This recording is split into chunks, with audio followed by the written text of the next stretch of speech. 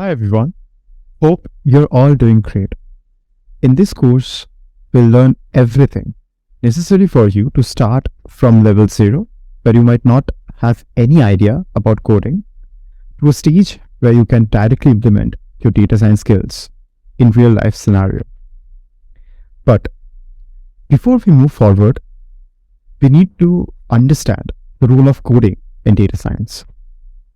So, coding is merely a tool that helps us execute the process of data science. The most important part here is our sense of logic and our business acumen. But to get started, we need to learn coding and we need to implement those codes to exercise our visualizations and logic. Well, that said, let's dive into the course. Before starting with anything, let's understand, why do we need to learn programming at all? The most basic important thing for it is that it teaches us to think in a structured manner, to let go of the declutter and make everything in a channelized way. Now, computers, as we all know, are built to make our lives easy. However, they can only be communicated to via their own language, which is codes. For example, in this course, the medium of learning is English. Amongst all of you, someone might be speaking Hindi, someone might be speaking Bengali, some other might be speaking Gujarati, Punjabi and all. But there needs to be a common ground to which we can communicate. And here that is English. Same for computers. They learn the language of codes. Now, coding can have different languages as well, like C, C++, Java, Swift, Python, R, etc. Codes are basically nothing but stored instructions, a sequence of stored instructions that basically directs the computer what to do. They're written in their own form, and we need to learn this particular form and communicate with the computer. And now, with advent of different programming languages, Python for example, it's very similar to our English language. Again, it also provides many facilities for which the ground language of our this course would be Python. So let's understand the facilities that Python provides. Python is basically a very simple language and is therefore very easy to understand and learn for beginners per se. Even for people coming from other programming background, it would be just a jiffy that you learn Python. It provides some excellent packages of AI or machine learning, whatever you want to call, some of which are Matplotlib, Seaball, Plotly for visualization. Plotly provides a dynamic visualization. We will learn all of this in this particular course. NumPy and SciPy for scientific computation. Scikit-learn, which helps immensely in machine learning. Scikit-learn is such a package which has developed machine learning. We just need to import those particular machine learning models and run them. And now, for deep diving into the machine learning process, we need to learn how those machine learning models were created. We'll learn everything in this course as we go. TensorFlow for deep learning processes. Most importantly, Python has an extensively used big community. So what is the role of a big community? Let's say it is something that is certain of. When you learn to this course, when this course ends, you might have a basic or a mid-level understanding of what data science is. You might be able to contribute to real-life scenario data science projects, but the more you learn, the more you go forward, you will definitely come across different barriers which needs to be cleared. You might find yourself engrossed in some confusions and everything. That's when the role of the community of data science or Python per se comes into play. There are different websites, Stack Overflow for example, where you will find enormous people posting questions and these questions being answered by your peers. Whenever you find yourself in some trouble, Google it or post your questions in such kind of websites, Stack Overflow for example, and you'd instantly find those questions being answered because of the presence of such a wide number of people using Python. That's a very beneficial part that Python has. Now, Python is basically a general purpose.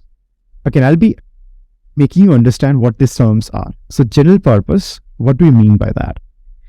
General purpose means that it is not specific for any particular domain.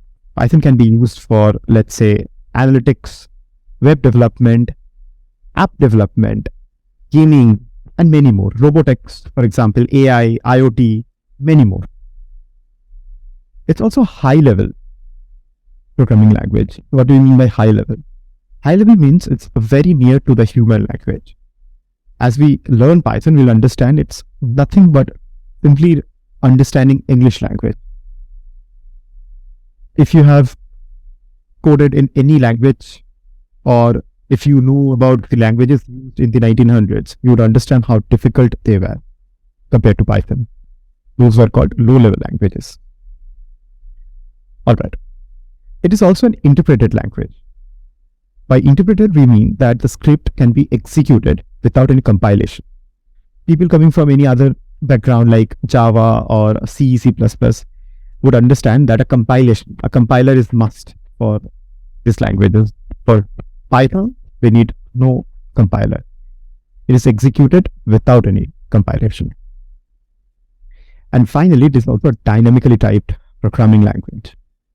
What do you mean by dynamically typed? It means that it automatically identifies the type of the variables. For example, in other programming languages, we need to define that this particular variable is a int variable. Int means integer, or a string, or let's say a float, or something else. But in Python, we did not explicitly define what kind of variables we are using. By the value of the variables, it would automatically identify what kind of variable it is. We'll understand everything. And it was created by Guido van Rossum in 1991. That's a brief about Python. Now, the advantages that Python brings is that, first, it is an open source software. That is, it is free to use.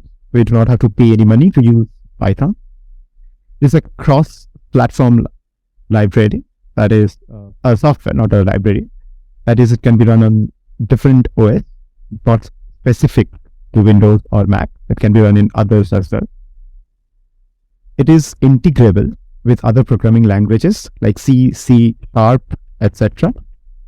Now, this is a very important point. Why? Because Python, being a high-level language, is pretty slow. And you would find this enormously in the industry, that Python is very slow. Why not use C or C#? Because these are fast languages. Especially if you know that in gaming, C# is widely used because of the fast reflexes. Now, Python has done an amazing thing, which is it can be integrable with other programming languages. So NumPy, for example, is a library in Python which is integrated with C, therefore making the process quite faster. Python has its own advantages, and being integrable with the faster programming languages makes the execution process much faster as well. Alright. It is also an object-oriented language. Object-oriented language is nothing but uses of class. It creates a blueprint of the entire thing.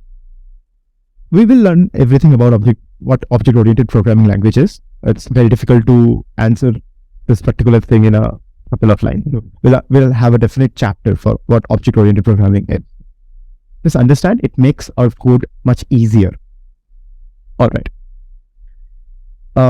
Next, it has a rich library and community that I already have explained.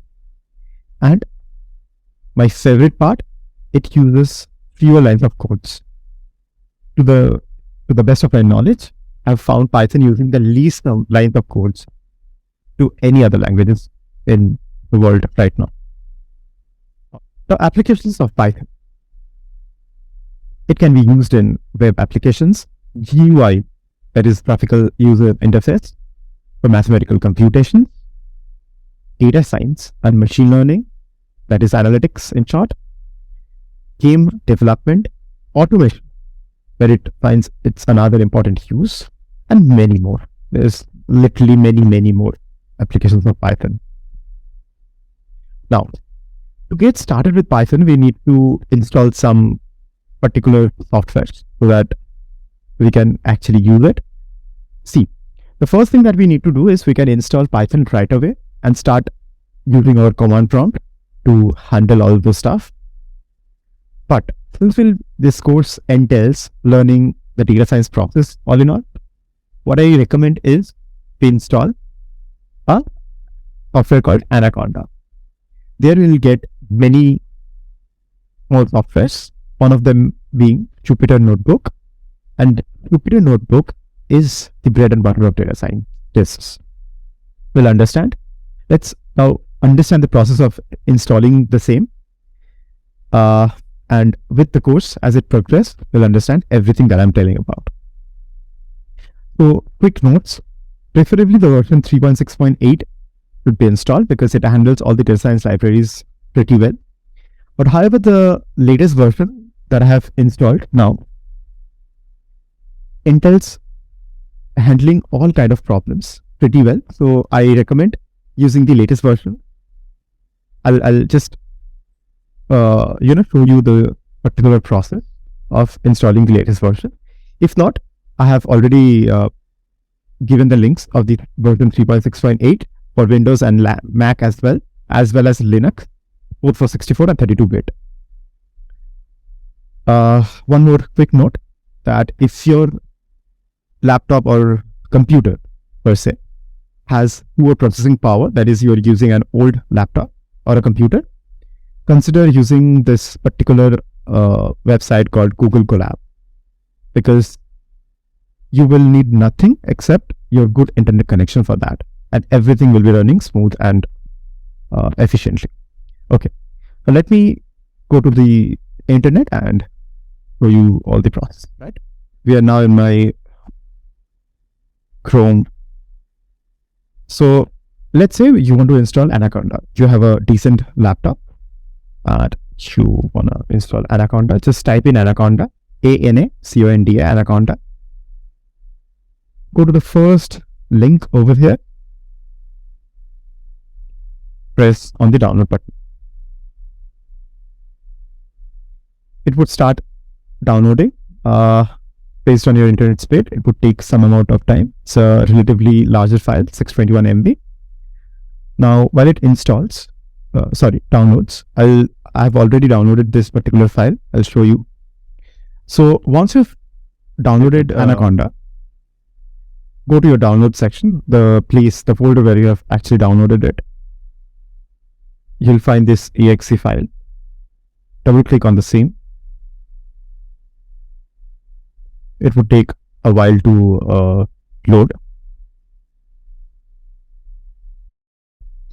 Now, as instructed earlier, click next, I agree, next, just me, and then choose your destined folder. Advisable, use the C folder as it is, and go on clicking next. I won't be doing the same because I already have it installed. But for you guys, just go on and install it. Now, once you install the same, there would be asked if you want a startup icon. So click yes if you want it. If you don't, just click it no. How do you get access to it? If you have this icon on your start menu, then you can just double click on it. If you do not, click on the start bar, click here Anaconda and open. Alright, I would highly recommend it. You pin it somewhere down here so that you can get a quick access to it every time you use it. Once you click on this particular icon, this particular UI opens. You have a lot of other software here, but what we'd be using is the Jupyter Notebook, this particular thing. So go here, click on launch.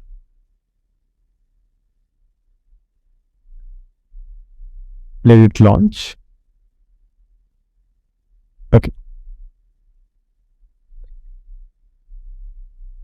So now it says localhost 8890, that is, it's running from your PC. This is the entire thing of the place where the folder has been installed. Now what I have done is I've created a random folder. So that, and I have numbered it 1, 2 like that, so that I can get use into that. You can use this particular technique, or if you just want to create anywhere here, create a folder and start using the file as it is. So I'll be clicking on here. Now let us create a Jupyter notebook. What I'll do is, you'll get this interface, click on new. Here you get all these options. Python 3 IPy kernel, it means a Jupyter notebook itself. Text file is something that is .txt that we use in Notepad. Folder is this kind of things when you wish to preserve your files in a folder in a particular name. Terminal, you don't need to use it right now. When and where we'll be using, I'll let you know.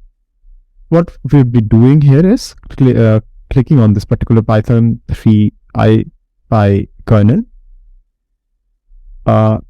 Separate tab opens over here. Alright. You see this particular tab here, untitled as it is called. Now you might want to change the name. Let's say I change the name to demo. How do you do that? Click over here, demo, and click on rename.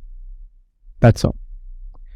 Now you might want to write your codes, whatever it is. So let's say I write a basic Python code. I'll explain how it is done just for the sake of understanding. Let's say I'm writing b equals to 12, a equals to 3, and let's say I'm adding all these 3. So sum equals to a plus b, and I'm printing the addition of a plus b, that is 15.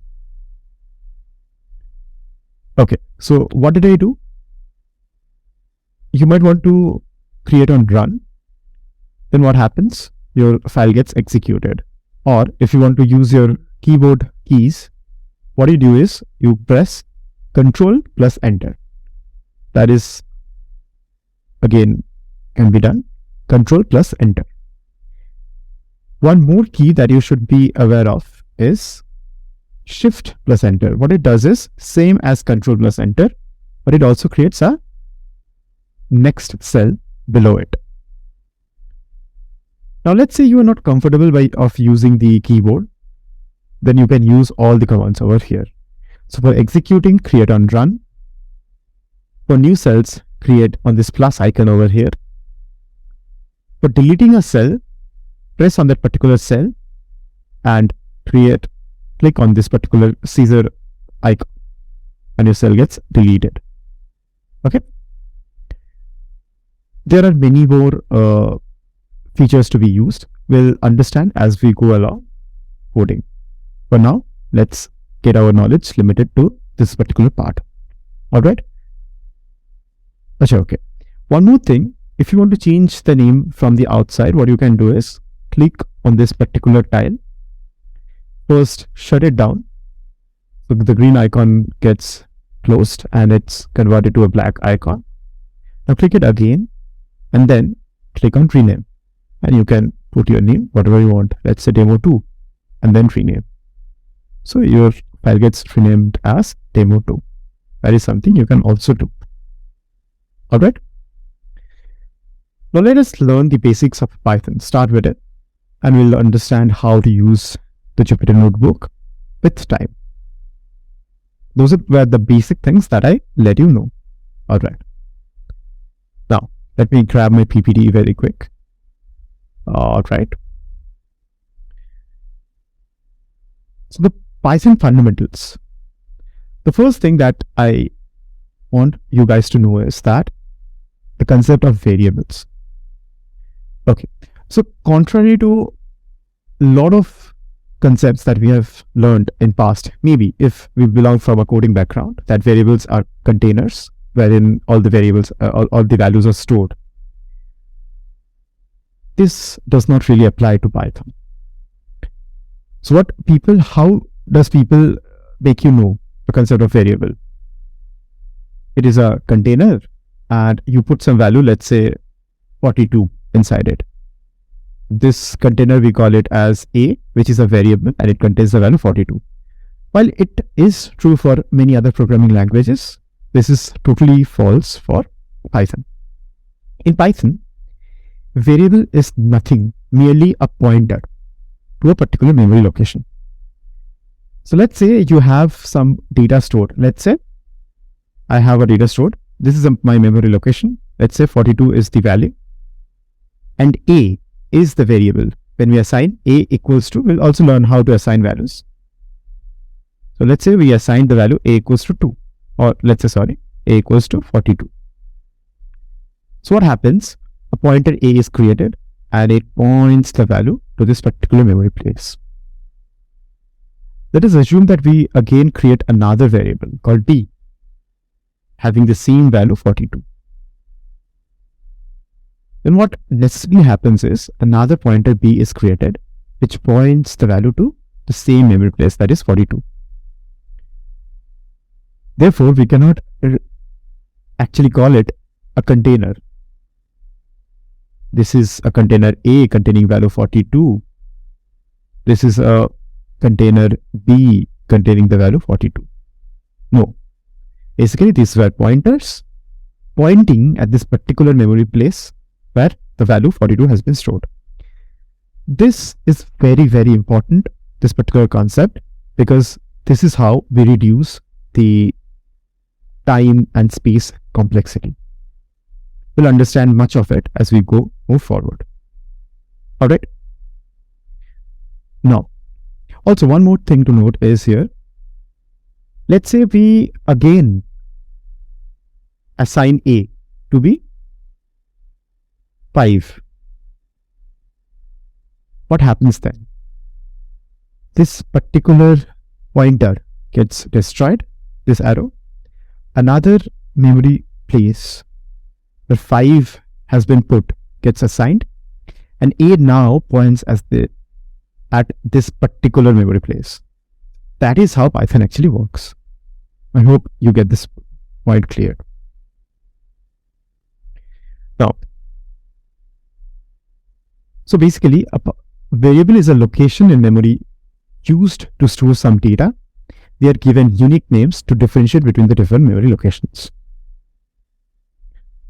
Now, reserved words are something that you should never use as variables. Python contains some reserved words which have been listed over here. These are something that can never be used as variables. We can use A as variable, but we cannot use AND as variable, or for that matter, none of what has been mentioned over here. All right. Why do we restrict ourselves from using these particular keywords? Because these keywords have other usage. And once these are called, the computer itself, Python itself, understands that some different tasks needed to be performed. So it cannot actually recollect that what you exactly want it to do. Therefore, we generally restrict ourselves with very common keywords, or X, Y, A, B, C, and other stuff. We'll again understand all these things. These are not very difficult to understand. Okay. So let's move to the next slide. How do we declare a variable?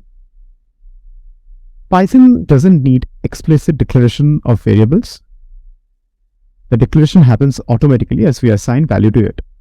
What it means is, if A is a number which is equal to 42, what we do is A equals to 42. It understands that A is a number, is an integer.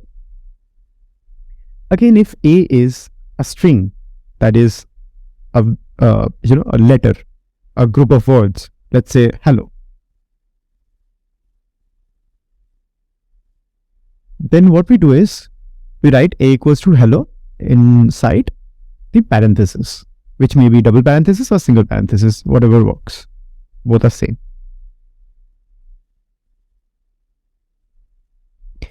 Now, note, we never actually declared that a should be an integer or a should be a string. The Python language itself understands that when you write 42, it understands the user needs a to be a integer variable. When you write something inside the parenthesis, it understands that you need it to be used as a string variable. You can also write 42 inside a parenthesis, and in that case, it would treat 42 as a string, not as a number. And do remember, in that case, you cannot use it as a number. You cannot add, subtract, or perform any mathematical operations. It would only mean a simple string. Alright? So the equal sign is used to assign the variables as I have shown. Alright? Now, so I have given an example. Here x is the variable and equal to is the assignment and 1 is the value over here. Alright. So the rules for naming variables. There are some rules that needs to be followed. A variable name must start with a letter or underscore. So this is correct. It is started with a letter, and this one is starting with an underscore. So both are correct. However, it cannot start with a number. For example, this particular thing here, a number has been given at the preface, and it cannot be a particular form of a variable. Either you started with a letter or an underscore. Both are correct. You cannot necessarily start with a number. The third and most important point, that no variable can contain any characters other than alphanumeric characters. It can either contain a number or an alphabet, nothing else, except an underscore. Underscore is something that a variable can use. Other than that, any numbers or any string or alphabet, whatever you want to call it, nothing else. So at the rate, for example, is incorrect. Here, had you used an underscore, it would have been absolutely correct. You cannot rather use any other symbols inside, let's say this d at the rate ATA. This is again wrong. So no symbols can be used other than an underscore.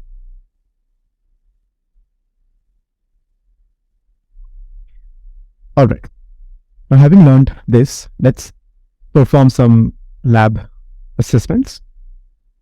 So let's start with the Python fundamentals part.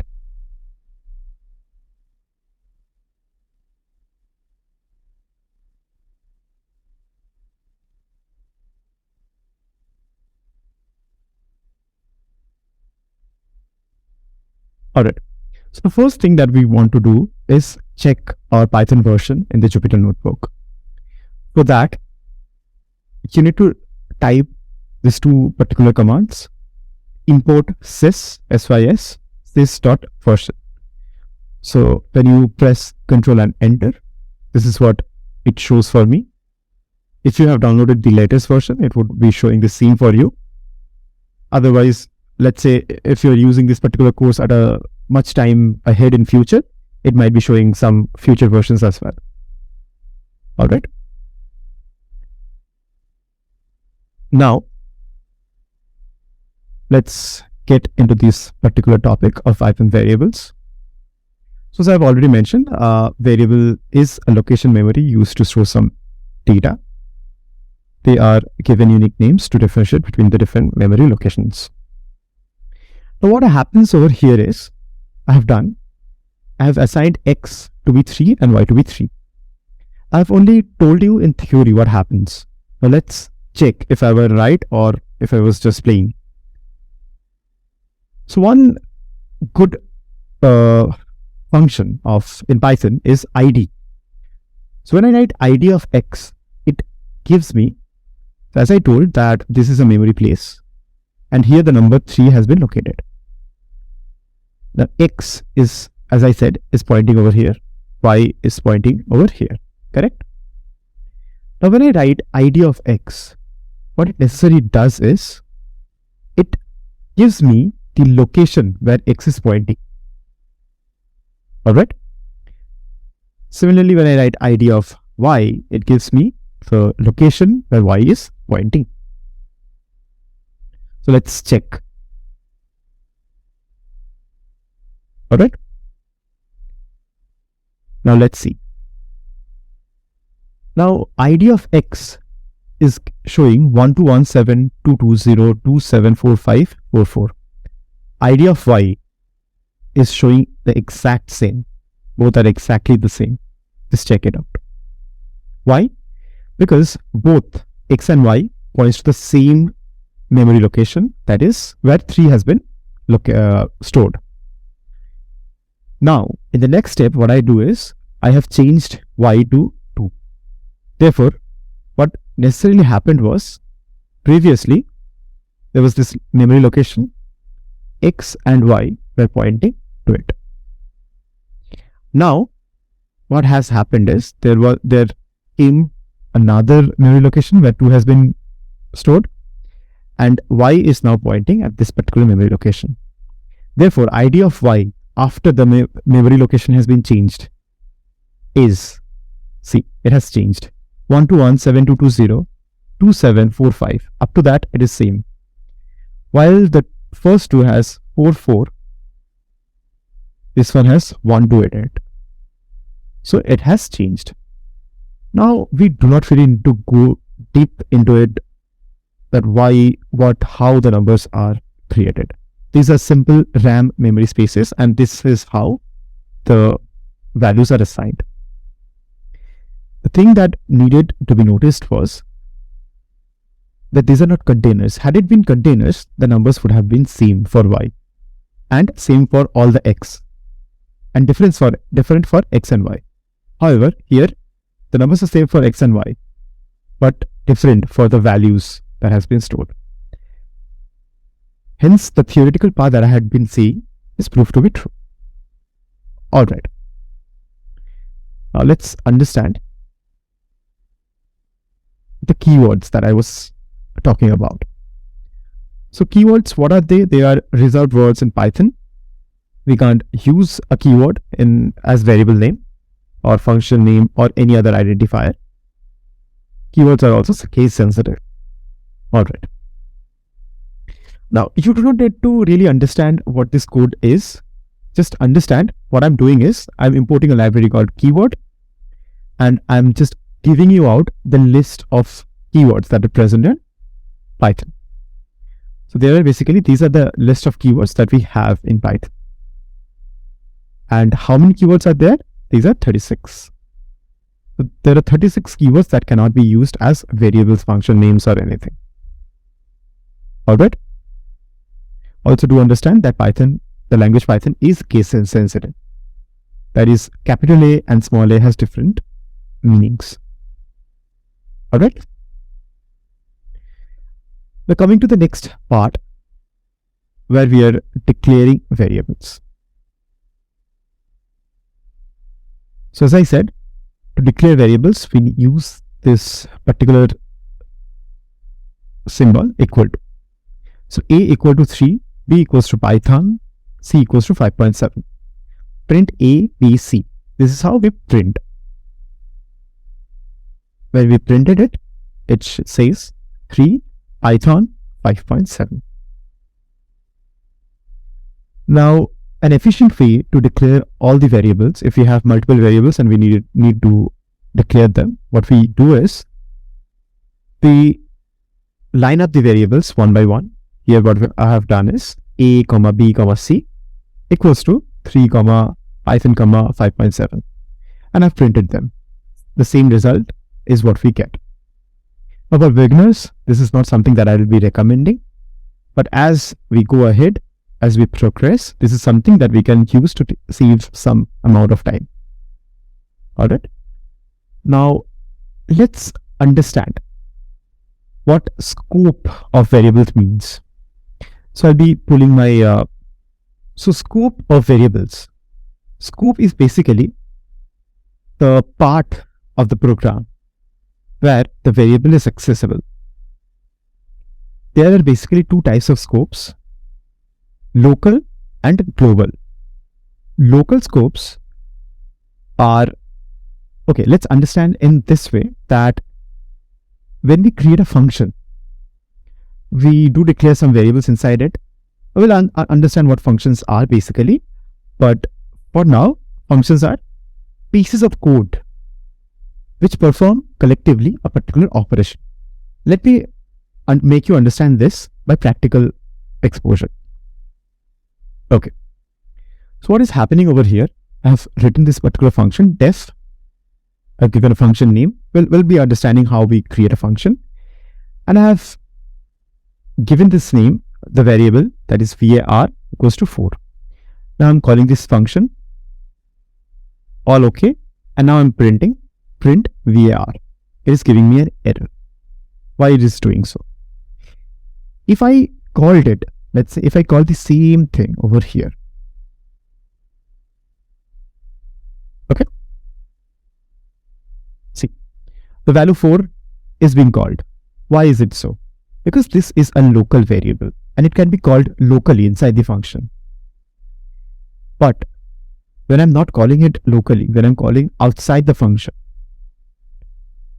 it is giving me an error. The reason is very simple.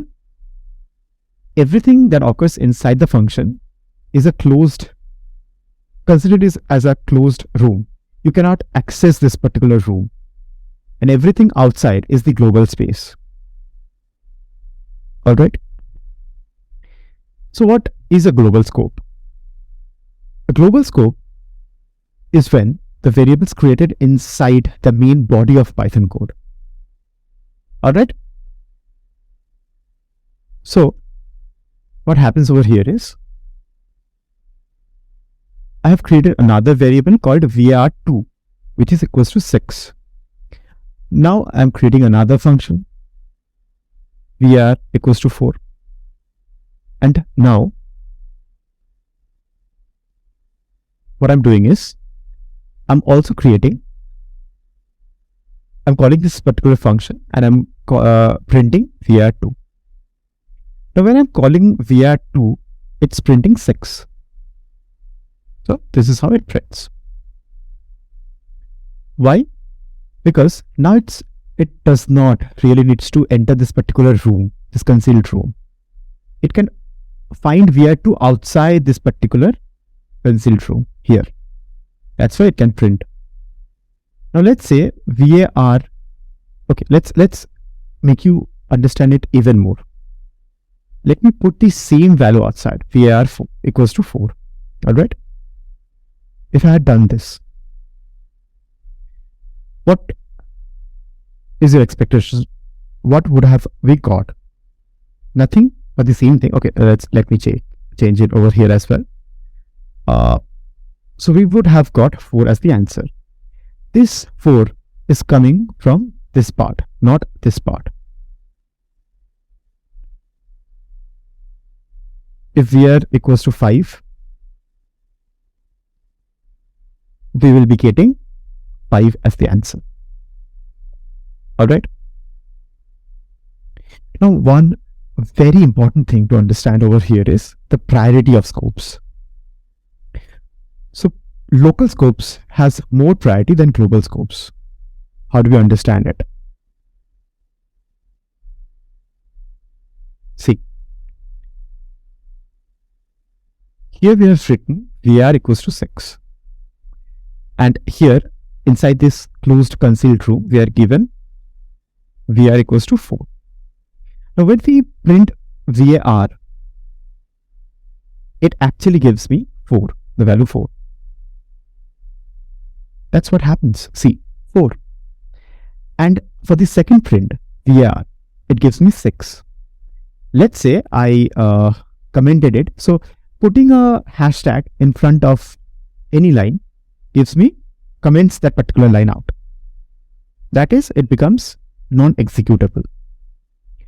So see, when I stop this from execution, the value we get is 6. That is this one.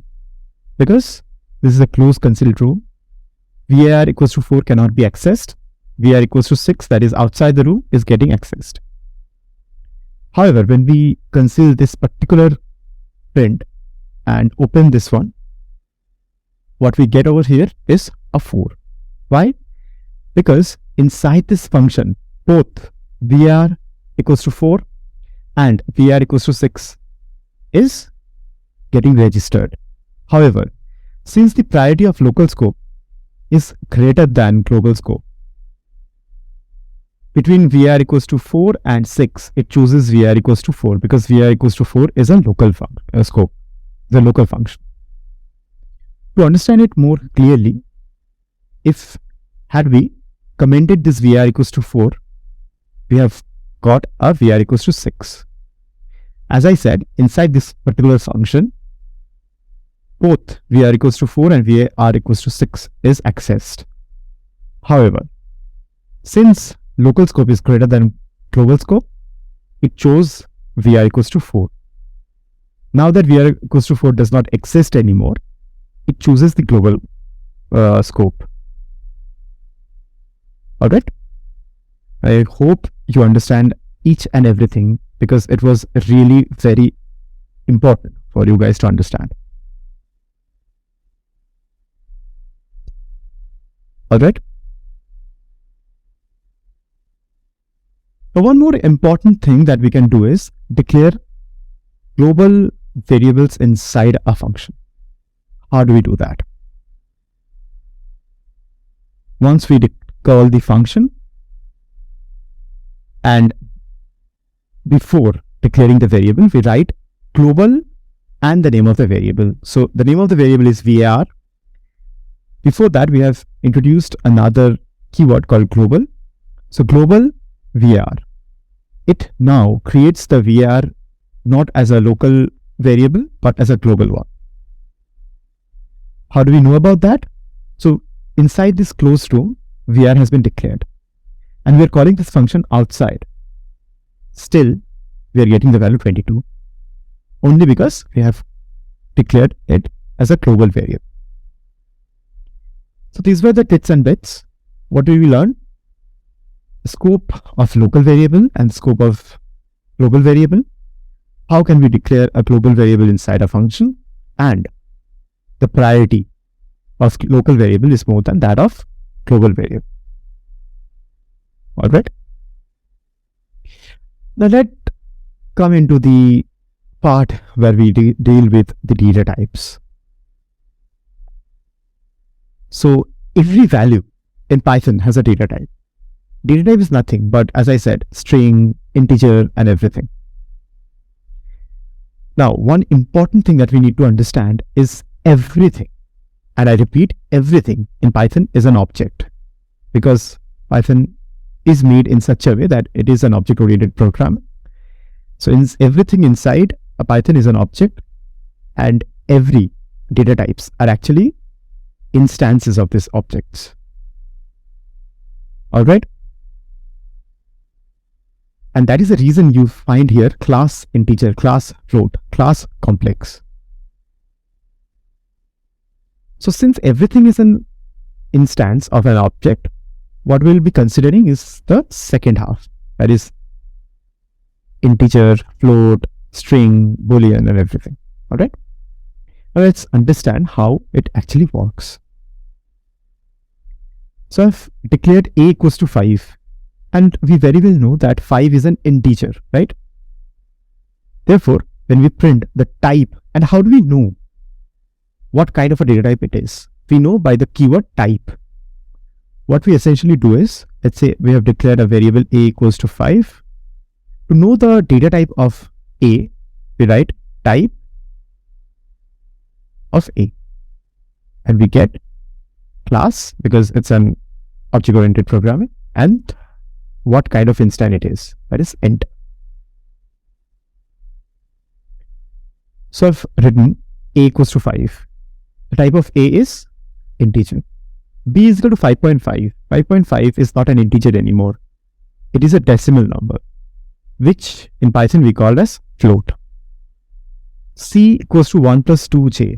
For people belonging from mathematics background, you must have heard about complex numbers. A plus ib, this is the form it takes, or x plus iy. So in Python or in electrical engineering for the engineers, we write it as 1 plus 2, x plus ij, x plus yj. So that's how in Python it is written, 1 plus 2j. This is the real part and this is the imaginary part. And the type of C is complex. We can also extract the imaginary and the real part as well. The name equals to hello, which is a string. And that is the reason it is giving me str. Str stands for string in Python. There's another important data type which deals with true and false only. Okay. So it deals with true and false. These are called Boolean and is represented as BOOL, bool. So true is a Boolean data type. Alright, moving forward, what is typecasting? Now, let's say I have introduced a variable x which points to 5, which is an integer, right? So I can know that this is an integer by printing the type. Yes, it shows it is an integer. Now let's say I want this 5 to be a string. How can I do so? There are basically two ways. One is that what I do is I write x is equal to 5. In this case, it would be taking 5 as a string. But what if I have already declared x is equal to 5 and I want to change it to a, let's say, string? We do something called as typecasting. What I do is I write str of x. And I can enclose it within another variable, that is y. So y is equal to str of x. Now, when I print its type of y, it should give me a string. So that's what has happened over here. Firstly, I had introduced x is equal to 5, which is an integer. That's what it shows. Now I had typecasted it to string. So y is equal to string of x. The print type of y gives me string. Alright. Now typecasting has different methods. Not only we can typecast an integer to string, we can typecast a string to integer as well. For that, we do have the minimum requisition, that is, it should be somewhat like an integer. We cannot necessarily typecast a string called 5.5 to integer. Then it can be typecasted to a float maybe. Alright. Now, let's go to the next section called operators. We have a total of 6 operators in Python. Now, there is nothing to be overwhelmed of. All the 6 are very easy if we bring our logic into being. The first one is called arithmetic operator. The second is called assignment operator, comparison operator, logical operators, identity operator, and membership operators. Now, starting with arithmetic operators. This is nothing but contains all the arithmetic operations inside it, like addition, subtraction, multiplication, division. Is something called as float division, exponent, and modulus. So let's understand each one by one. Alright, so I've taken 2 variables, that is 5 and 3. Addition is simple. We write x plus y. Again, let me clear it out. You might have been seeing all these things all along. What is this? Let me create another cell for you. So for addition, what we need to do is essentially, first we need to call it. First, let me assign x, the value of x and y. Then if we need to add, what we do is x plus y. It gives me 8.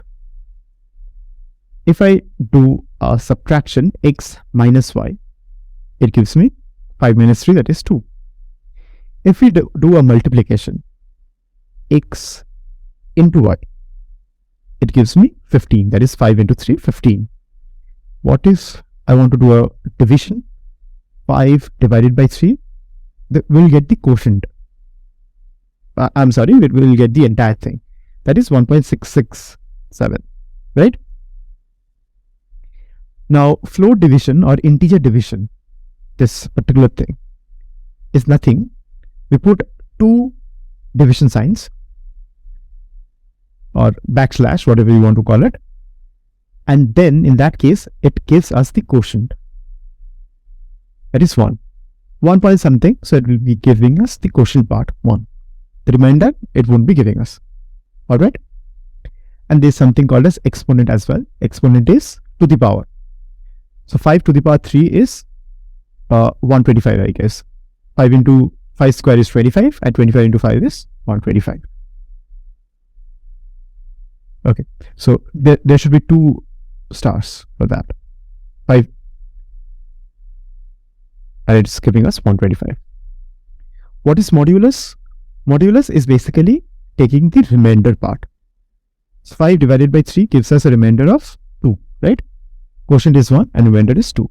That's what it does. So I hope you understood the arithmetic operators.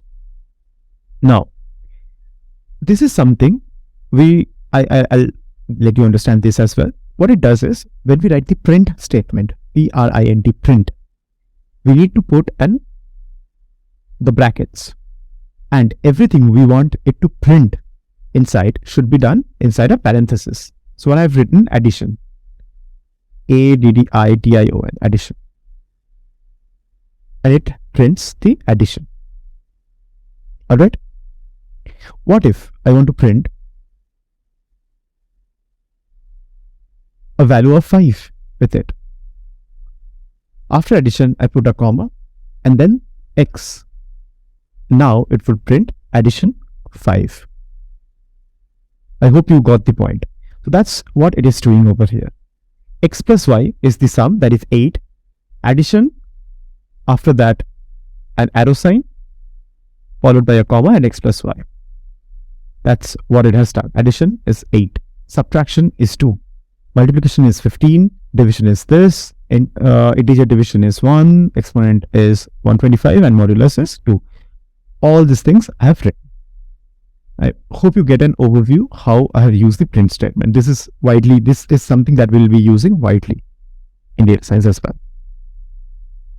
Alright. Now coming to the assignment operators. As I have already let you understand that this is how we assign. Let's say we want to add 2 numbers, x and y.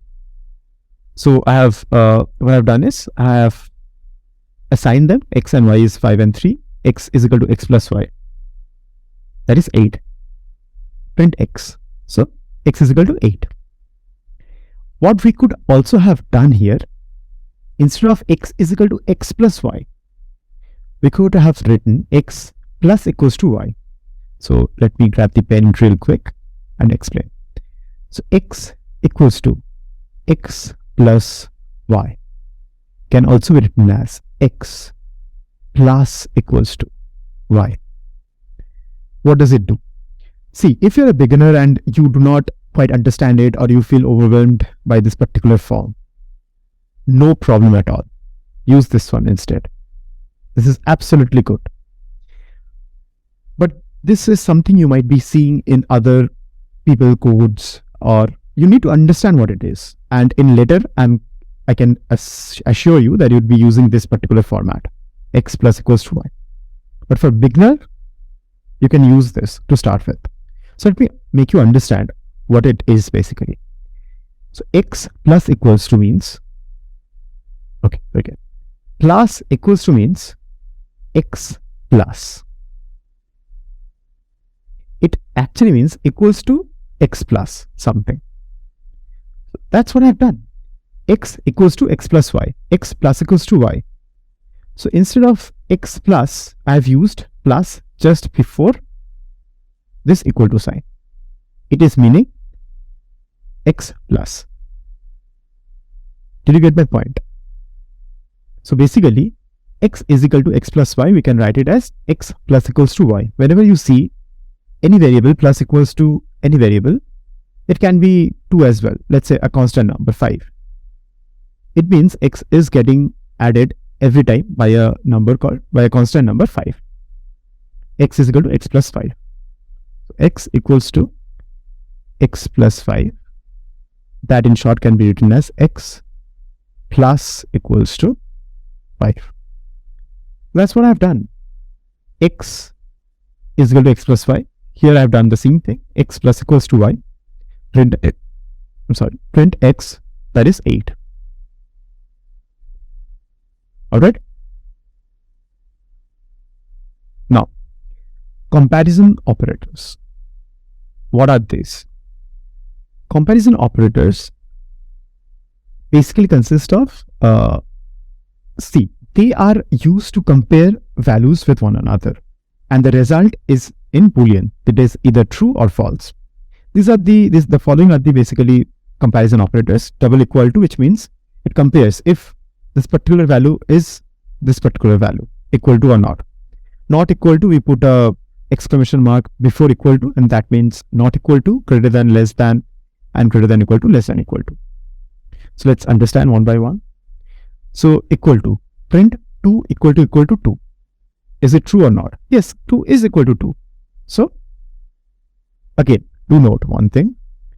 We do not write 2 equal to 2. Why? Because equal to in Python is basically assignment. X is equal to 2 means x points to the memory location 2. But x equals to 2 means it is a logical operator which checks if x equals to 2 or not. Alright? So here 2 equal to 2 is true. Again, 2 not equal to 5, it is true. 2 is not equal to 5, and hence it is true as well. Greater than, 4 is greater than 2. Again, it's true. Greater than equal to, we put a equal to sign after the greater than sign. So 4 greater than equal to 4. Is it true? Yes, it is also true. 4 is not greater than 4, but 4 is equal to 4. So it falls in the same range. That is 4 is greater than equal to 4.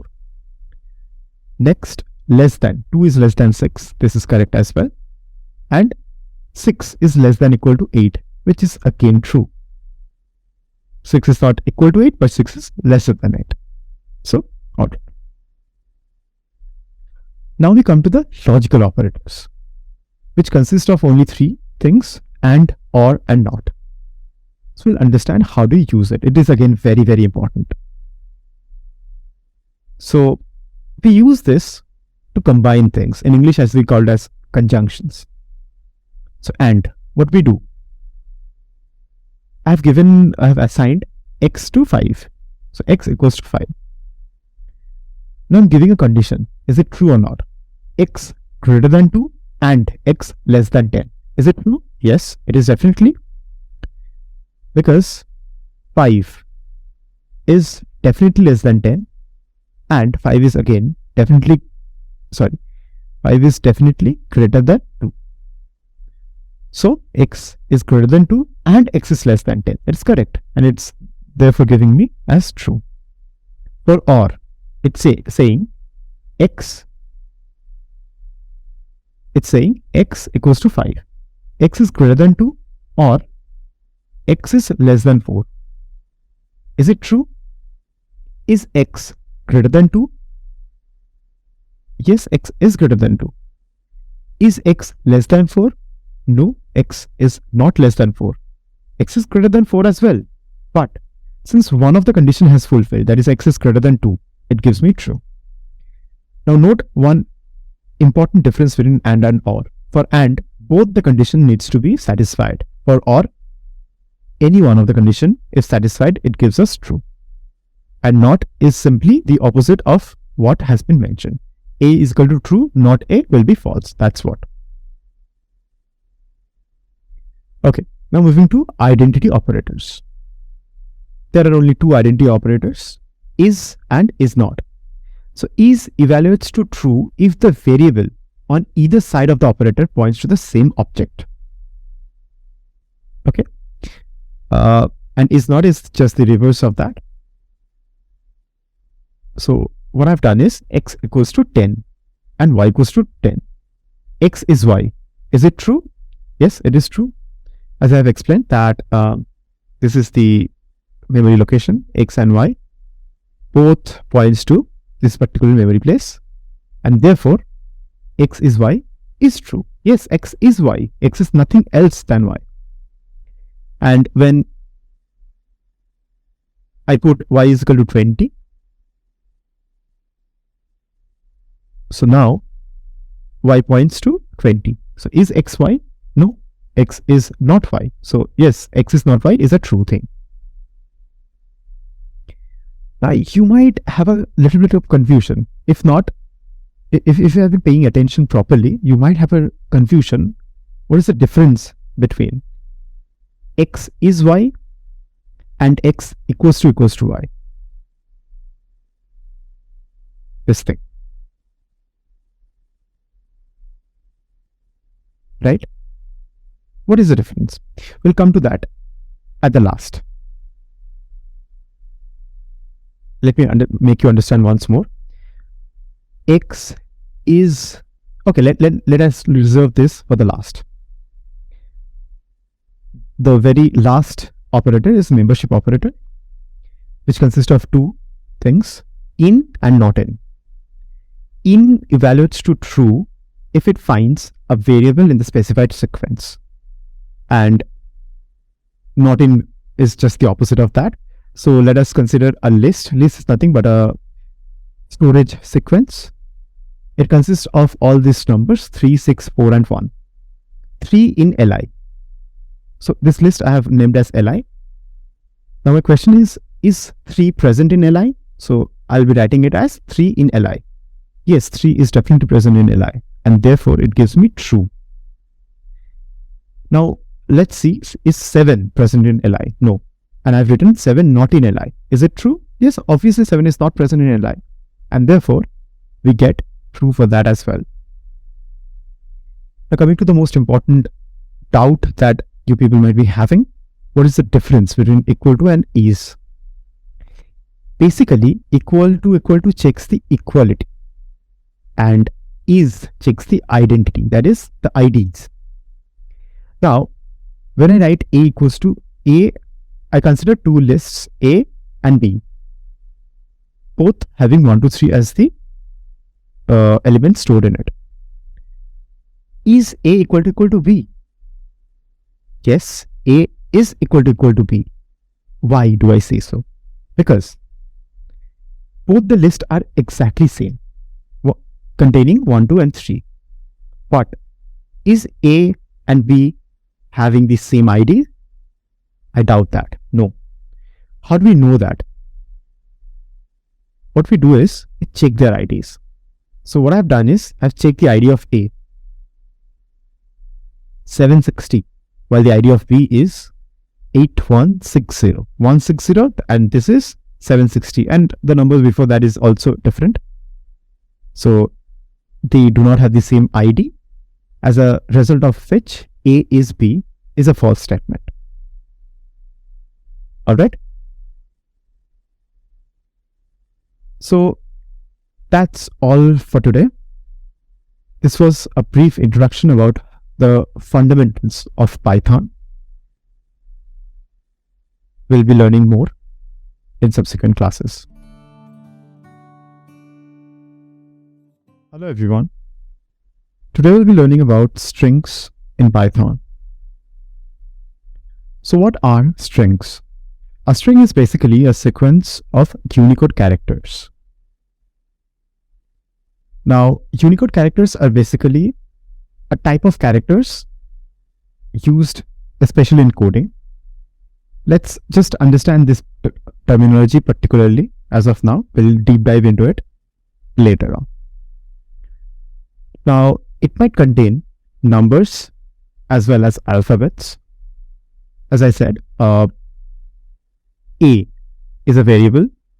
If it is a variable containing strings, it can have the word hello in it, which is an alphabet, which is a word necessarily. It might also have numeric. For example, 4. So it might contain numbers as well as alphabets. It is written within single or double quotes. Alright. For multi-line strings, we use triple quotes. We'll see that in the lab session itself.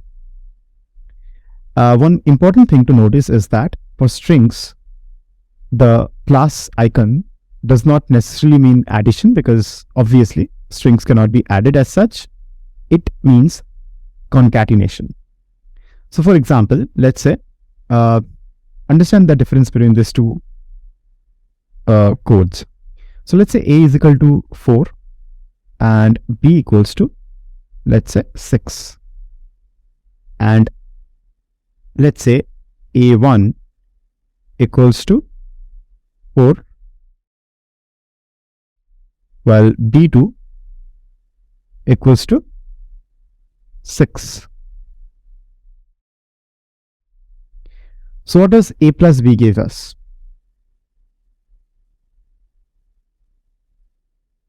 So right answer for the guesses, it would be a 10. But what does A1 plus B2 give us? It does not give us 10. It gives us 46. So what it necessarily does is, here it performs the arithmetic operation.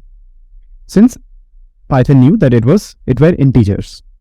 But in case of A1 and B2, it understood that these were strings, and therefore the plus operator here did not mean addition, rather it meant concatenation. What is concatenation? Concatenation means adding the two, let's say, strings side by side. So that's what it did. 4 and then 6 put together. That's what the entire thing was, 46. It appeared to us as 46, rather it was a concatenated thing. Alright. That said, let's understand the formatting techniques present inside strings. So there are basically two kind of formatting techniques that we generally use in strings. One is the dot format method, another is the if strings. We'll learn about it as we move towards the lab sessions. One more thing, when I keep saying the lab sessions, I generally refer to it as the practical applications inside the Jupyter notebook. Alright. The next topic that we'll be learning would be the operations in string. There are broadly 12 operations that we'll be deep diving into. So you can have a look at what this would be. We'll be taking one by one and understanding each concept in detail. Alright. So that's it. Let's move to the lab session itself. So we start with the basics of string. As I said, that strings use double quotes or single quotes to be written. So here S1 is a variable which contains the entire string. That is, this is a string. Now when we print S1, we get the same line, this is a string. The same thing has been written inside single quotes. That gives us the same string, this is a string. Therefore, we conclude that even if we use single or double quotes, we get the same output. Then why do we necessarily have both the types? Well, the answer is very simple. Let's say there is this particular string S3 where we have written Rams, let's say Rams. How do we write them? Rams ball. How do we write that? How do we put this apostrophe? In that case, it would consider Ram to be the string, and S ball would give us an error. This is the time when we use double strings. And we continue to write whatever it is. Then it takes the entire thing as a string. Also, we do have another way out for that. That is using the backslash, which is written quite like this. So if we do not want this apostrophe to be taken as the end of the string, what we do is take a backslash, give the apostrophe. In that case, it is called an escape character. But we do not necessarily need to use these things because we have a single and double quotation for our help, and let's use this purposely to mitigate our needs. Alright? Now, one more important thing that I mentioned, use of multi-line strings, that is triple quotes. So when we want to print, let's say, multi-line strings, like the one I have done here, this is a multi-line string, and the next line it should print, it is contained within the triple quotes. The entire thing needs to be encoded within triple quotes. And when I print S3, this is what I get. This is a multi-line string. It is contained within triple quotes.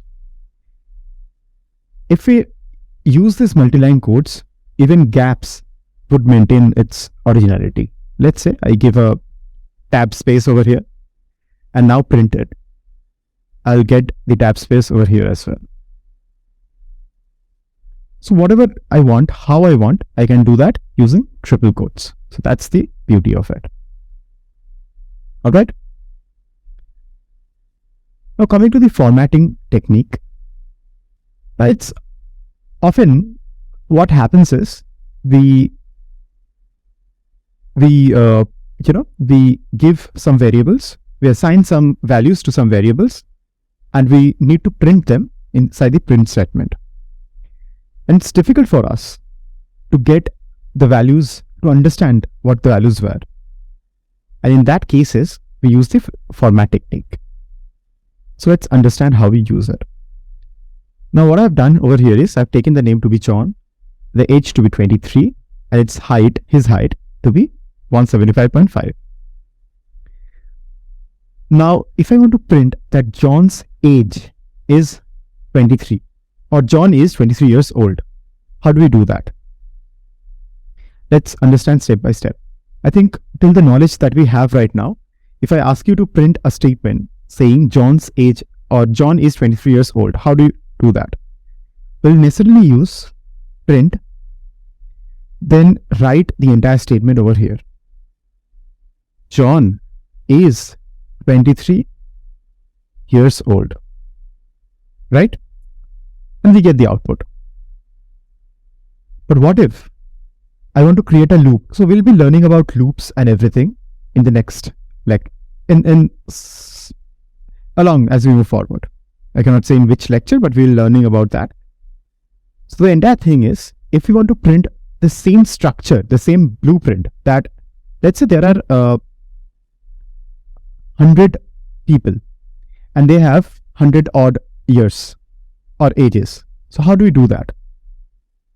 In that time, we cannot write 100 print lines, correct? It is not possible.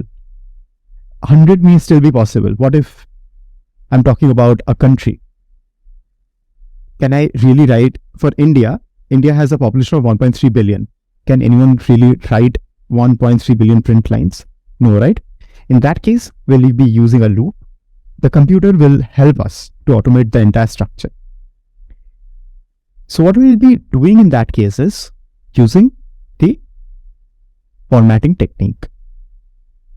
Now let's understand what we do over here. Instead of the name John, I create a variable. Let's say name. You can give whatever you like. And I've written that to be John.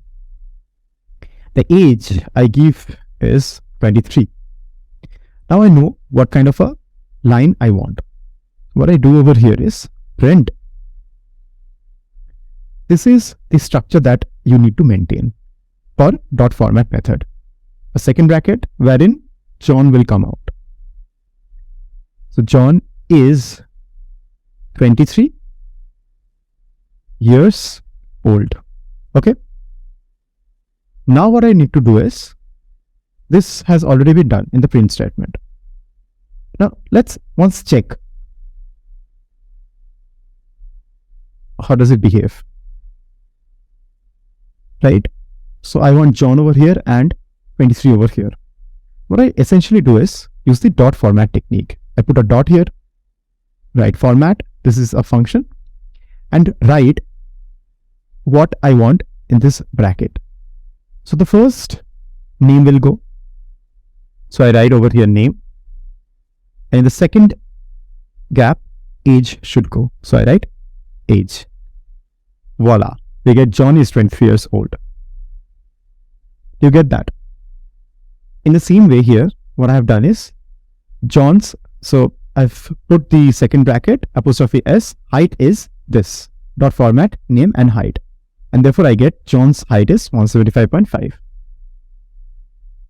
So it's a beautiful technique to leverage the use of automation techniques and reduce the manual labor. Now one much more easier technique to use these formatting methods is the f-string method. What you necessarily need to do here is, instead of writing all these things, what I could have done here over here is use the f-string. So how does it work? Instead of writing dot format, name, age, which might also get repeated, what I can do is I necessarily copy the variables. Alright. Now what I do is print. After that, I just put F and the inverted comma and write within it whatever I want to do. So I want to write John's, or if I am creating a loop, I just want to enter the variable name. So name, which here would be John, is age years old. Correct? For age, it would come as 23. Now let's see what actually happens. Voila, John is 23 years old. So you might want to use the dot format technique or the f strings. Personally, I use the f strings because it's much more user friendly and it gives a proper visualization.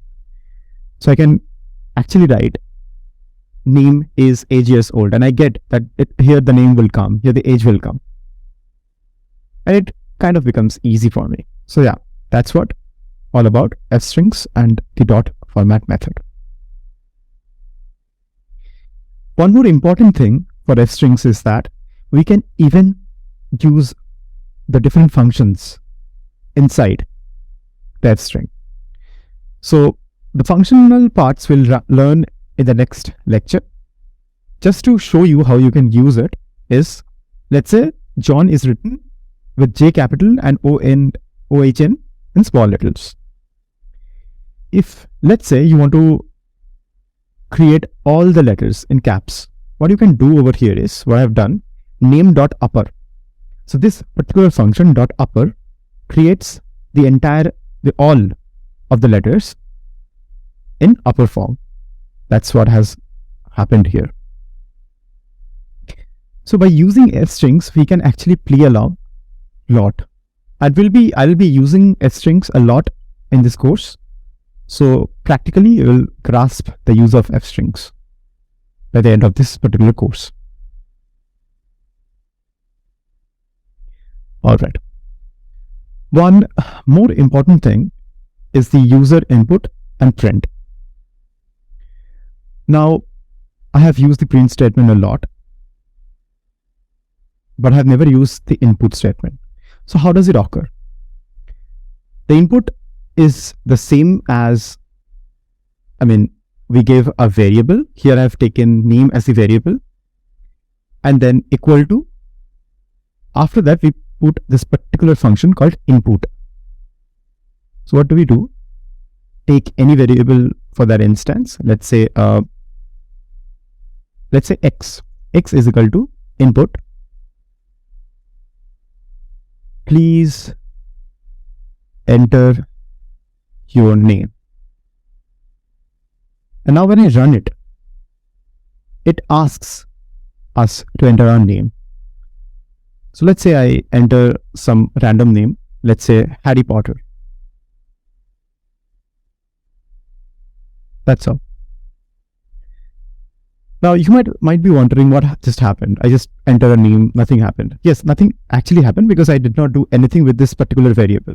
Now x is the variable that takes the input, and if I use x anywhere in the function, it can actually work for us. For example, let's say, okay, so before that, I need to let you know one more thing. When you put this particular function input, it converts whatever the value you enter as a string. So let's check it out. What is the type of x? It is a string. In order, if you want it to be a, let's say, integer, what you do is, again, I'll be taking x. X is equal to input. So please enter a number, right? Let's check it again once more. So let us put any number like 45. Let's again check what is the type of x. Obviously, it would be a string. Just writing something here does not necessarily change the type. So how do we do that? We typecast it. And how do we typecast? We put an int before, right? And a parenthesis. Now what happens? It asks for the same thing, please enter a number. I enter 45. And now, when I actually put the type, it says it is an integer. Now, what can I do with it? Okay. So let's say I want to add, let's say I just want to add 5 to it. So let's say, okay, let me take another variable, which is 5, and let me print x plus 5. This is a very niche problem that I am holding. It has different uses, obviously. So it asks me to enter any number. I enter 45, or let's say I enter 9. And it gives the sum to be 9 plus 5, that is 14. Alright. So here what I have done is I have taken a variable name in the form of string, obviously. It says enter your name. I have taken another variable which is an integer, which says please enter your age. And the resultant would be, I've used a f string, my name is this, and I am this years old. So let me just run this particular code. Please enter your name. So let's say my name is Urbayan. So what I do over here is this. What is my age? So I am 26 years old. And voila. It says my name is Urbayan and I am 26 years old. I hope you get the test of what is string, the different formatting techniques in string, and how user input is taken and print is done. Alright. We will be learning more about the different operations in string in the next lecture. Hello everyone. In this lecture, we'll learn about the different operations present in a string. Alright. So as we have already learned that there are basically 12 operations in a string, in this particular lecture we'll be deep diving into each and every one. So the first is accessing elements. The second is the finding elements. Third is slicing of elements. Then comes repetition counts. Here we'll be learning how to find the number of repetitions of a particular element given. Next we have the case changes, the glimpse of which we got in the f strings itself, if you remember, dot upper. Then we'll be learning about the is method, dot is method. Then we'll be learning about starts and ends with function. We'll be learning about the replace function and an advanced form of it, that is make trans and translate. This is basically an advanced version. We'll be also learning about the partition and split methods and strip and join method. Both of them are opposite to each other. Strip basically partitions a string, while join joins the partitioned strings into one. With that said, let's understand one important thing about string. That is, let's say S is equal to hello. There is something called as indexing, and in general case Python starts its indexing from 0. So if I write s of 0, I shall be getting h as the output. That means h here would be 0, e here would be 1, and so on and so forth. Also, let's say I just want to get 0. I would be writing s of how much? 1, 0, 1, 2, 3, 4, right? S of 4 is O, which is also equals to s of minus 1. That would also give me a O. Now, how does it basically work?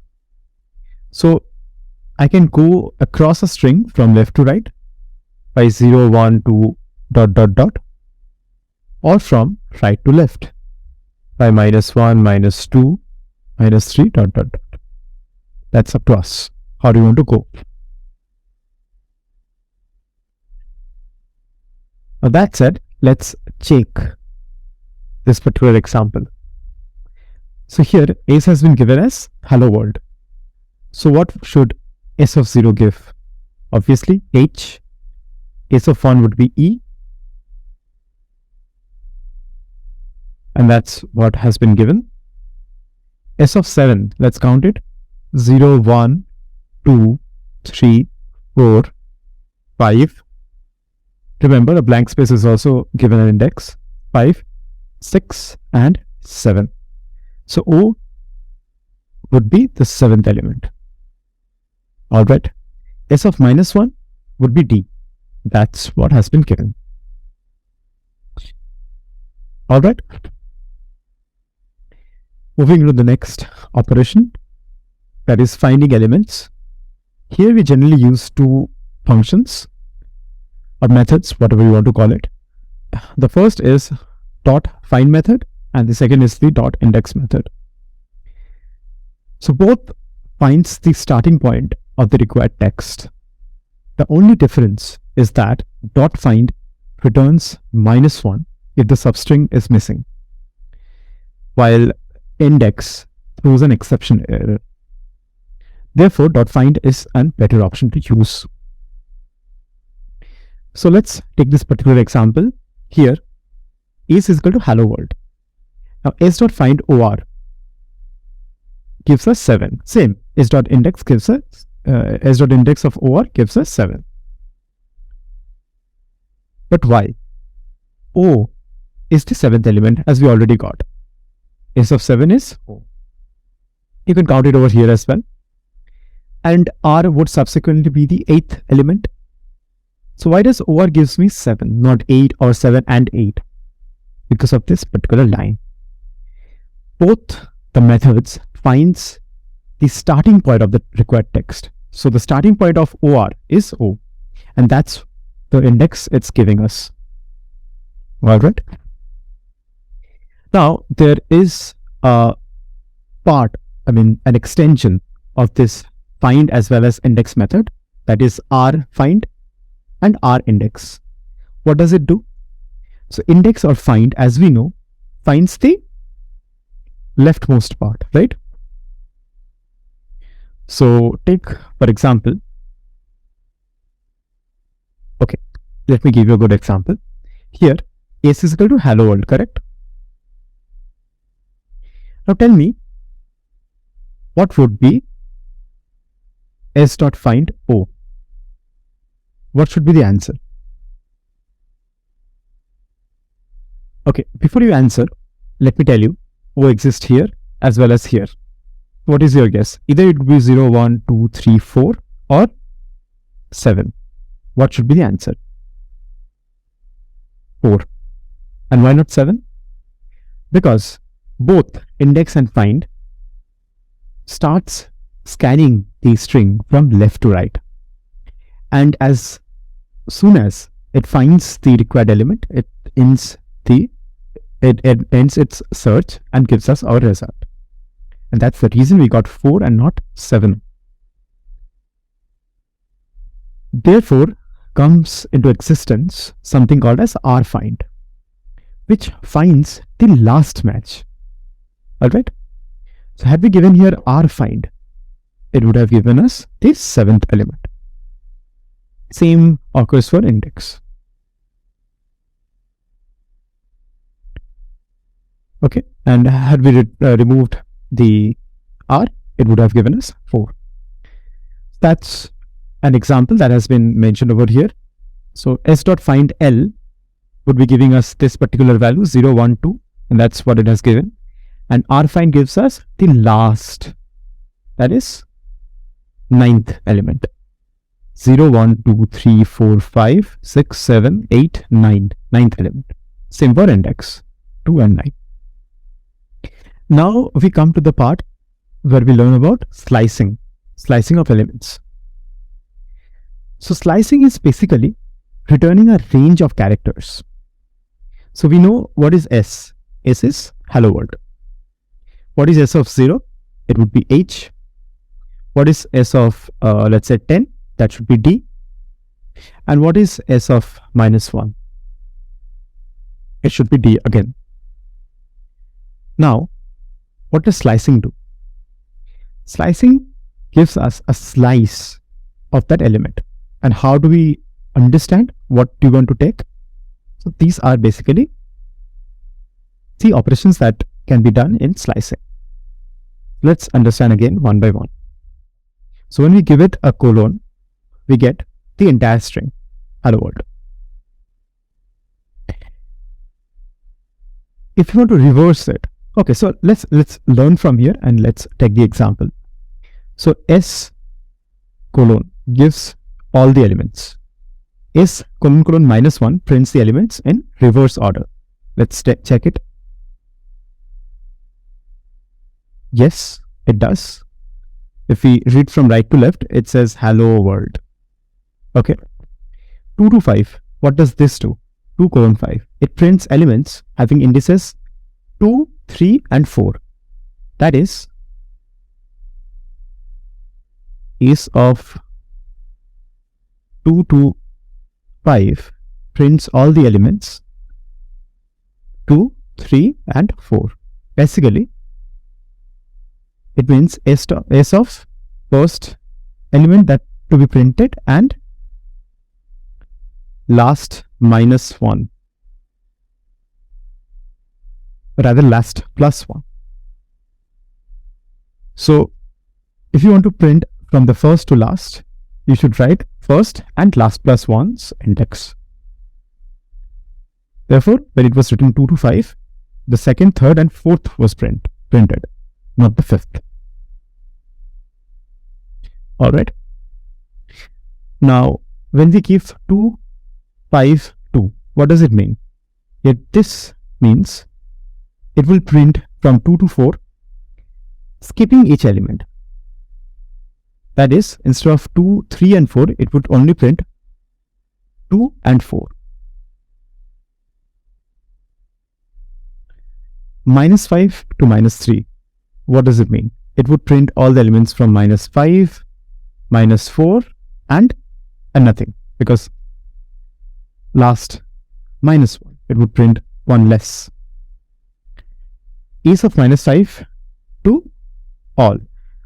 So in this case, it would be printing all the elements from -5 to the end. That means not in a right to left direction, but from left to right direction. So what essentially it means is, if this particular string is taken from 0, 1, 2, 3, 4, 5, 6, 7, 8, 9, -5 to end means this is -1, -2, -3, -4, -5. So 5 is -5. -5 to end means it would print 5, 6, 7, 8, 9. Let's check it once.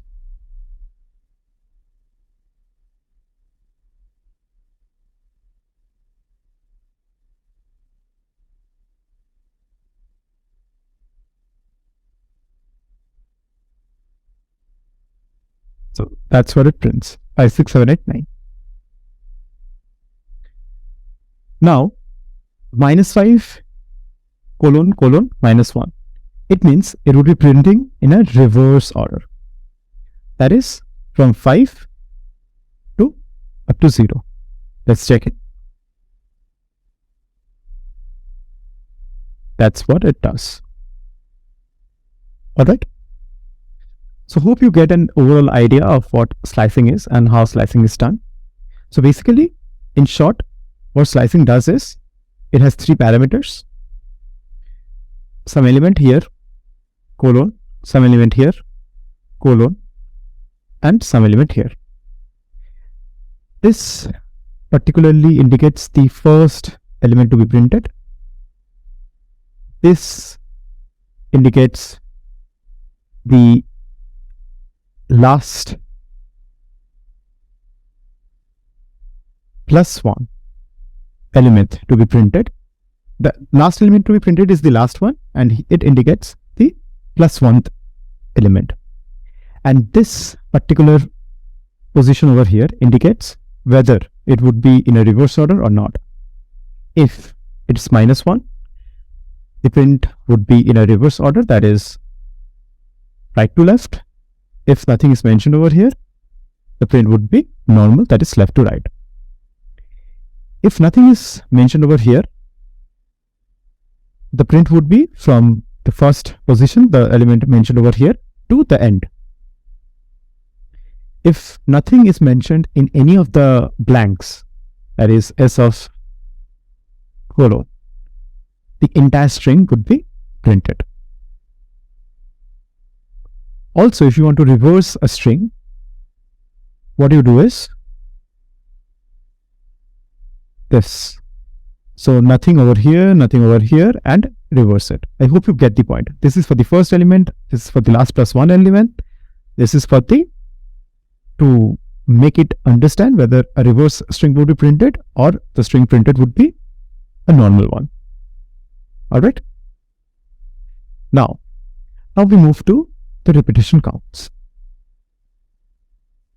So what basically happens over here is, we use the function .count, which counts the number of occurrence of that particular letter.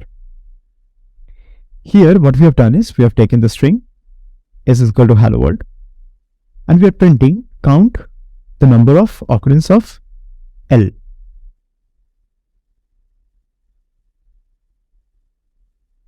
So we know that L occurs thrice, 1, 2, and 3, and that's what our answer is. Now we have taken another count function when we have found the count of LL together. This we know occurs only once, and therefore the answer is 1. This is the basic utility of the count function. Now we'll be moving to the case changes. So there are basically 5 kind of cases. The first is the upper one that makes all the letters capital letters. Next is the dot lower function, which converts all the letters to its lowercase alphabets. Then comes the capitalize function, which capitalizes the first letter. That is, for hello world, H would be capitalized. Then comes the title. What it does is it increases, it capitalizes the first letter of each word.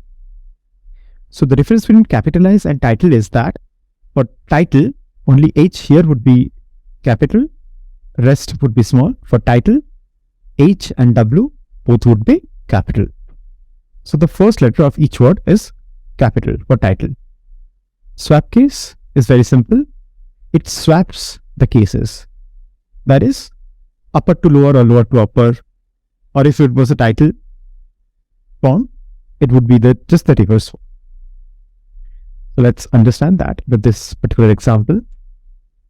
So S over here is given hello world. S dot upper converts it, the entire thing would be in capital case. S dot lower, everything would be converted to lowercase. S dot capitalize, so the first letter would be capital and rest all would be small. S dot title, H and W over here would be converted in capital and the rest would be small. Now S dot swap case, so here H and W were in capital, so this would be in small and the rest ELLO and ORLD would be in caps. That's what has happened. So this was all about case changes. Now we learn about the dot is method. This is an extremely important function and has many utility. After learning all the dot is methods, we'll be performing a short problem to enhance our expertise in the same. Alright. So what I've done over here is I've taken 4 variables and 4 values corresponding to each variable. Note every of them are string. Alright. So the first thing that we'll be doing is learning the first is method. That is alnum. What does alnum stands for? Alphabet plus numeric. That is, it should contain either an alphabet or a numeric, nothing else. So is a alnum? Yes, it contains letters, alphabets and numbers. So it is an alnum and that's what it says. Is B an alnum? Yes, it is, because there might be no numbers, but it falls under the category of alnum as well, because only alphabets. Is C an alnum? Again, yes, because it is all numbers, no alphabets, but still alnum is the superset over here. Is hello at the rate an alnum? No, because at the rate is a symbol, does not fall under alphabet or numerical. So that is given a false. Alright. The next thing that we learn over here is alpha. So here it would contain only alphabet and nothing else. So is A an alphabet? No, because 5 is a numeric. Is B alphabet? Yes, because it's only alphabet. C is not, clearly false, and D is also not, because it also contains symbols. Is digit? It should only contain numbers and nothing else. So here we can see only C would be true and all else should be false. That's what it is. So alnum takes into account alphabets plus numeric. Is alpha takes into account only alphabets, and is digit takes into account only digits. Okay. So now, what's required for us to find is we are required to write a program to print the number of consonants, vowels, and numbers in a given string. Okay, so we'll come to this problem. I thought I can take this problem up now, but it involves some superior concepts. We'll be taking up this problem at a later stage of this course to enhance our learning. Only after we learn about loops and conditional statements and everything. But till now, we should understand all the functions that we have gone through. All right. Right.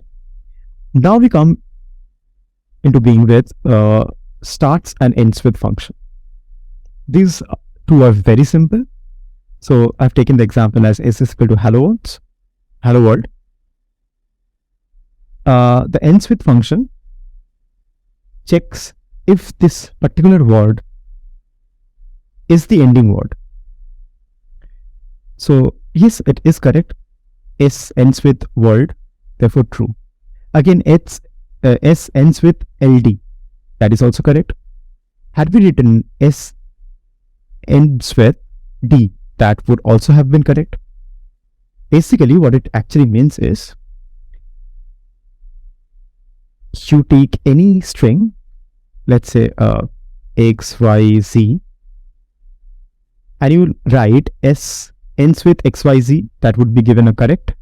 S ends with YZ, that is also correct. S ends with Z, that is also correct. But if you write S ends with Y, that is incorrect. So let us try that.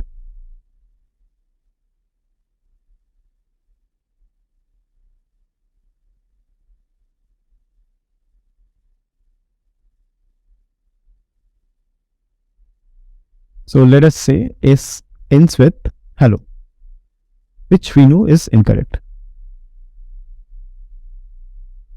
So it is given false. Similarly, S starts with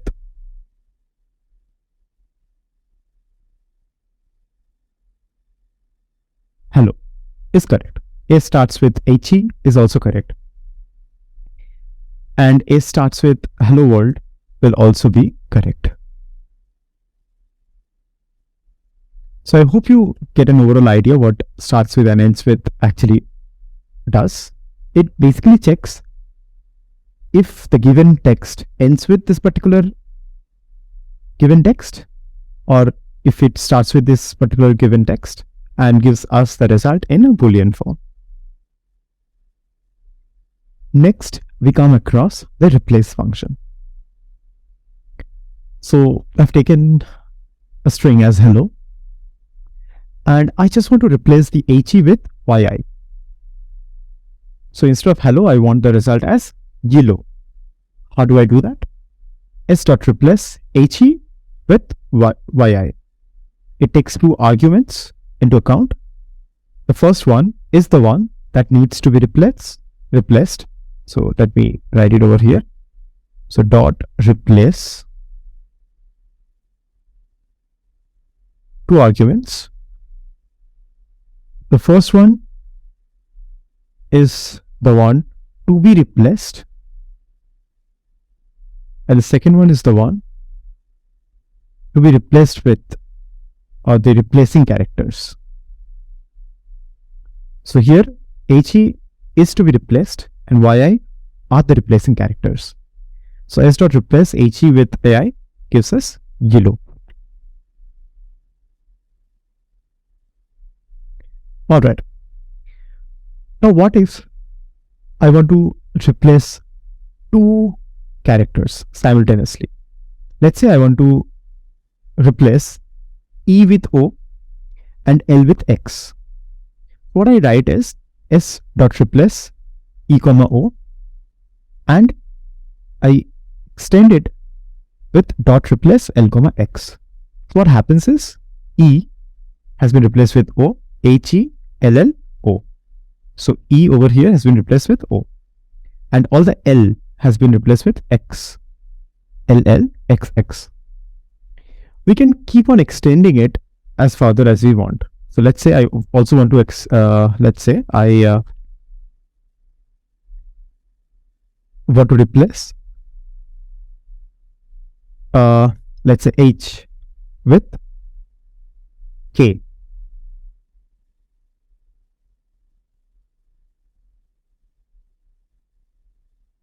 I'm sorry, I forgot to write the replace function.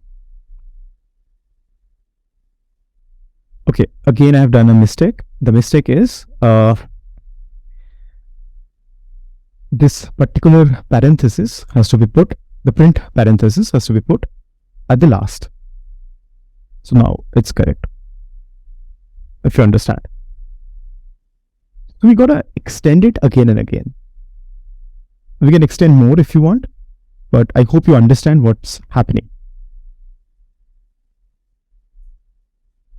Alright. Now next we come into place with,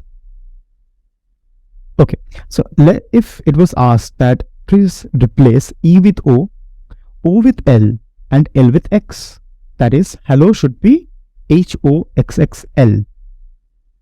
I hope you understand. E is replaced with O, so HO, O with L, so this O over here should be L, so HOLLX. Okay, let me write it down so that you are not confused. So first it was hello, right?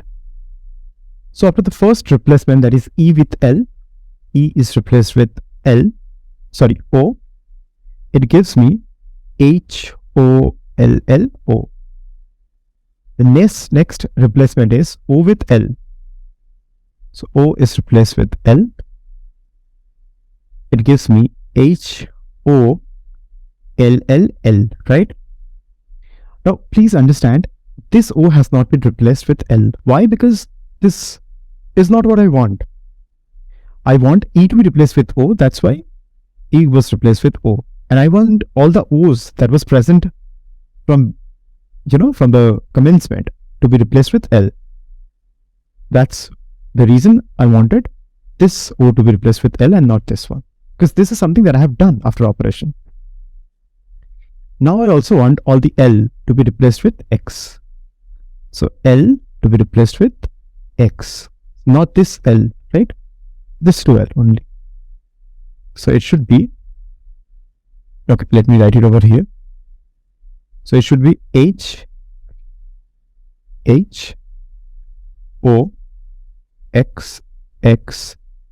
correct? So it should be HOXXL. What we are getting instead is H 4Xs. That is, what is happening over here is, from hello, for the first replacement, it's becoming HOLLO. With the second replacement, it is becoming HLLL.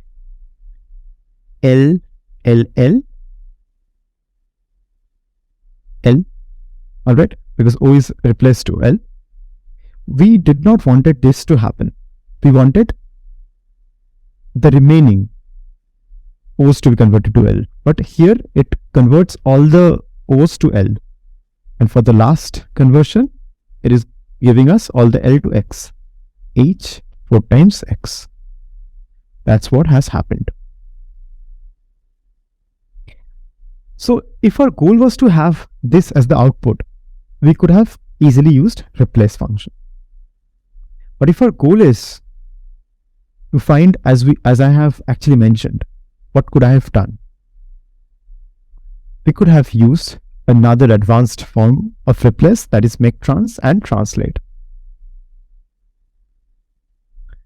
Alright, so what basically happens is, as I mentioned already, that output is H 4 times X instead of HOXXL. This is because each replace method operates individually from left to right and not simultaneously. Had this replace method occurred simultaneously, that is E to O, O to L and L to X occurred simultaneously, then this problem would not have been faced anytime. But since it occurs one at each time, we are facing this particular problem. And to mend this, we use the make trans and translate method. So let's understand how we use it. So what I've written is equal to hello. Now I've taken a dictionary. Dictionary as in D equals to S dot make trans. So dot make trans is the function. And I've taken all those that I want to replace with all the replacing elements. So I want E, O and L to be replaced by O, L and X. That's why what I've done is EOL replaced by OLX. Alright. Now what I've done is, just let me comment it out. It's not useful at this point. What I've done now is s.translate D. So always understand that make trans and translate are two pairs. If we use make trans, we need to use translate to get back the string. So I've written D equals to s.make trans, EOL to OLX. So all the E, O and L would be replaced by O, L and X respectively and simultaneously. And then I'm writing print s.translate D. And it's giving me HOXXL that I had actually wanted. The second method to use this make trans and translate is typically use a dictionary. Instead of EOL, OLX, what I could have done is D is equal to S dot make trans. Dictionary again is a data structure which we'll be learning in the course as we move forward. But as of now, just understand this is a key value pair storage. So here what happens, S dot make trans, E is changed to O is changed to L and L is changed to X. And we do the same thing, that is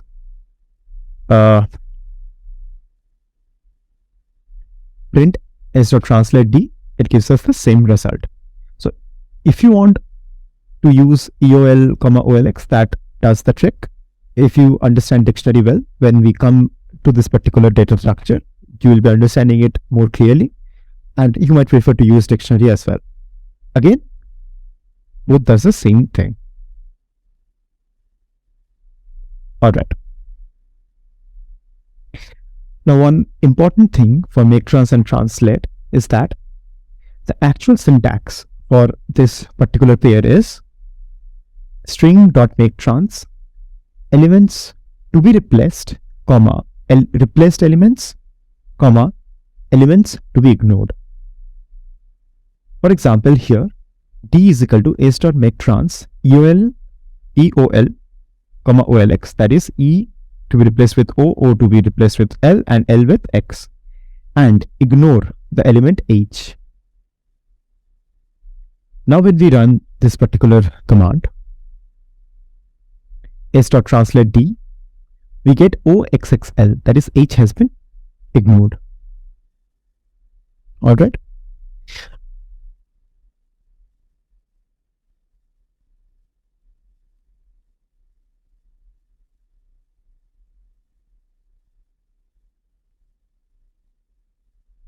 Alright. Now coming to the next operation, that is partition and split method. Again, both does kind of the same thing. There is a little bit of difference though. So partition splits the string based on the text, but also keeps the text. But split, splits the text based on the text and does not keep the text. So what essentially is the difference is that partition keeps the text, while split does not keep the text. So S is hello world, s.partition E. What it would do is, it would partition the entire string based on the E part. Alright. So H, after that, let's scan the text as the computer would do from left to right. H, E is found? No. E, yes, E is found. So what we do is, it would write H, and then E, then again continue with its search. LLO, no E is found. Then gap, no E is found. WORLD, nothing is found. So it would again take another string in which it would write LLO, gap, and fold. This is how partition works. Then how does split works? Split does the same thing. It checks H, E is not there. E, yes, it is there. So it writes H over here. And as I said, does not keep the text. So it would not keep E. And then what it would do is check again LLOWORLD. Nothing is found. So it would actually take this particular string into account. And that's what it does.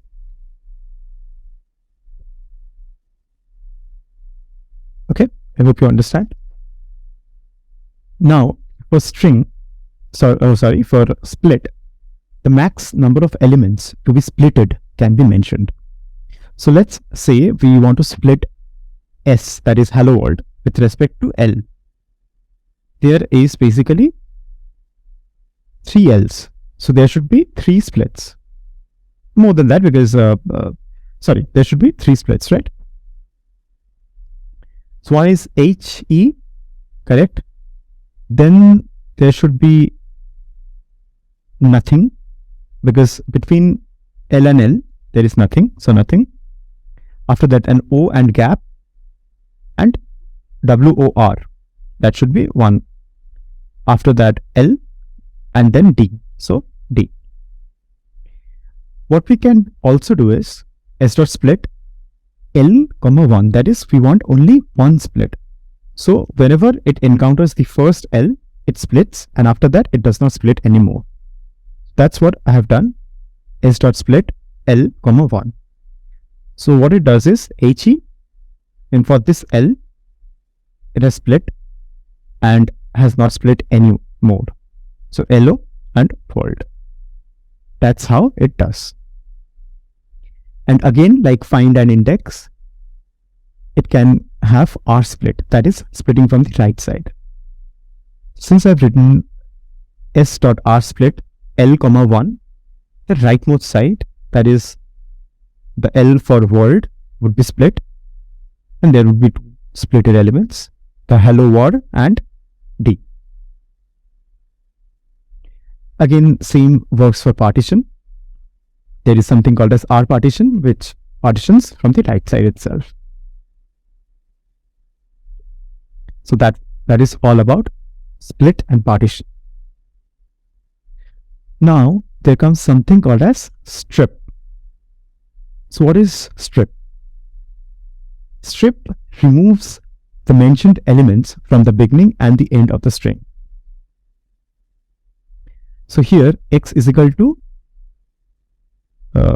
exclamation mark 3 times hello world and exclamation mark 4 times. I'm not mistaken, yes. Hello world and then again 4 times exclamation mark. Now when I write print x, the same thing is printed. When I write x.strip exclamation mark, all the exclamation marks get splitted. So only hello world comes into being. Now when I write x.rstrip, then all the exclamation marks present in the right hand side would get split. So that's what happens. The left side exclamation marks remains and there is no exclamation mark to the right of hello world. And when I write x.lstrip exclamation mark, the leftmost exclamation marks gets stripped away. Now the strip function takes an argument, that is the element that needs to be stripped. If nothing is passed inside, it would split any white space if present. So here x is hello world with some white space, both on left and right. When I write x.strip, all the white space is stripped away. Similarly, rstrip would strip away all the exclamation mark, all the white space to the right and x.lstrip would strip away all the the white space to the left. So that's what a strip function does. Now let's come to the one of the most important operation, that is join. What join does is, join is basically the opposite of split.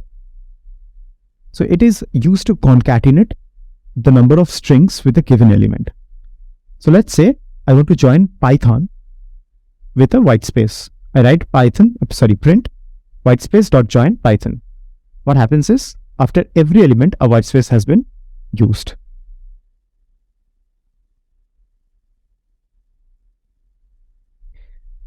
Had I written underscore dot join Python, instead of white space, an underscore had been printed. Similarly, we could have used any other character instead. Now, again, list is something that we will learn in the chapter of data structures.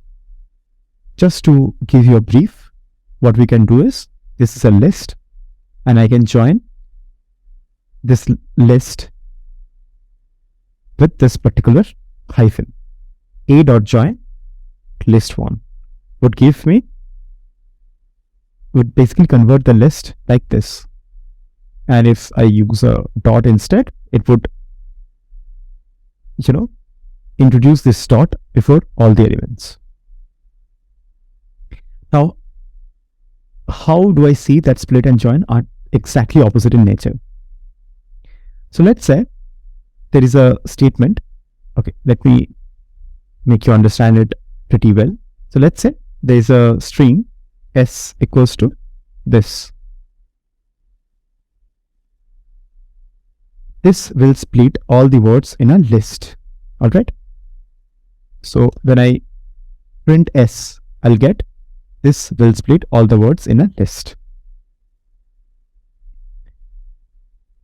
When I split it actually in a list, this is what I get. All the string. So split occurs with respect to white space over here because nothing has been mentioned. Had I mentioned any character, let's say s, then split would have been done differently. But since nothing has been mentioned, so it splits all the white characters. So this will split all words in a list, are all different elements. All right. Now, if I want to join it again, so let's say s1 is equal to s.split. So s1 is basically this. Now let's say I want to join it again. So what I do is I join the white space of this particular list. And I soon get this particular string again back, which is basically nothing but the string s. So s can be splitted by the function split, and that splitted function can be joined by the join function again. So that's how split and join work. Both are exactly opposite in nature, and we would be using this tremendously in this data science course altogether. All right. So that's all for today, guys. Hope to see you in the next lecture. Hi everyone. In this lecture, we'll be learning about conditional statements in Python. So what are conditional statements to begin with? Well, let us think in this way. Let's say we design a remote controlled self-driven car, right? Which has only one functionality, that it keeps on moving through any direction that it has. It might take all the turns and bends depending on the obstacles provided. So let's say we have this kind of a road ahead. So this is our start point, right? And let's say this is the end point. Now, the car has to travel all the way from start to the end. how does it do so? Let's say these are the obstacles present, this letters, this arrow and stuff. So obviously it cannot move just forward. It has to take a right turn over here and go through this path, then probably take another turn and move up to here, right? So how do we design this particular thing? A very simple command, we can give a condition that if you find any blockade ahead, please take the immediate right turn. And therefore, the car, when it finds the blockade, it would take the right turn and it would move so. Now, this is the very basic of a conditional statement. Now, it might so be that the car should not, when it moves forward, it finds a blockade in the front. So I tell, if you find a blockade in the front, please take a right turn. What if the right is also blocked? Then I'll write another condition on top of the previous given condition that if your right turn is also blocked, please find the left turn. And it will find another path and so on, move to the end position. What if the left is also blocked? Then I might say that I might give 2-3 conditions and then write a last statement saying else, that is, if none of the conditions above satisfies, please stop where you are because there is no point to go. So do you understand the point? Now let's look at the syntax and let's try to rebuild this particular game.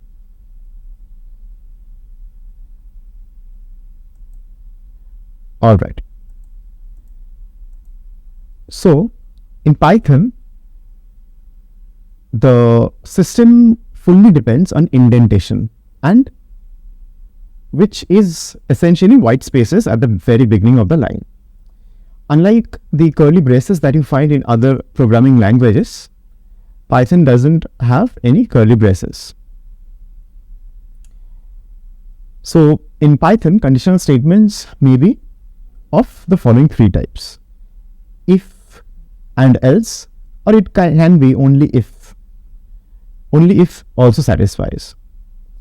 Normally we put an else followed by if, so that if this particular condition is not satisfied, we go to the else part. There might another way called nested if, wherein there would be if given a condition followed by another if followed by another condition and so on. And there is also nested elif. If else in Python is written as elif. So we'll see all of them as we move to the lab session. All right. Now, an if statement in Python is written using the if keyword. Elif is an abbreviation for else. That is, if the if condition is not satisfied, we can give another condition by writing simply the keyword elif. Else, this is the last keyword that we would want to use if none of the conditions above is satisfied. Alright. Now let's move to the lab session. Alright. So let's look at this very particular problem. It says x equals to 40. So we have assigned a variable x containing the value 40. Now if x is greater than 10, this is the if keyword followed by the condition, right? So essentially, let me grab the pen. So essentially, this is our keyword. This right here is our keyword. And this particular thing is the condition.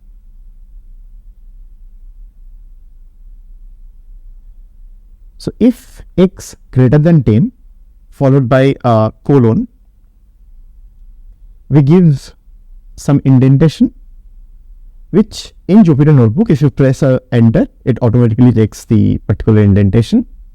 Print greater than 10, else print less than 10. So now since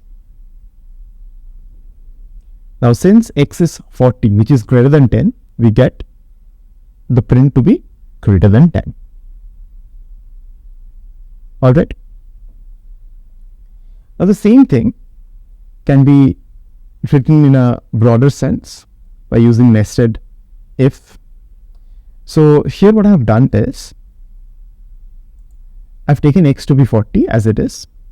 Then I've taken an if statement as was shown in the previous program.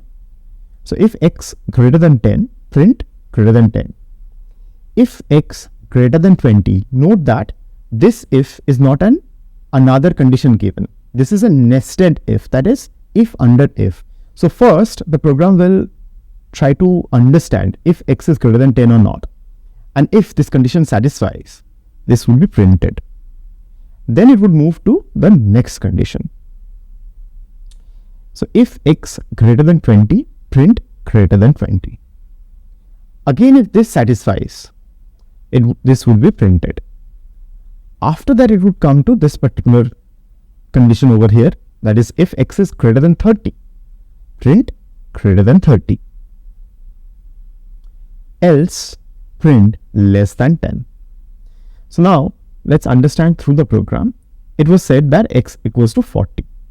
So what happened? If x greater than 10, yes, x is greater than 10, so 10 has been printed over here. Then it comes to the next particular condition, which says if x is greater than 20, yes, x is 40, which is greater than 20, therefore print greater than 20. That is also printed. Then it comes to the next condition, that is if x is greater than 30, then print greater than 30. That has been printed as well. Now it says else, that is if none of this condition above, rather if this particular condition over here was not satisfied, then it would print x is less than 10. So we know that x is 40, it is greater than 10, 20 and 30. What if I wanted to change the code? Let's say, what if I give a condition over here as if x is greater than 10, print greater than 10. And the else condition, let's say, what if I write over here if x is less than 20, print lesser than 20. Now tell me one thing, is x greater than 10? Yes, so it should print greater than 10. Is x now less than 20? No, x is greater than 20. Therefore, the condition would end over here because x is no longer lesser than 20. Now for the next condition given, that x is greater than 30, which although is true, would not be printed because once the pointer comes over here and finds this particular condition to be false, it ends. It cannot really go to the next line. So let's see what happens. Yes, as expected, it gives me x is greater than 10. Now what if I wanted to print if x is greater than 30, print greater than 30. So in that case, I shouldn't have used a nested if. I should have used an elif instead. So elif x greater than 30, print greater than 30.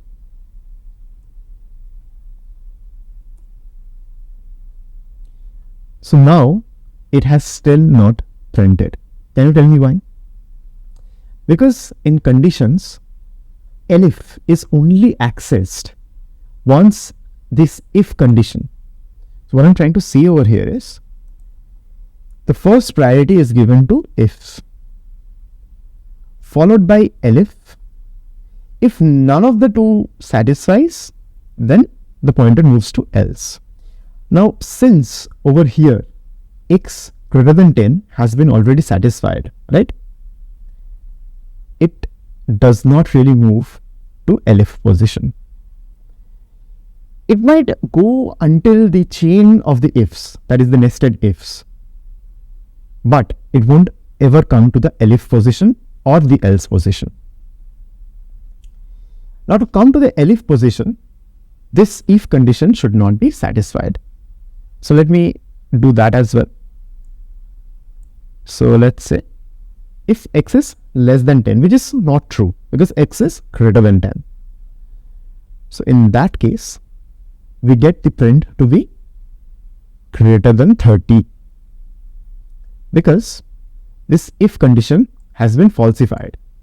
Therefore, it directly moves to the elif condition where it says if x is greater than 30, which in a way is true, and therefore it prints greater than 30. Now, what if I wanted to access the else position? What I need to do is I need to put a false comment over here as well. Now let's see, it says less than 10.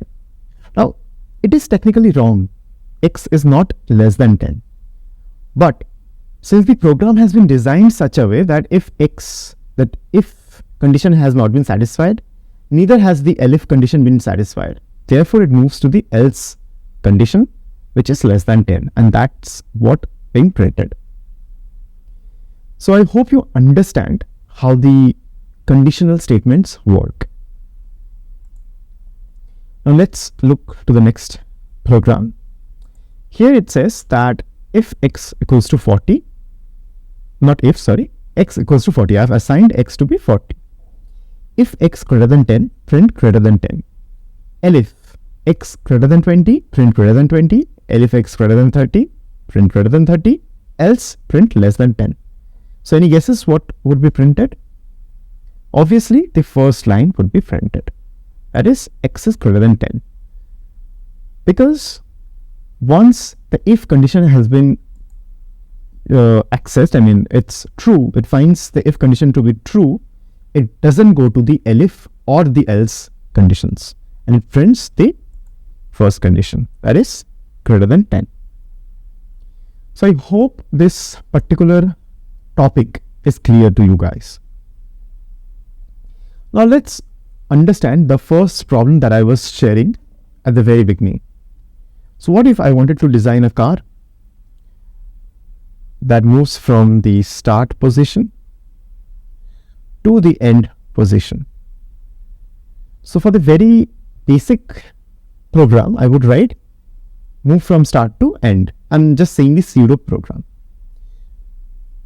right? This would be the very easy thing to do.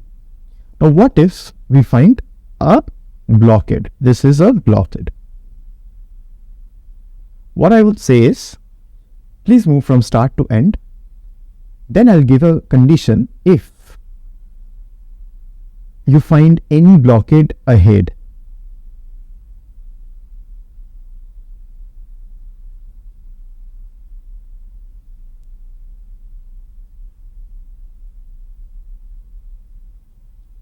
Maybe take a right turn.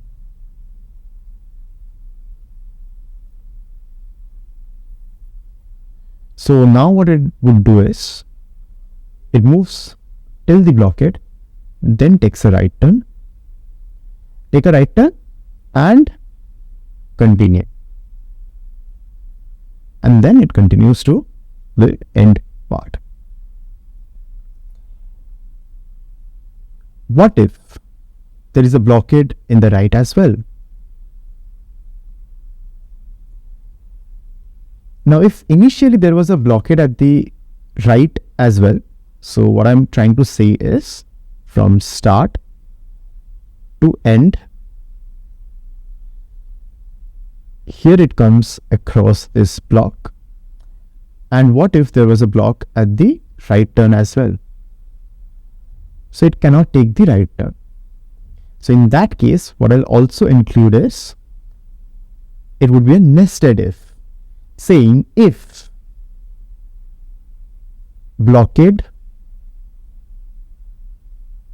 towards right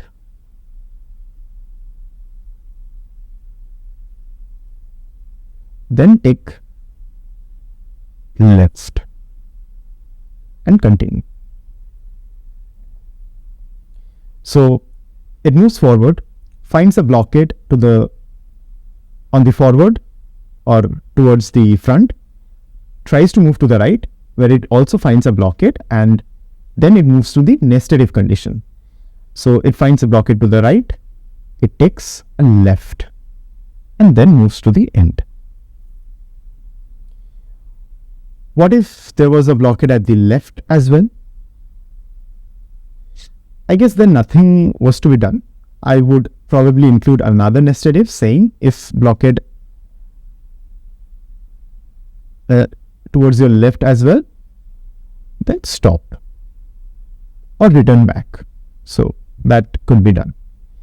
Now, coming to this particular case, if when we move forward, there is some space to move towards the right, it moves to the right, and then let's say it finds a block. Then what would we do? Here we will be using an elif statement. So if blockade ahead, take a right and continue. Or rather, we can also use an if statement. Everything works over here. So if blockade towards your right, or you know what, even we do not need this particular statement over here. Since the car was moving forward, it found a blockade towards its front, it takes a right, and now this direction becomes its front, and now it finds a block towards its front. Therefore, what it would do is, it would take another right, which is this direction. Suppose after going for some time, it finds a block over here as well. This would be its front. It would take a right turn, and this would be continued. So this is the magic of conditional statements, which is pretty much the basic for creating games or an automated program. With the introduction of loops, you would understand how loops and conditional statements together help in creating the entire program. So that's all for today, guys. Hope to see you in the next one. Hi everyone. In this lecture, we'll be learning about loops in Python. So generally, there are two types of loops in Python. The first one is the for loop, and the next one is the while loop. So we'll be learning the two loops in detail. Along with this, there are two more concepts we learned. That is the break statement and the continue statement. So whenever we find the break statement in a loop, what it does is, it breaks the sequence once the condition is met. So therefore, once it is inside the loop and we encounter the break statement, obviously after the condition has been met, the loop breaks down to the outside of the loop. Same for while loop. What continue does is, it skips the element where the condition is made.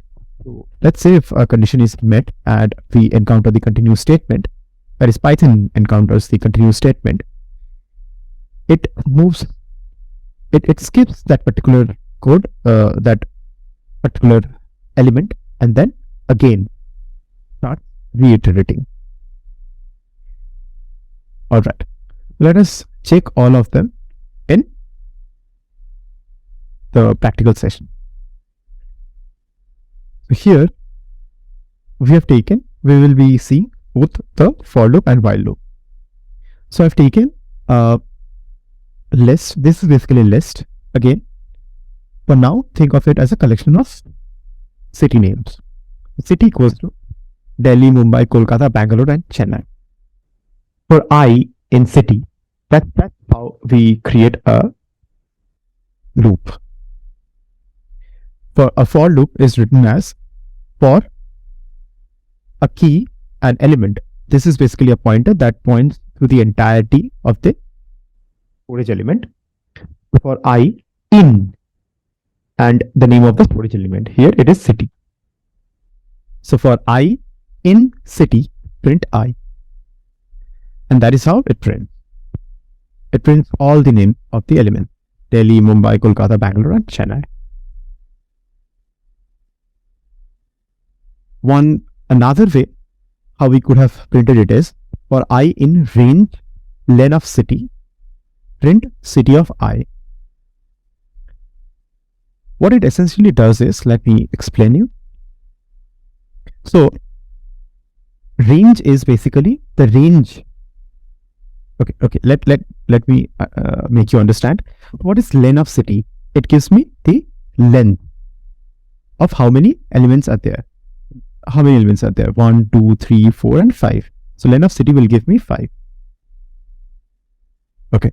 This is giving me error because I have not actually run the cell above. Now len of city gives me 5. Now what it does is for I in range len of city. So len of city is basically 5. We already saw. We could also write 5 for I in range 5.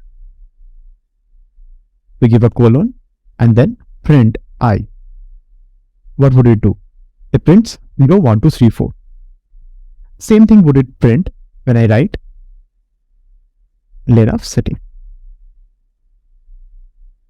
Alright, because len of city is 5.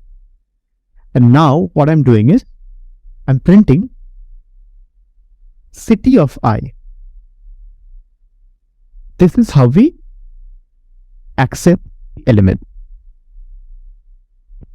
So before writing this, let me show you how do we access city of 0. This is basically accessing, as I said while learning strings, that the first index is 0, then 1, 2, 3, etc.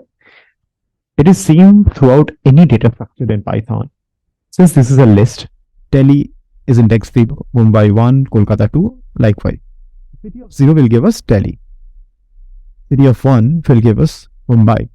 City of 2 will give us Kolkata. City of -1 will give us Chennai.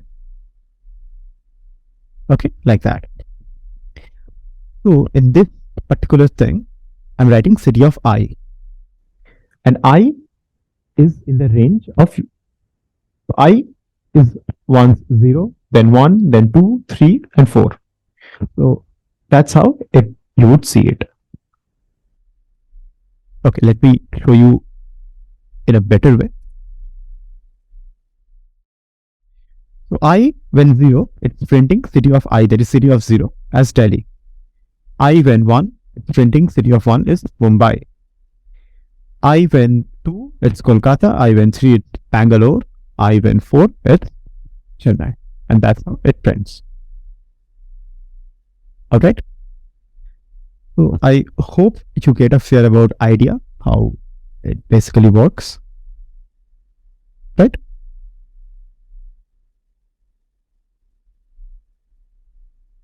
Now, what we will be doing is, so this was the basic editor that I had actually mentioned, and instead of this, we could have also, written in a very simple way for I in city, print I. In that case, it would print all of them one by one. Now there is another concept of nested loops, nested for loop. What happens here is I have taken two lists, num and alpha. Num equals to 1 and 2, alpha is equal to a and b. Now for I in num, for j in alpha, print I comma j. How does it happen? Let me explain. For I in num, that is 1 for the first iteration. For j in alpha, that is a, print I comma j. So for j in alpha, the first thing was a, 1a. It has printed. One iteration has been completed. Then the next iteration, it would complete for j again, because j has not been finished. Until it completes this particular loop, it cannot go back to the former one. Therefore, after 1a, it would print j in alpha would become b, and 1 remains the same to 1b. After that, since j has been completed, that is alpha has been exhausted, it goes back to the former loop for I in num, and 1 has also been done. Now it prints 2. Similar way to a, and here b to b. Alright, this is how a nested loop works.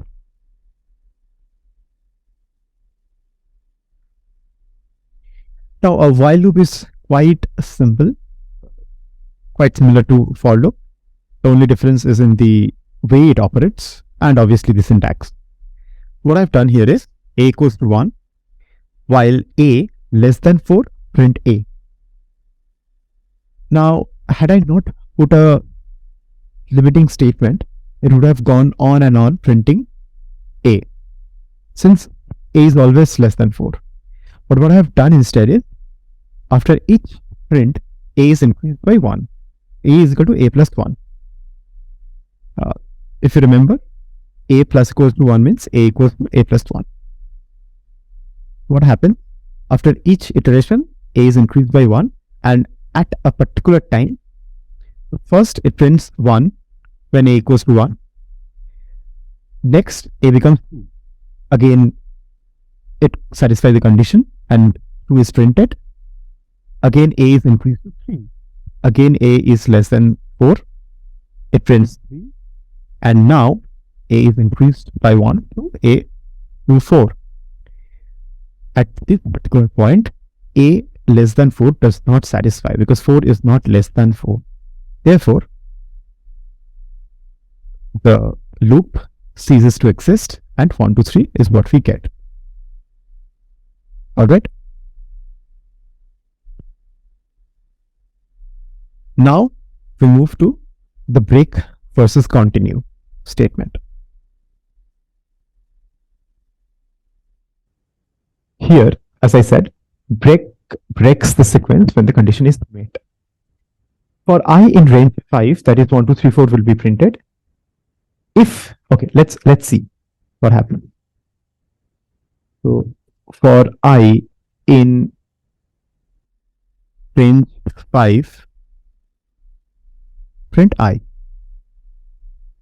Alright. So 0, 1, 2, 3, 4 is printed. But what I have included here is I equal to 3. If I is 3, break, print I. Whenever it encounters this particular I value, statement breaks and it moves out of the loop. Therefore, 3 is not printed and nothing after 3. Therefore, what we get is 0, 1, 2. And after that, it breaks.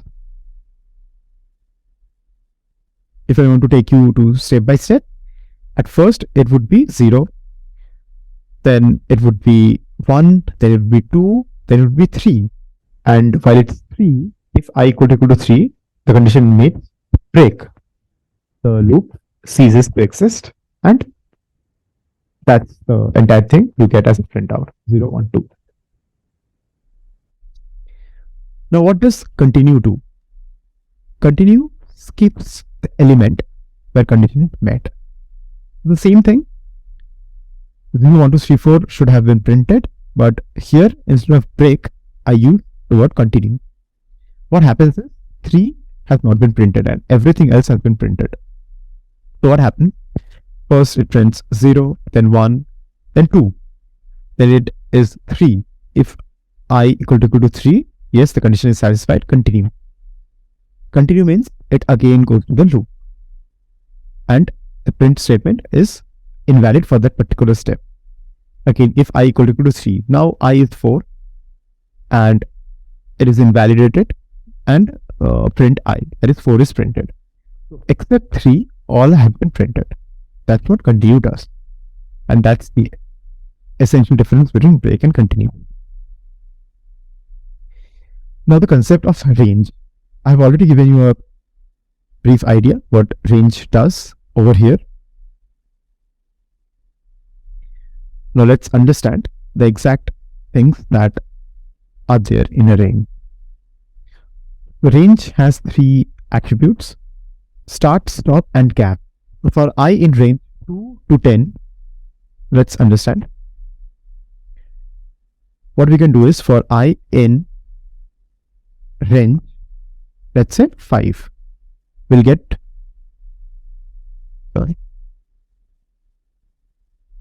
print I. What we'll get is 0, 1, 2, 3, 4, n minus 1. It means start from 0 and end till the given number, or n minus 1, whatever it is. Then you can also, if only one attribute is given, it considered it to be the stop element. If you give 2 elements, 2 attributes, it considers the first to be the start element and the next to be the stop element. Let's say I want to start it from 2 to 5. It would give me 2, 3, and 4. And if we give all the 3 attributes, then the third attribute would be considered as the gap attribute. So let me take 2 to be the gap attribute. That is, it prints every alternate element.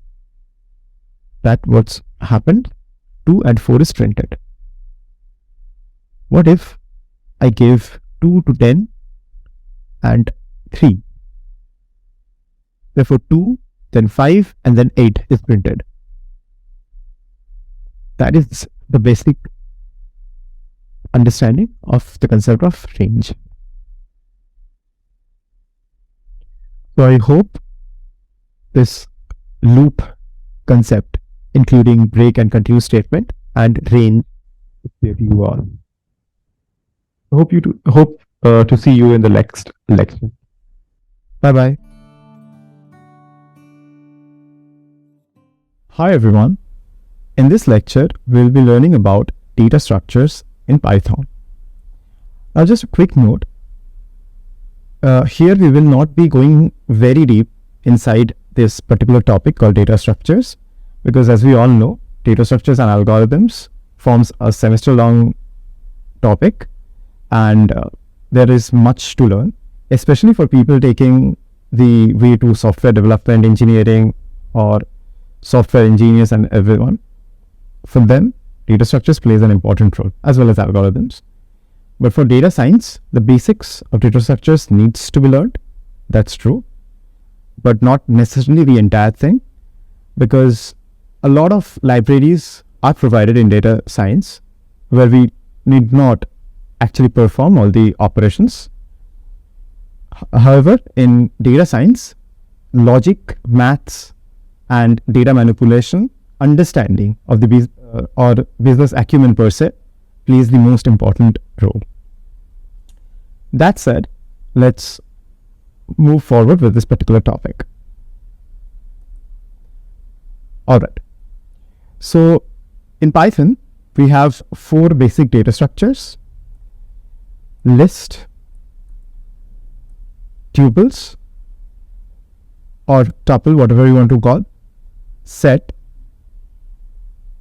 and dictionary. Now lists are nothing but a collection of objects that are decided or that are represented inside a third bracket. Lists provide us with a lot of manipulation operations and techniques. The most important thing in list is that it is mutable. That is, elements inside a list can be changed. Much similar to lists are tuples, which are represented by first bracket, and every operations that are performed in lists can be performed in tuples as well.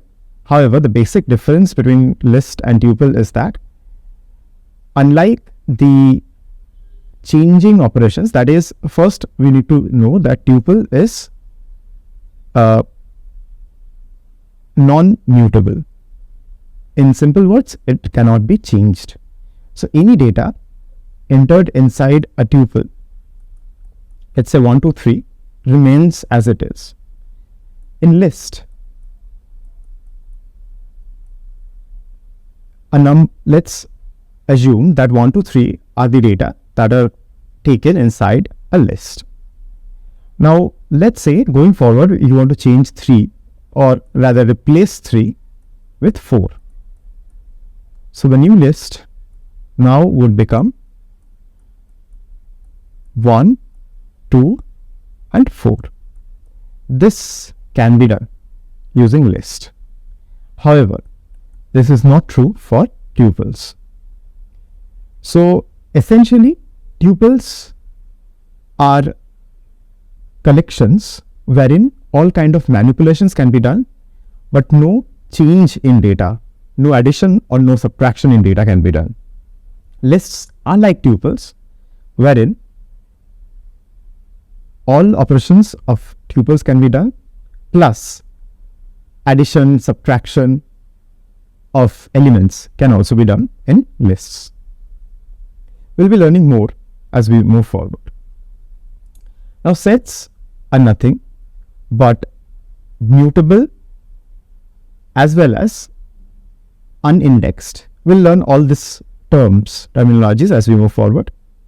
And one most important thing in sets is that it cannot have repetition of numbers.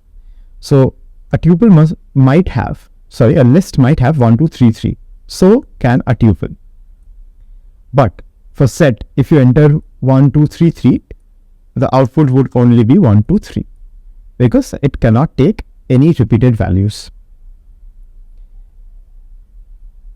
What are dictionaries? Dictionaries are nothing just like sets, but they have a key pair value. So this is the correct representation of a dictionary. We have a key and we have a value. The value can be called through the key. So here as we see 1:2, 2:3. Now when we call a of 1, we'll get the value, that is 2. The value of 1 is 2 and the value of 2 stored here is 3. So if we call a of 2, we get 3. Now we'll understand everything. This is the very basic thing that I have really told. Let's move forward and understand what are those things. Okay. So what are lists? List is a collection of ordered and mutable items. As I said, these are ordered items and mutable, that is changeable.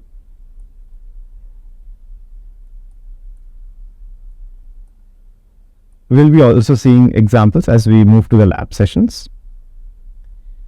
Now, elements inside a list can be of the same or of different types. That is, a list can have all numericals, maybe some float values, as well as some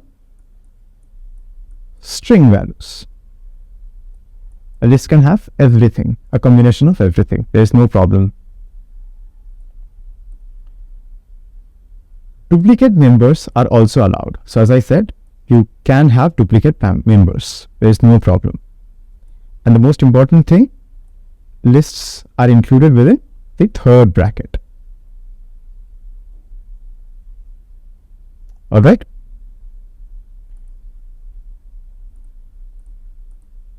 Now let's move to tuple. What are tuples? Seen, tuples are ordered, however they are non-mutable. That is, they cannot be changed. Elements can be of the same and different types, same as list. Duplicate members are allowed and they are included within the first bracket. So the only two major difference that can be observed between list and tuple is that tuples are non-mutable while lists are mutable, and these are included in first bracket while lists are included within third bracket.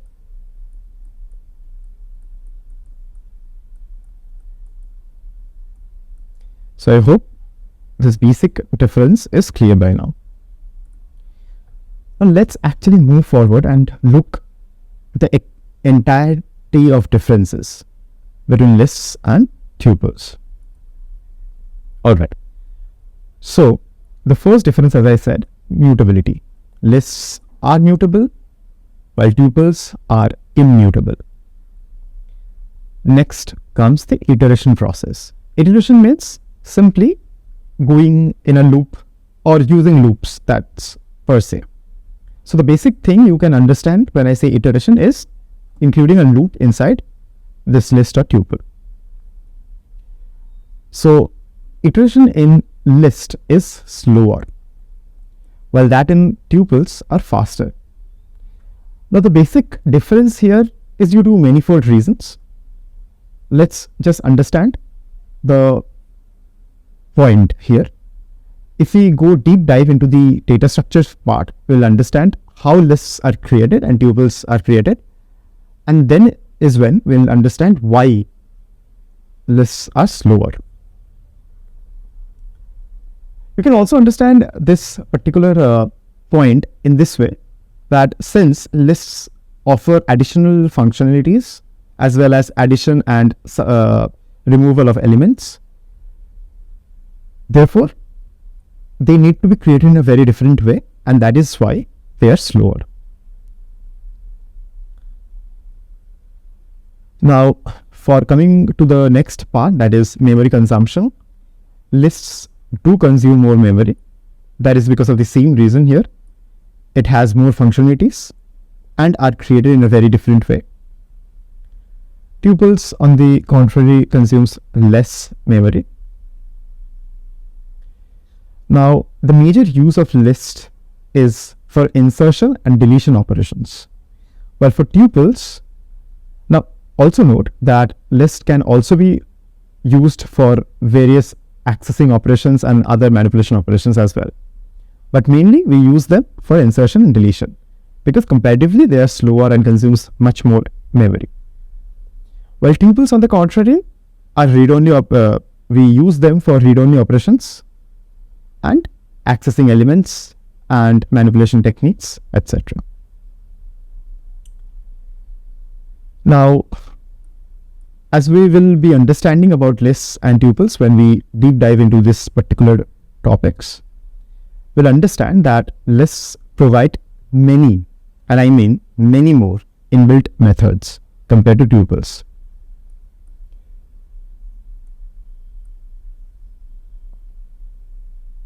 Alright. Now let's also take a quick overview of what sets and dictionaries are.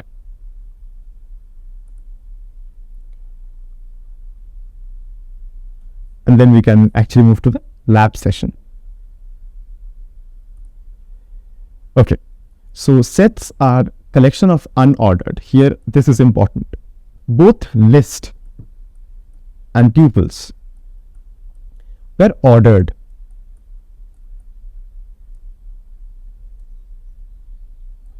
However, set is unordered and mutable.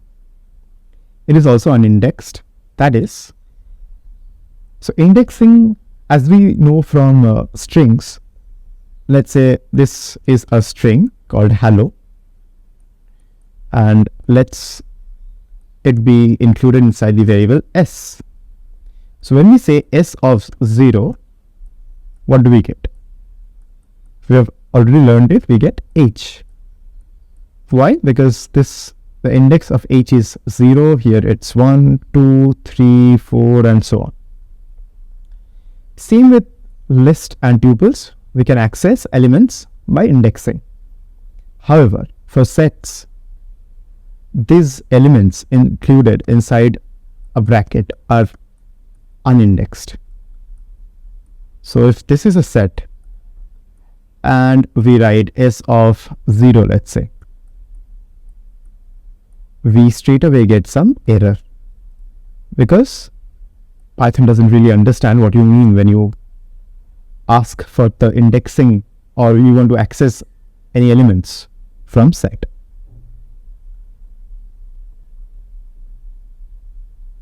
Elements can be of same or different types.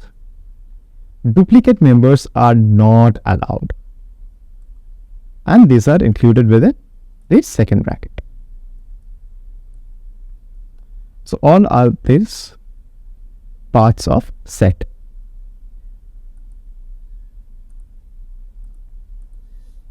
Now what are dictionary then?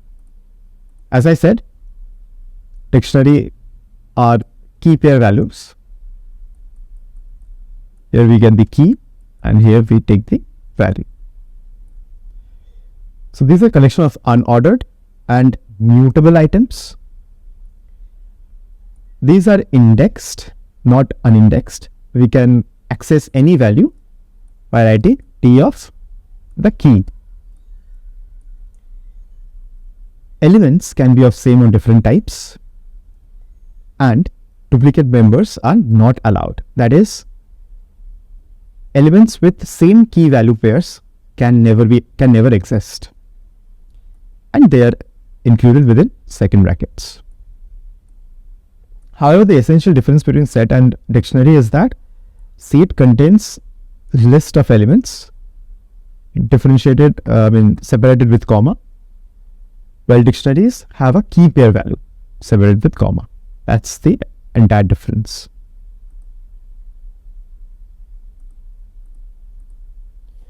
Now we have several operations. A total of 14 are important that I have noted down. For list, we'll be understanding them one by one, everything.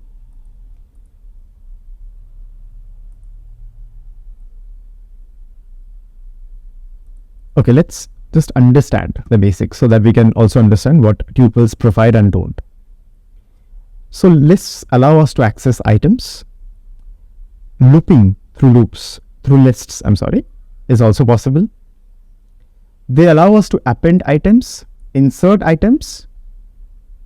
Okay, so what is the difference between append and insert? Append means appending any item at the last. So let's say there is a list 1, 2, 3, and I want to insert another item at the last. So what I do, I use this append function, which we'll be learning how to use it in the lab session itself. Let's understand what it does. Let's say we append 4 here. So the list becomes 1, 2, 3 and 4. What if we wanted to insert 2.5 in between 2 and 3? Then we should have used this insert operation and specify the position. And in that case, we could have taken 2.5 within 2 and 3. So append and insert are same. However, insert has some extra functionalities. That's the entire difference. Now, what is extend? Extend is when we have two lists and we want to incorporate them into one by appending it in the first one. So by an example, let me take an example. Let's say there was a list called 1 and 2. There was another list called containing 3 and 4. And if I appended this here, I would have got 1, 2, and the third element would be 3 and 4. So that would give me a list inside a list. However, had we used the extend operation, we would have got 1, 2, 3 and 4. So this is the basic difference between extend and append. Concatenation is nothing but addition of two lists. You can understand, same as that we have learned in string. Addition, when I say addition, I mean it kind of operates like 1, 2, 3, and 4. So that's what concatenation is. Now, copy of a list. We'll learn many things about this particular operation. Copy of a list. How can we copy a list? Much more about that when we deep dive into it in the lab session. Sorting of a list. So a list also contains inbuilt sorting operations. We also learn about operations like replace, remove, pop. So replace and remove are used to replace any elements. Both have their own different methods and usage. We'll understand everything. Same as pop. Pop is just used to pop any item. Delete is used to delete the entire list. And clear is used to clear the list so that list becomes blank again. Also, list can perform many mathematical operations, which we'll be understanding everything in detail.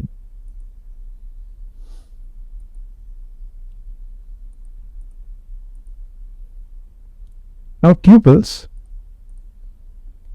cannot perform some operations due to its immutability that lists can. What are those?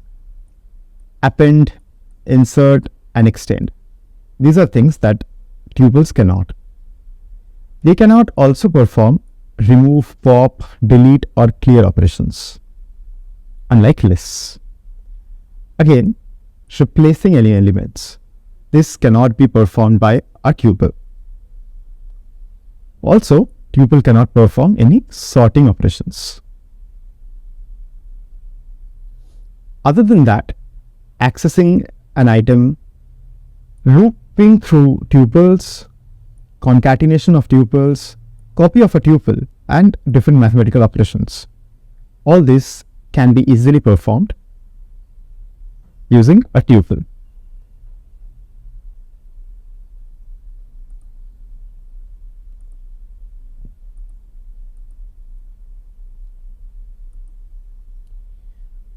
Now, dictionaries. So dictionaries and sets have their own operations, and I really do not want to go into detail now. We'll be seeing everything in the lab session. One important thing that I wanted you all to know, set has this incredible operations which people belonging from any mathematical background would understand. That is performing union, intersection, difference, and every set operations that we can perform can be performed in Python itself using sets. All right. Now let's move to the lab session and understand the basics of data structures.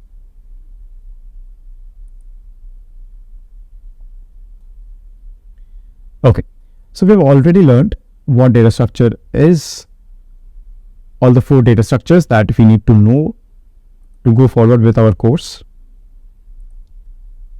Now let's understand what we necessarily do. So starting with list, how do we create a list? So there are essentially 2 methods of creating a list. The third one is just an extension of the second method.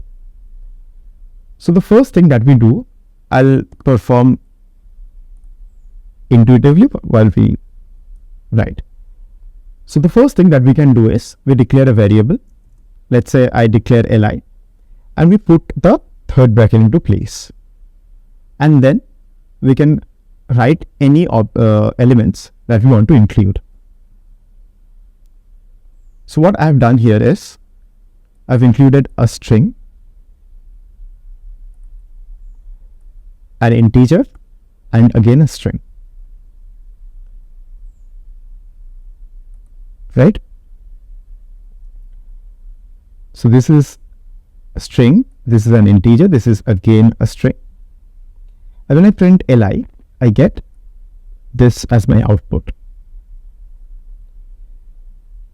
I can also create a list by simply writing li or any variable that's for you to decide, and writing list of, and then give my variables.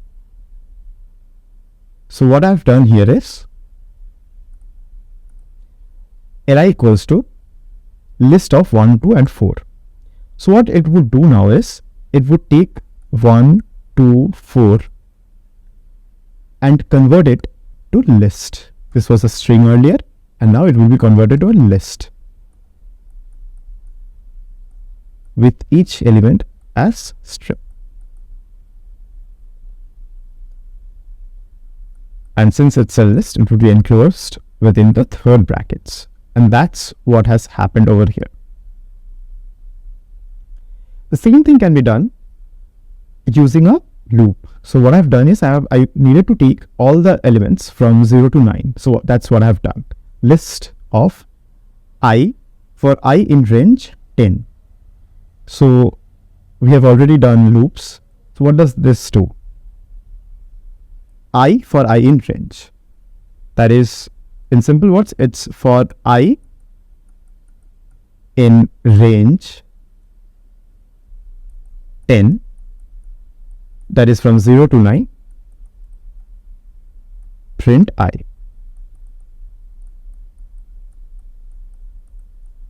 That's what it has done.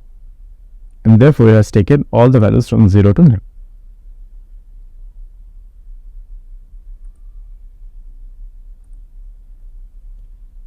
Now tuples. Tuple can be created by the same method. I've taken t to be the variable, and as list I have done the same thing, only taking first bracket, and the same thing I've got as an output. Again, it can be created by writing the function tuple instead of list. So that's the same thing it has done as it has done to list. And again, this is the third method wherein I have used a loop to include all numbers from 0 to 9. So I hope you understand everything. Now coming to sets. What does set do here? So set can be created in the same method as tuple and list, but this time using second brackets. It can also be created by the function set, and this is again the same, including, using a loop.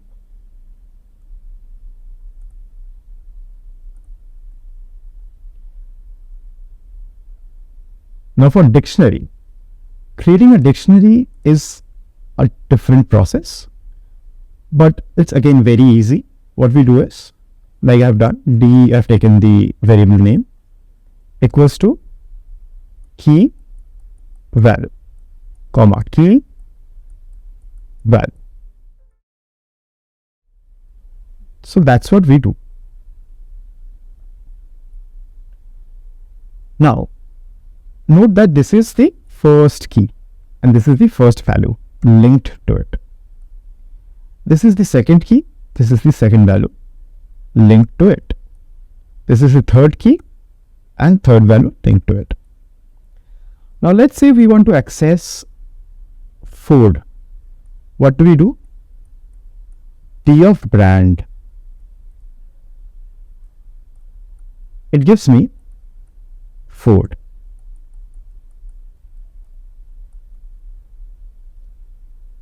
When we write D of 2, it gives me Mustang, this particular thing.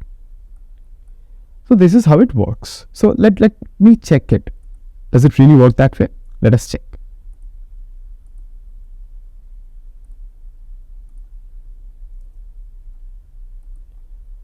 So let's say D of 2, right? So it should give me Mustang, right? 2 Mustang. Yes, it does give me Mustang. Let's see D of brand. What does this give me? This gives me an error. Why? Because 2 was an integer and I had given an integer symbol.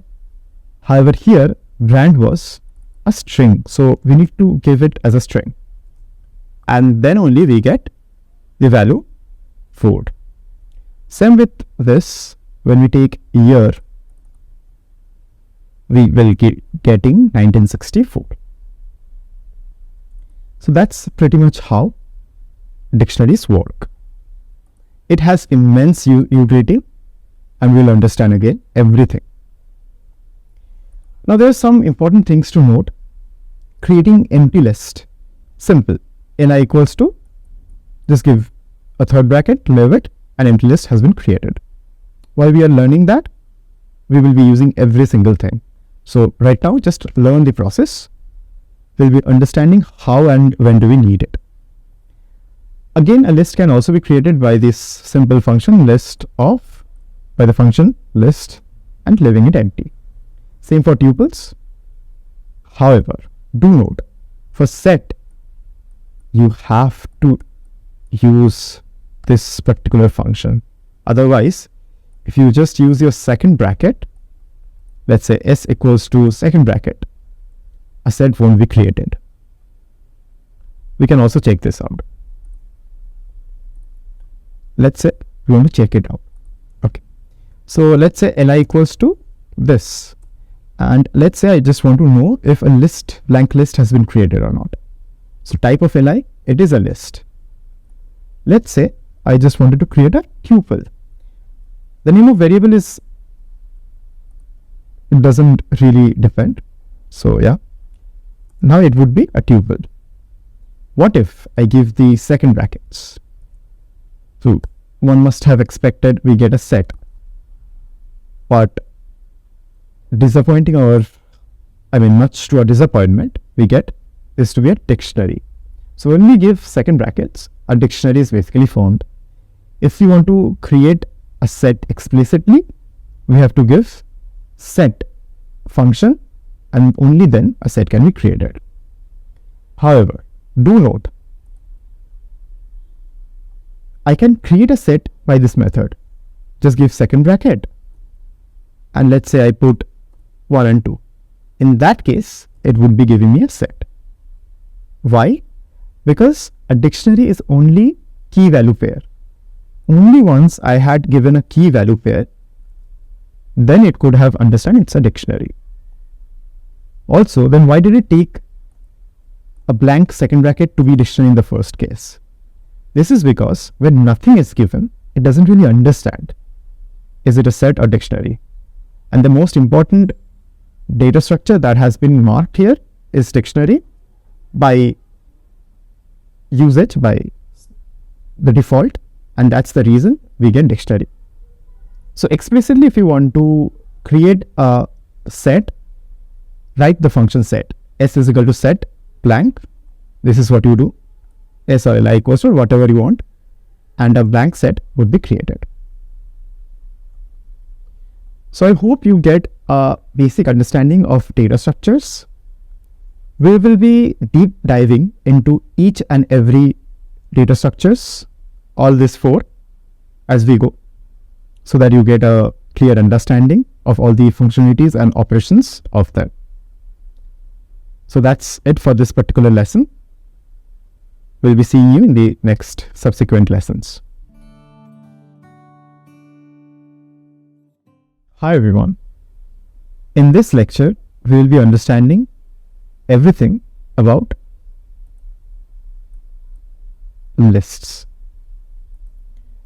Alright. So as we knew how to create a list, there are basically 2 ways.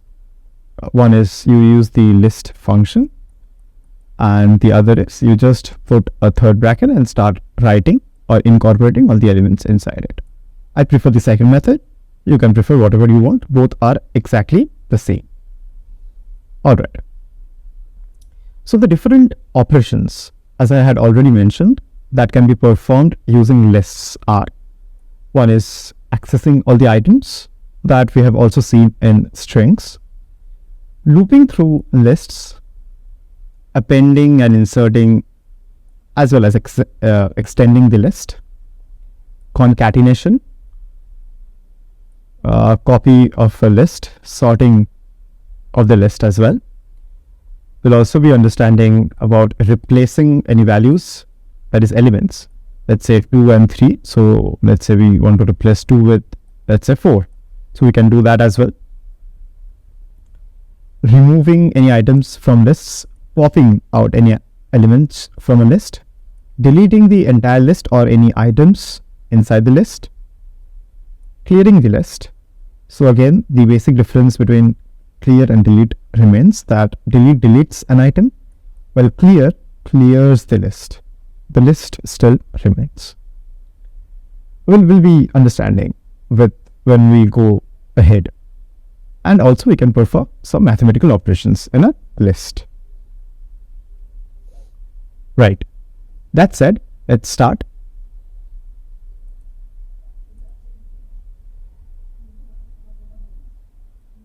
Now, what we see is that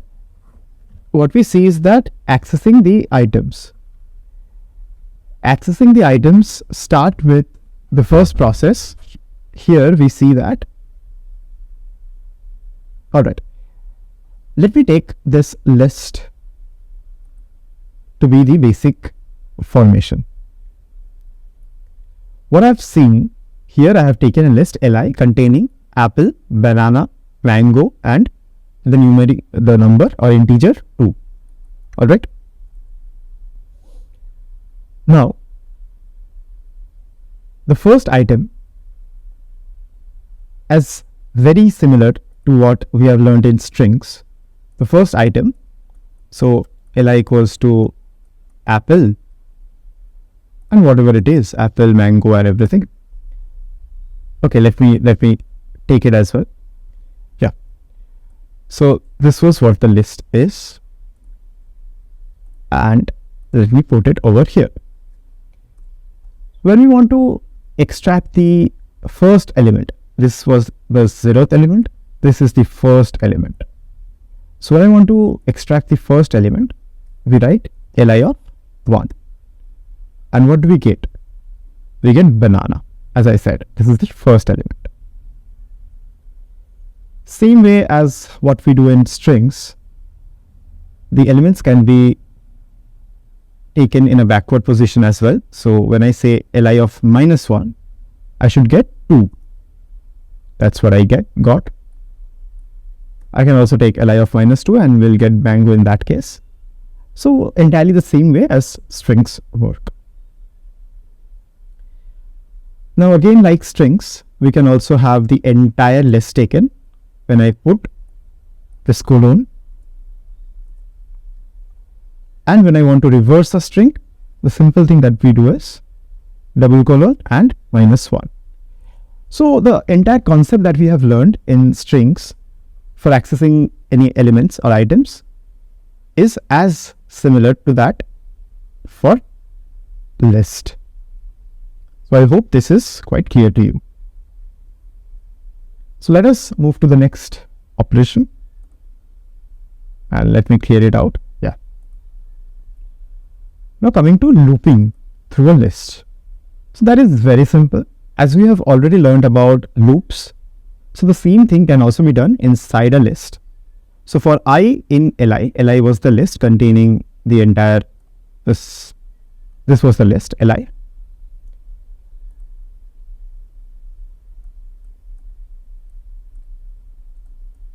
So when I do for I in li, print I, all the elements one by one will be printed, apple, banana, mango and 2. And that's exactly what has happened.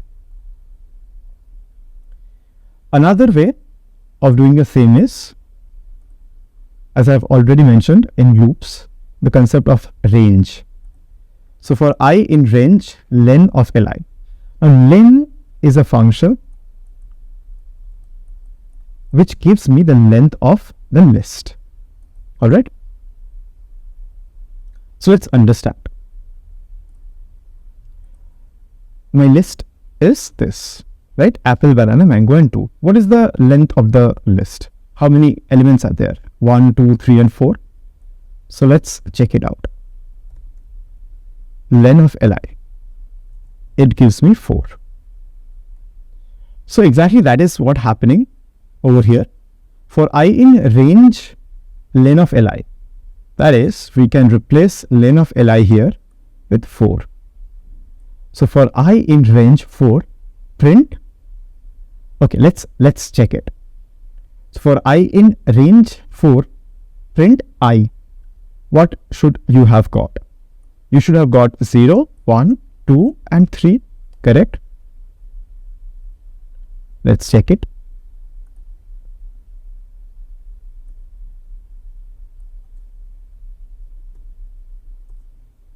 So I exactly get 0, 1, 2 and 3. Now I put this particular thing into use, li of 1, li of 2. So what I do over here is, instead of printing I, what I do, I print li of I. That is, each time I is increasing, li of I, it is accessing different elements. So at first it would be accessing li of 0, that is the 0th element, which is apple, right? Then it would be accessing li of 1, which is banana. Then li of 2, which is mango. And then li of 3, which is 2. That's what here it's happening, right? Let's check it. That's exactly what has happened over here. So I hope you understand how I actually manipulated using the range function to get the same output. Alright. Now coming to the next operation, which is append. So as I have already mentioned, append adds an item at the very end of the string. So I already had li to be apple, banana, mango and 2. Now when I write li.append orange, this orange comes and gets added at the last. So after 2. And that's what has happened over here. After 2, orange comes. Now what is insert? Again, as I have mentioned, it is nothing, just an extension of append, wherein I also mention the specific position where I want to insert my required element. So I want to insert orange at the second place. This was the 0th element, this was the first element, and this is the second element.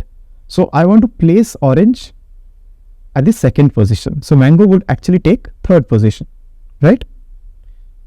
So now orange would come here, it would be taking the second place, mango would be taking the third place, and 2 will be taking fourth place. That's what has exactly happened. Apple, banana, after that orange, then mango and 2. So insert and append are kind of same. However, unlike append, it also takes a positional argument so as where it should place this particular element, while append only adds it at the very end. Alright.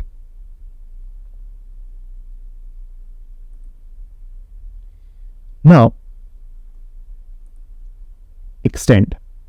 As I had already mentioned, what extend does is, there are two lists. One is apple, banana, mango and 2. Another is good and hood. So when I extend it, let me grab my pen real quick. Yeah. So when I extend it, what happens? Good and hood is appended at the last, but not as a list, as simple elements. And that's what has happened. And as I have mentioned, the difference between append and extend is that append adds a single item. So when I use, let's see what happens when I actually use append instead of extend. So this is my list, and this is the list that I want to append. So instead of extend, I'll just write append. See what's okay. I also need to call li. See what's happening. So what actually happened is, when I used extend, the items got added, but when I used append, after 2, a single item got added, and that too as a list, right? This is the entire difference between extend and append. Now let me be very clear with one more thing. Can I still access, let's say, hood out of this? Yes, we can. How do we access hood over here? So let's say I wanted to access hood. So what I'll do is I'll just write li of. This is the 0th element, this is first element, second, third, fourth and fifth element. So when I write li of 5, I get hood, right? Now can I write li of 5 over here? Can I do that? It will be giving me an error because this is the 0th element, 1, 2, 3 and this is the 4th element. So li of, okay, I have not run this, that is the reason it gave me the answer. Now let's check it out. So it's throwing me an error. Index out of range. Correct, because there is no index. So what I can still do to access hood is, let me check. So when I say li of 4, I get this 4th element as a list. Now I get both good and hood. Say for example, I want to access hood. I want to go inside this list and access the first element, 0th element, and this is the first element. So this is what I do. And I get hood. Also I can access the 0th element to get the good. Right? So this is how we access elements when it's present inside lists, inside lists. Alright?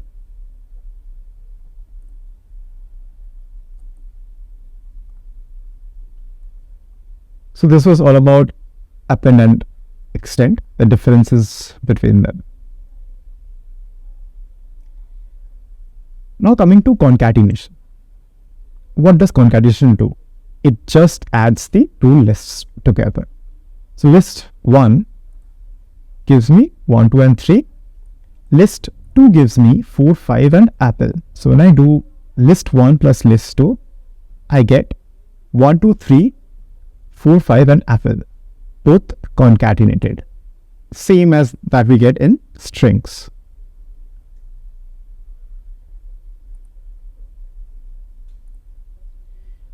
Now coming to a very important operation of list.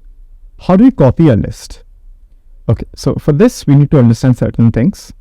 So let's say string. When I write a string, as I have mentioned how strings are accessed, if you remember, variables are nothing but locations or pointers to memory places. So if a equals to 23, this is how it operates. If b equals to 23, it points to this particular place as well, right?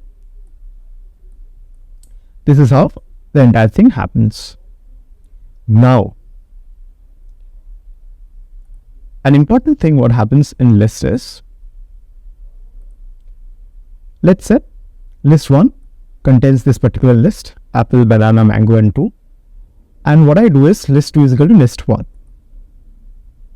Right? So people might be thinking that list 2 is now, so let's see what is list 2, right? Let me check it one by one. So list 2 is equal to list 1. Let's print list 1 over here. Obviously this is what I'll get. Let's also print list 2. Same thing that I'm getting. So up to now I think everything is cleared. Nothing, no problem. Now what if I just want to add? So list 2 is this, right?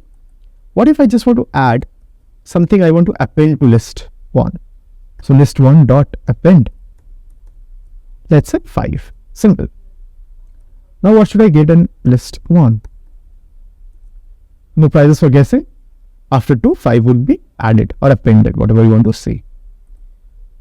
But what would be list 2 in that case? It should be same as this.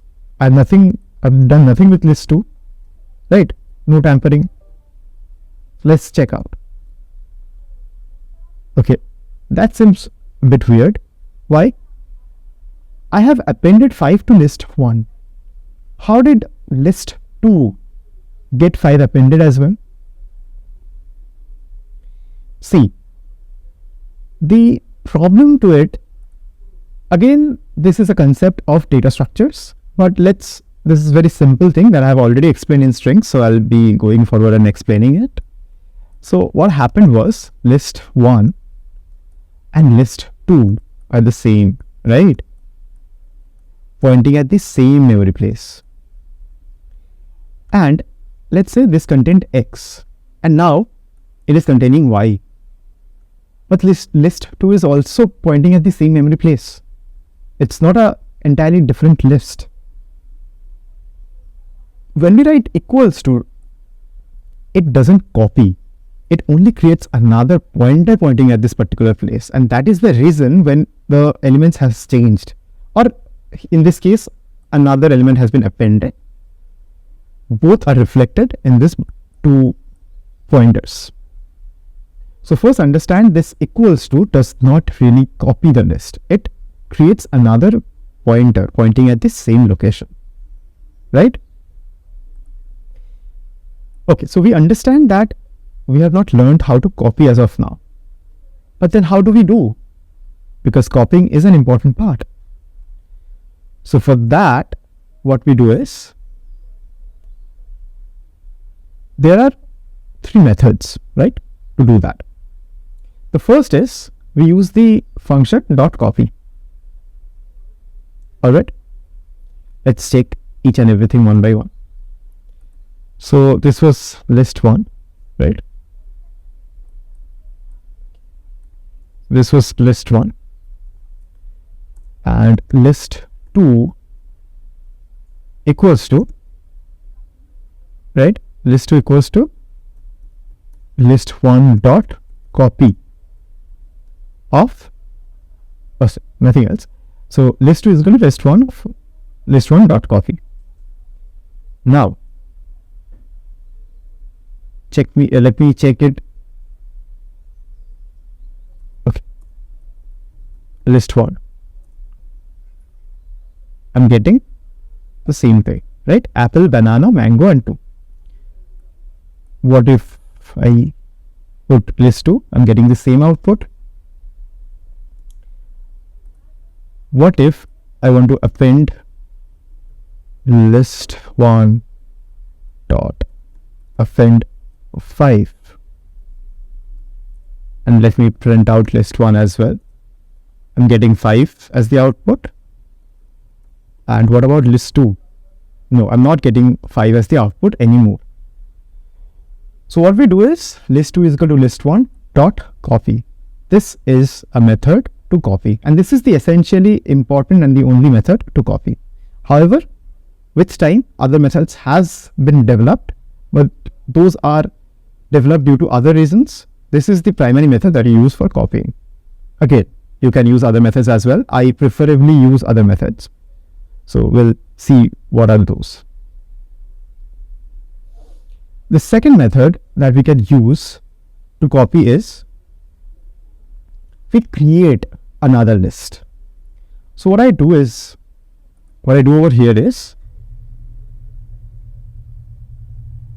instead of list 2 is equal to list 1 dot copy, okay, let me remove this and let me show you. The problem still arises, right? So what I do is I create another list entirely.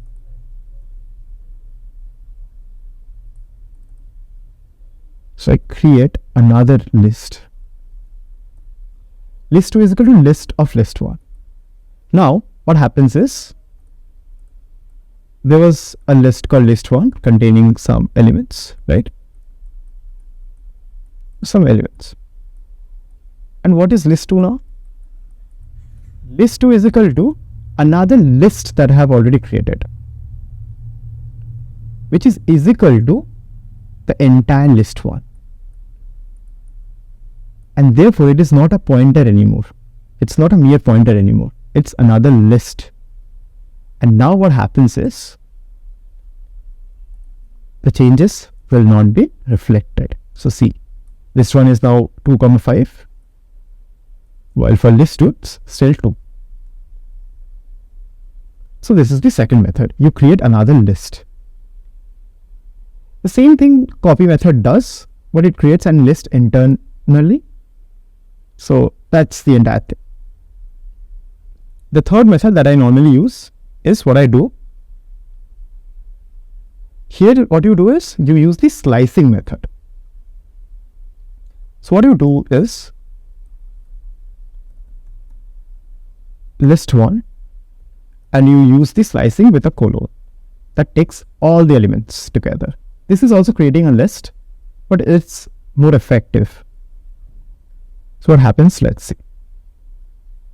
When I append, 5 is taken into place, but list 2 does not take 5. So these are basically 3 methods we use to copy lists. Alright, let's quickly recap.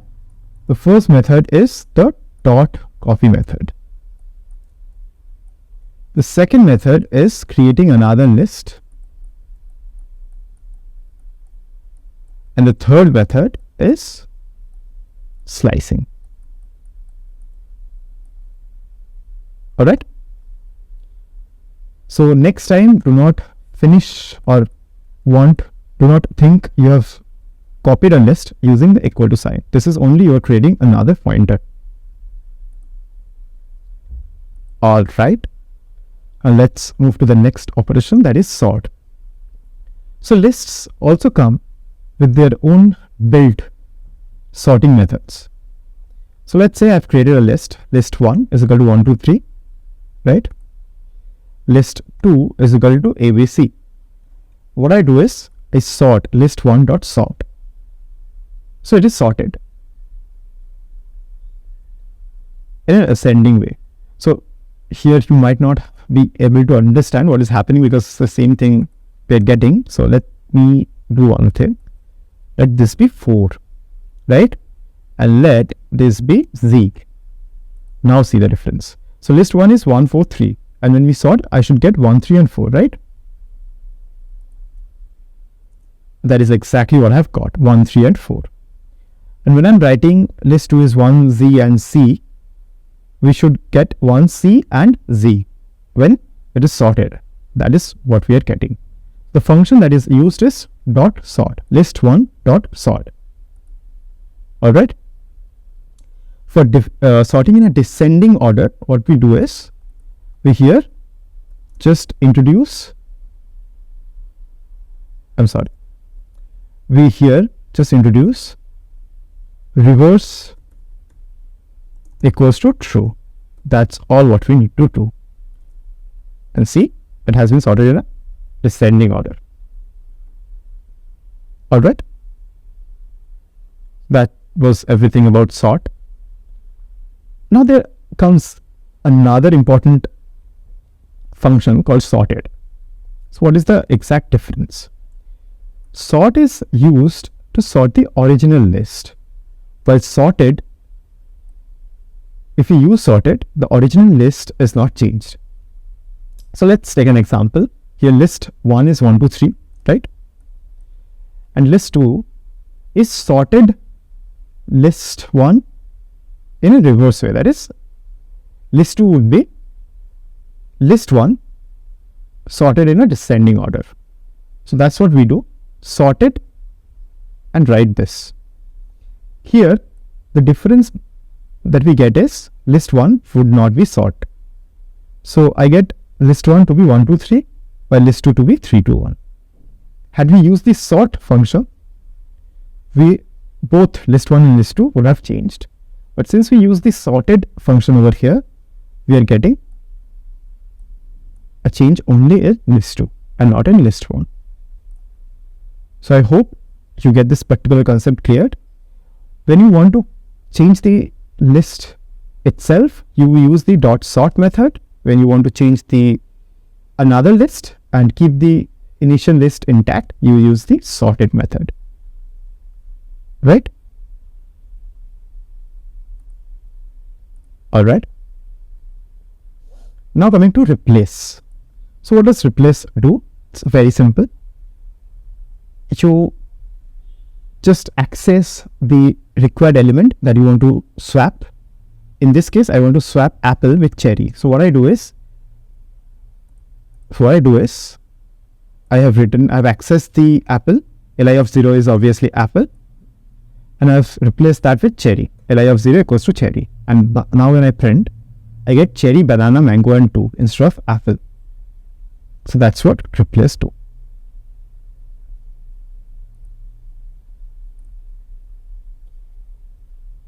Now coming to remove. What does remove do? It removes a specified keyword. It takes only one argument, and it essentially means that only one item can be removed at a time. We can remove many items, but at a time only one item can be removed. So what I've done here is I've taken a list to be the same list, apple, banana, mango, and 2, and I've removed banana out of it. So li.remove banana. And see, when I now print li, I get apple, mango, and 2.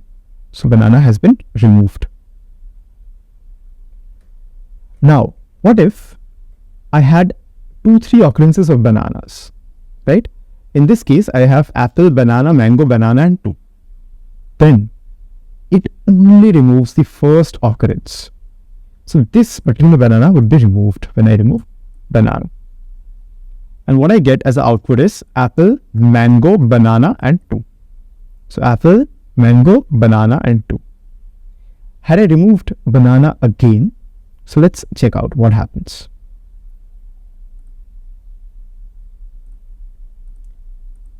Now let me remove banana again.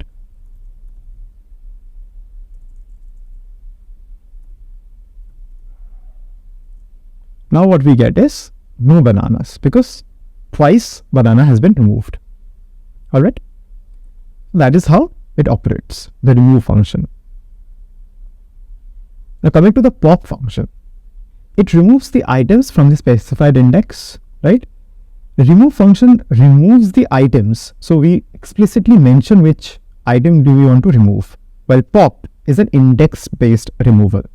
So we essentially write li.pop and mention the index. So what happens is when 0th element has been removed, we see this apple 0th element has been removed. We get banana, mango, and 2. So remove is a we mention the element that we want to remove, and this is an index specific removal. This is element specific removal. This is index specific removal. And when we use pop, we can also get the removed item. So I have just taken the removed item in a variable removed equals to li.pop 0. So when I want to take, when I want to understand which is the item that I have removed, I just use removed and I get apple. Apple is the item that I have removed. And the updated list, that is li, now contains banana, mango, and 2 without apple. Alright.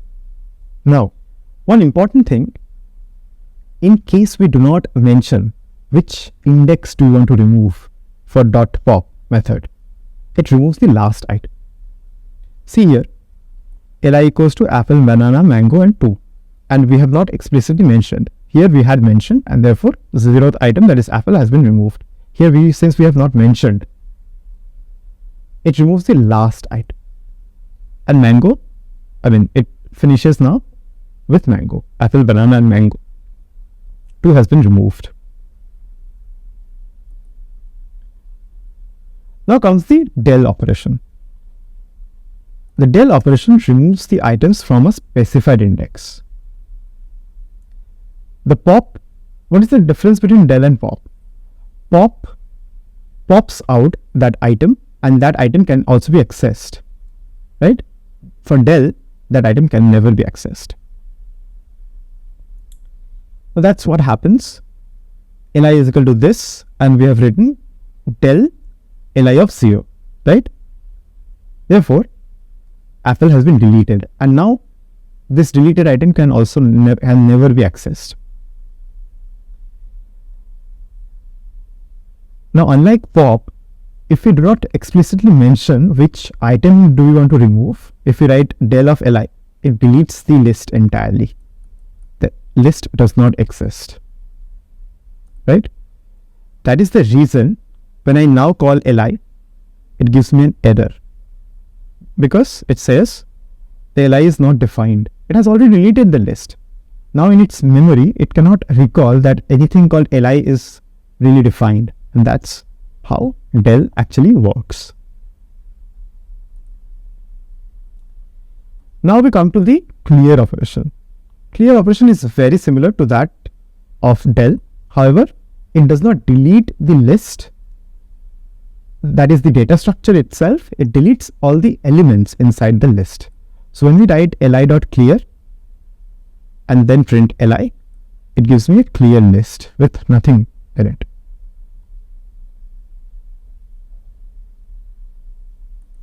So these were some of the manipulation techniques, manipulation operations rather. And now we come to the one of the most important parts, where the list itself can perform all the mathematical operations.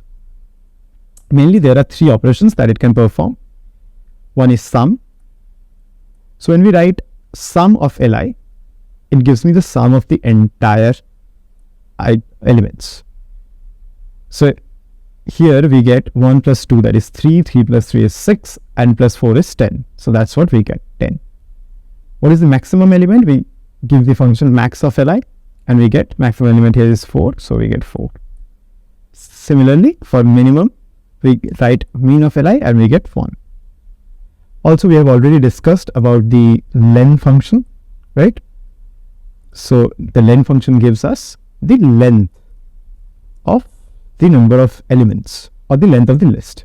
Here it's 3. That's what. It should be 4, right? Because there are 4 elements, 1, 2, 3 and 4. So it should give me 4, and that's what it has given me. Alright. So yeah, that's all for today. We have learned lists in detail. In the subsequent lectures, we'll be learning about tuples, sets and dictionaries in a detailed manner. Hello everyone. Welcome to this new lecture on tuples. So in the last lecture, we have discussed about lists, and as I already mentioned, that tuples and lists are quite similar. Tuples having some less functionalities, and also that it's not changeable or non-mutable. Okay, so to start with, we'll be taking tuple as t, and I have declared the same elements inside it: apple, banana, mango and 2. Now we need to understand the ways of representing a tuple. For list, it was quite simple. Li equals to, and you put the third bracket, or you use the list function, whatever works for you. Now for tuple, we do have this particular method, tuple,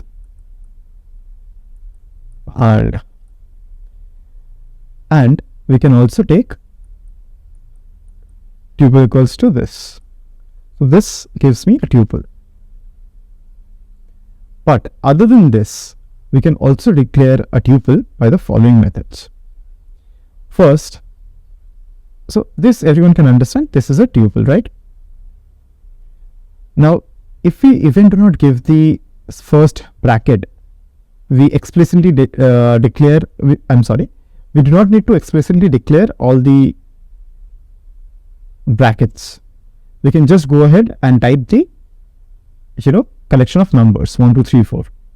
In that case itself, so type of the,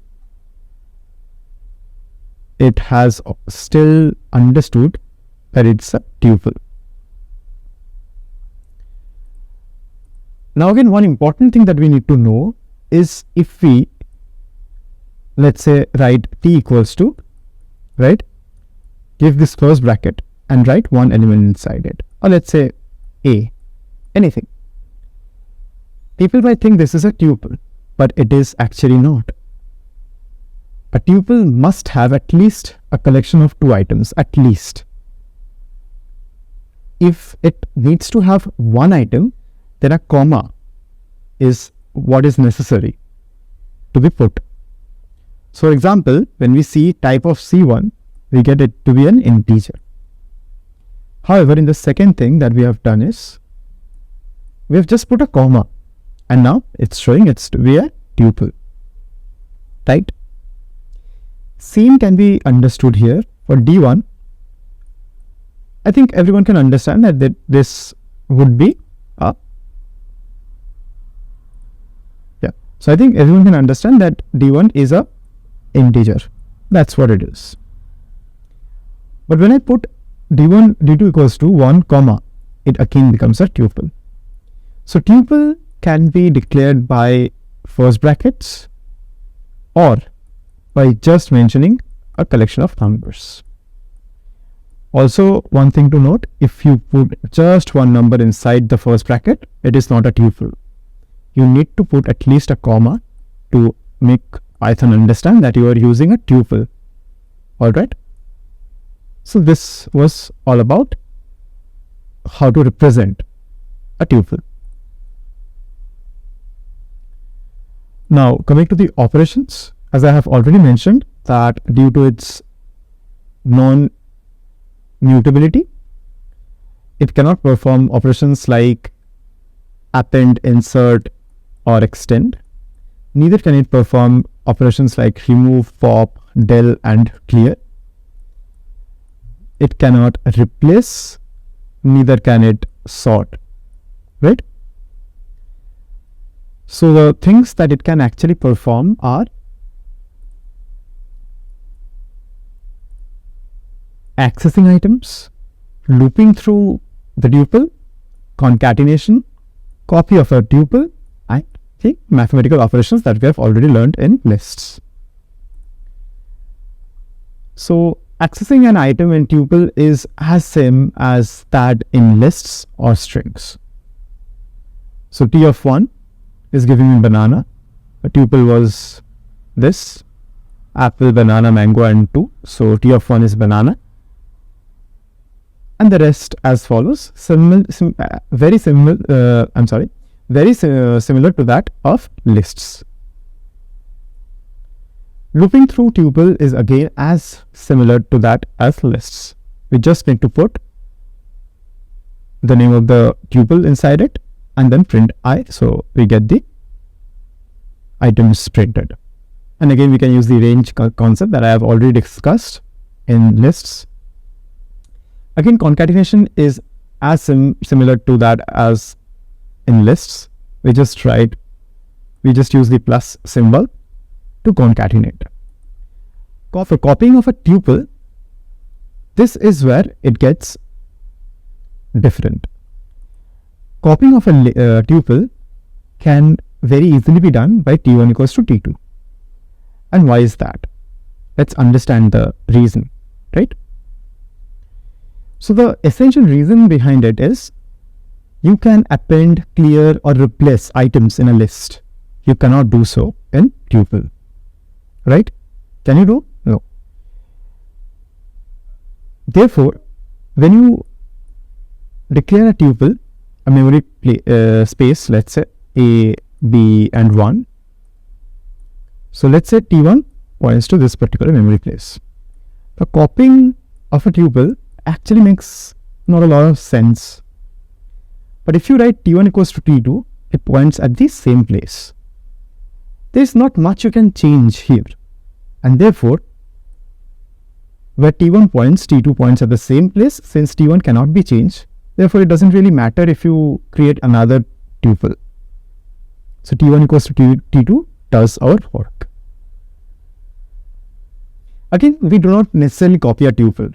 That is something we do for lists. So that is one thing that we need to understand. Right.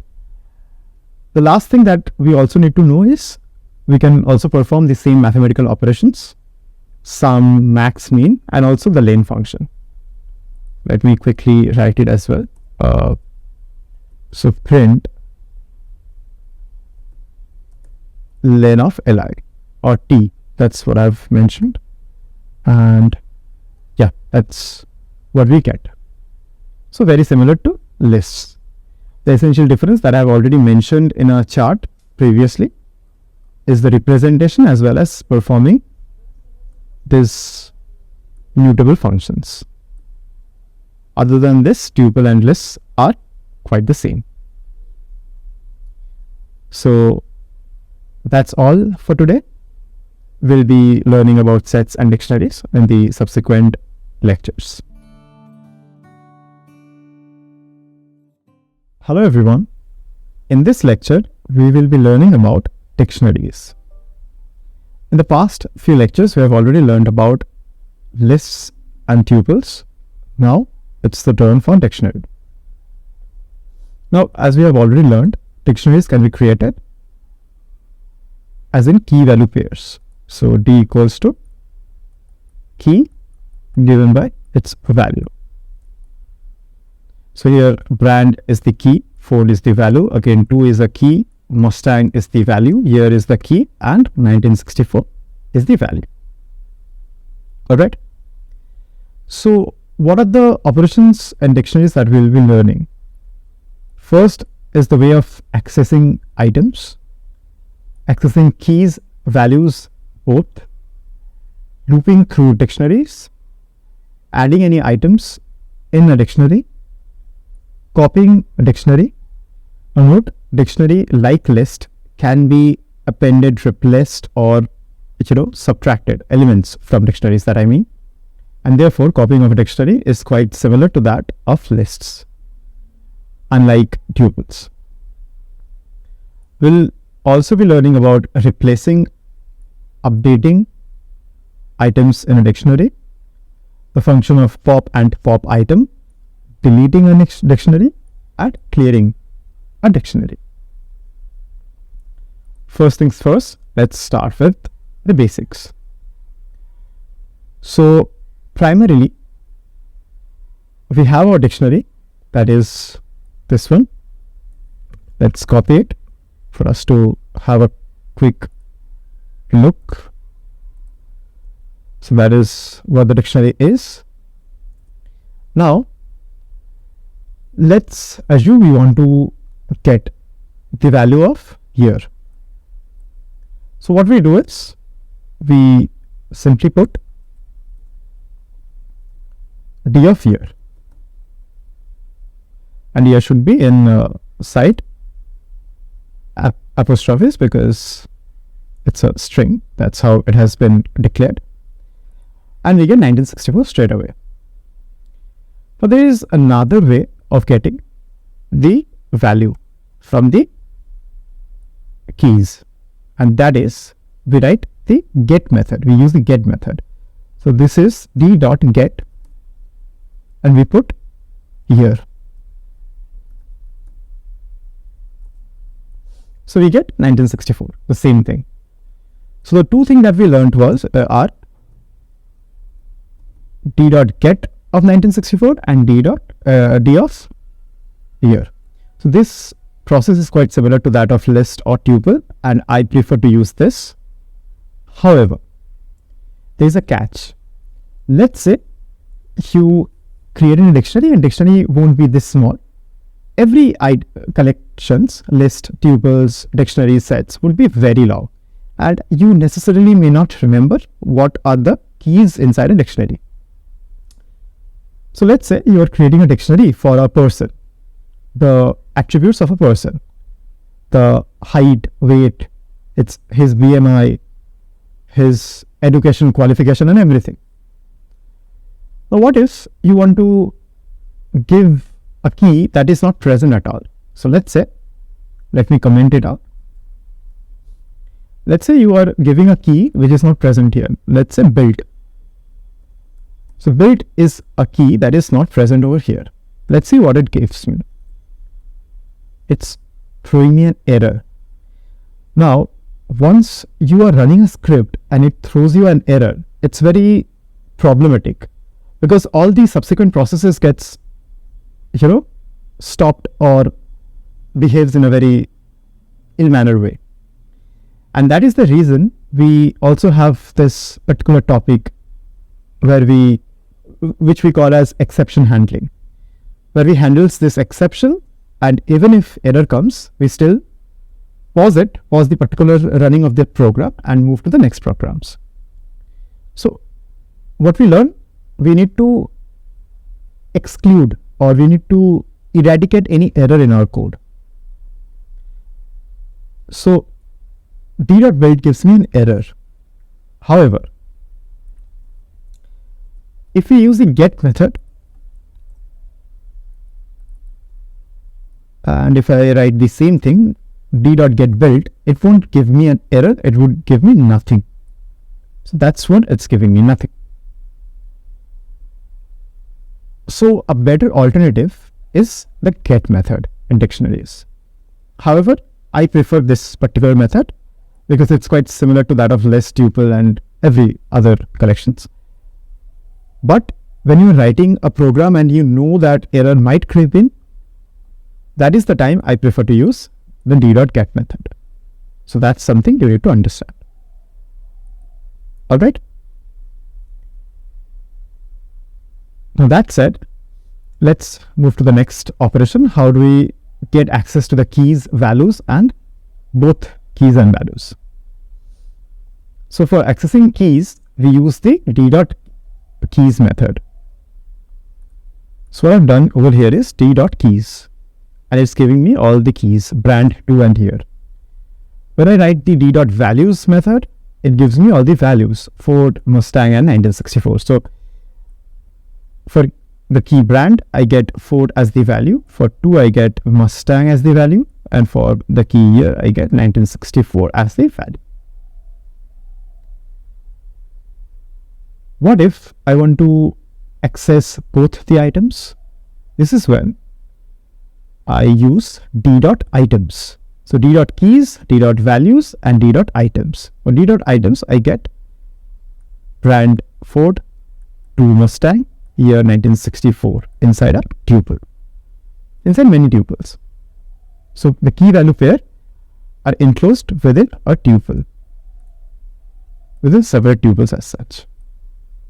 That's how accessing keys, values, and key value pair works. Now looping through a dictionary is very similar to that as list, only the factor that here we might want to take the keys or the values or both. So for keys, what we do is, for I in my dict contains this thing, and when I print I, it gives me all the values of key. So brand, so brand, 2, and year. That's what we get. Now if you want to get the values out of it, what we do is d of I. So for list, if you remember, d of 0 or li of 0, whatever you want to call, gives me the value because it was index based. A dictionary is key based. So we write d of the key. So d of Ford, d of brand, d of 2, d of year. That's what happens. And it gives me the values. Now, what if we want to get both? We simply write for I, j in my dict, or any variables that you want to take, any pointers rather, not variables, in my dict dot items. This is what you need to add, dot items. Print I, j, and you get the key value pairs. So brand Ford, 2 is Mustang, here is 1964. That's how we take both the key value pairs together. Alright. So what if we really want to add any variable to the dictionary? Not variable, but a key value pair. Only key or only value cannot be added. So we have this my dict having 3 keys and 3 values attached to it. Right? So this is the key. Now we want to add another key, let's say, and that let it be color. and the color of the Mustang is red. So what we simply do is we call the dictionary that here it is mydict of color equals to red, and it simply gives me color comma red as another key value pair, right? So it was the original dictionary up to year 1964. The next one, when we added color comma red, got added.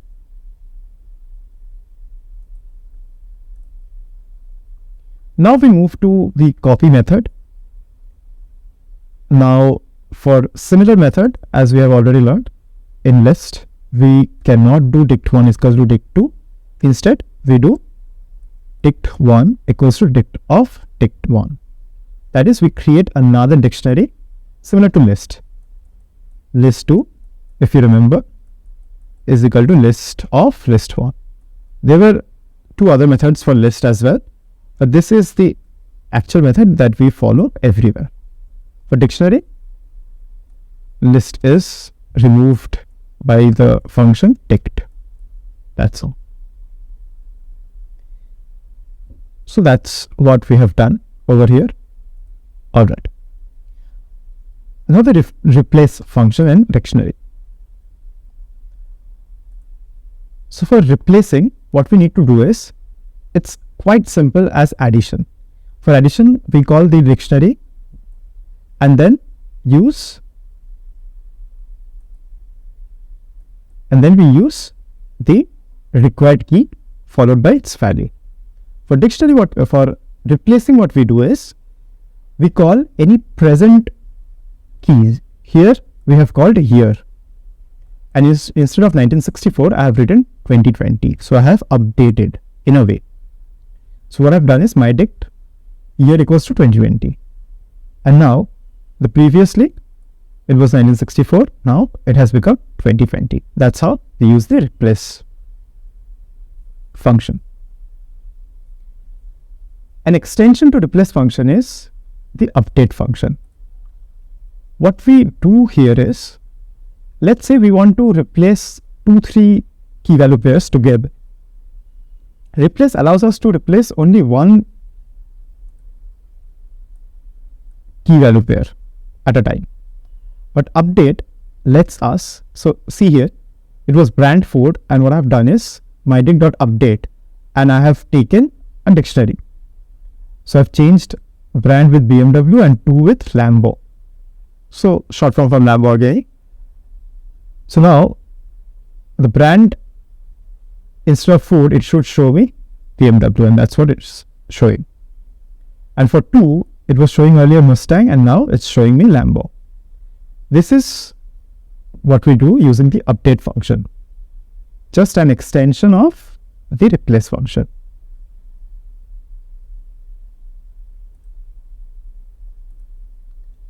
Now we come to the pop and pop item. It is again quite similar to that of list. So what we have done here is mydict.pop brand. So I have popped the, in list, remember what we used to do is li.pop, and we used to put the index in place, right? So that the value got deleted. But since dictionary is a key value pair, we write .pop and followed by the key. So I have taken brand, therefore this got deleted or popped out, and we get 2, Mustang and year, 1964, the rest. What is pop item then? Pop item is when we are not sure what we want to remove. For example, when I wrote li.pop, it removed the last item. For dictionary, pop item does the same. It removes the last item. So I have written mydict.pop item. It has removed the year part.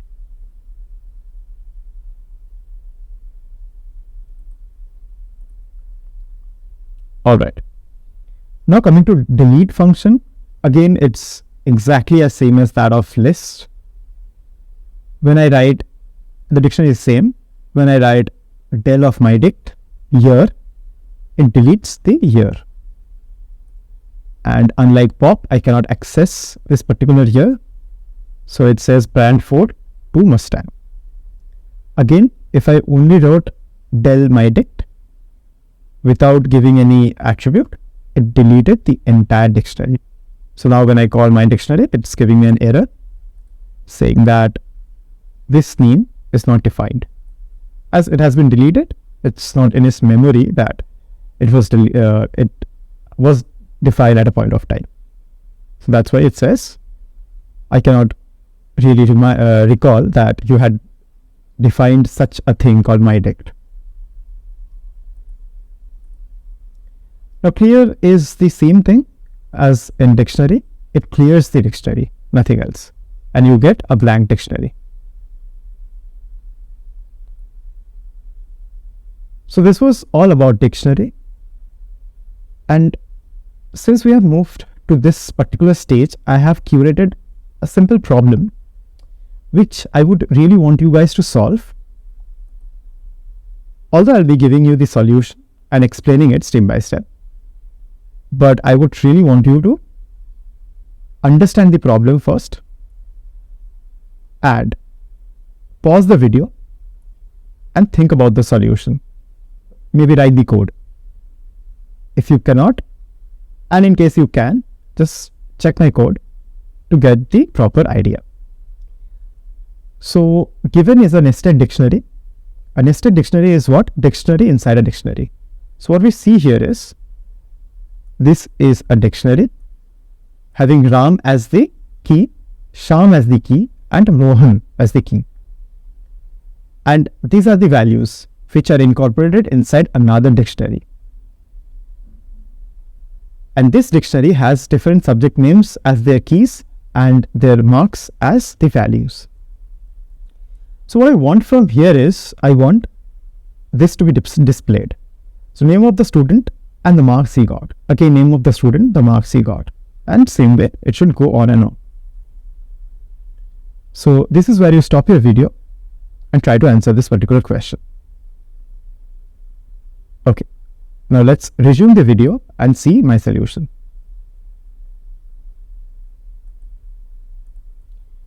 Alright, so what I've done is, this is the first step that I've taken. I have declared the entire list, the entire dictionary, so as that I can work with the dictionary. It's quite simple. I've taken Ram as the key and this dictionary as the value, same for Sham and Mohan. And again, inside this dictionary, all the subjects as their keys and their values as marks. Their marks as their values. Now, understand the solution. So, what I've done over here is, I've taken for I, j in student marks, which is the name of the dictionary, student marks dot items. If you remember, dot items gives me the key pair value, right? Print name of the student is I. So let's understand what it actually does step by step. So, any guesses what this would give me? Print I, j. Let's say for I, it should give me the key, and for j, it should give me a value. So it should give me the entire value. Ram, Sham, Mohan should be the keys, and their dictionaries containing marks and the subject name should be their values. This is what exactly we get. Now remember, I want to get this as, name should be differently accessed, and the marks and their subject name should be differently accessed. So for that, what we do is, I take I and I do get the name. And now I have to tweak a little bit of something. So for that, I just need to create an if string, if you remember what it is. So name of the student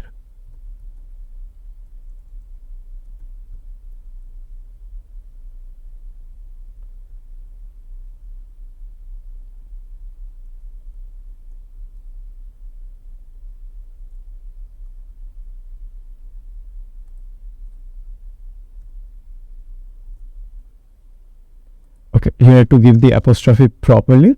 So now it's working perfectly. So name of the student is Ram, Sham and Mohan. Now what we need to do is, we need to find their marks. So what I'll be doing is, so now J has all their, okay, let's see what J has. So J has the name of the subject and marks. So what we can do is, we can take two other pointers, let's say for, let's say A comma B, right, in J dot items. Should this be making any sense? So what would this do? It would take these dictionaries and treat this as key and this as values. Let's see. Print AB. Yes, it is performing our task, right? Now what we need to do is, we need this as the output. So maths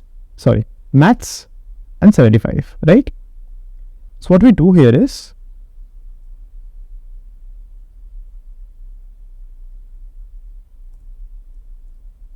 let's create another F string.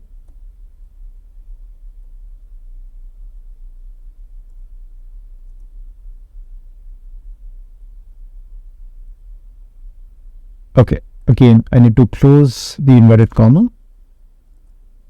And yes, voila, we are getting the output as we want. So name of the student, I have used the F string, and I, we're getting the names. And then again going inside this next dictionary as j.items, and I am naming them as A and B. So A is the name of the key, that is maths, science and English, and B is the name, is the marks, that is the values. That is what we are doing. So I hope you understood this. If not, do try to get it on your own and practice this kind of things. Alright.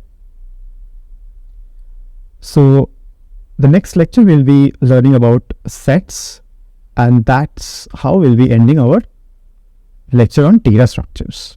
Hope to see you in the next lecture as well. Hello everyone. In this lecture we'll be learning about sets. So we have already learned about lists, tuples, dictionary, and now we'll be learning about sets, which is the last data structure in our curriculum. So first, let's understand how do we represent a set. So it's very simple. As list and tuples, just we put the second bracket, and we have already discussed all of them. Alright.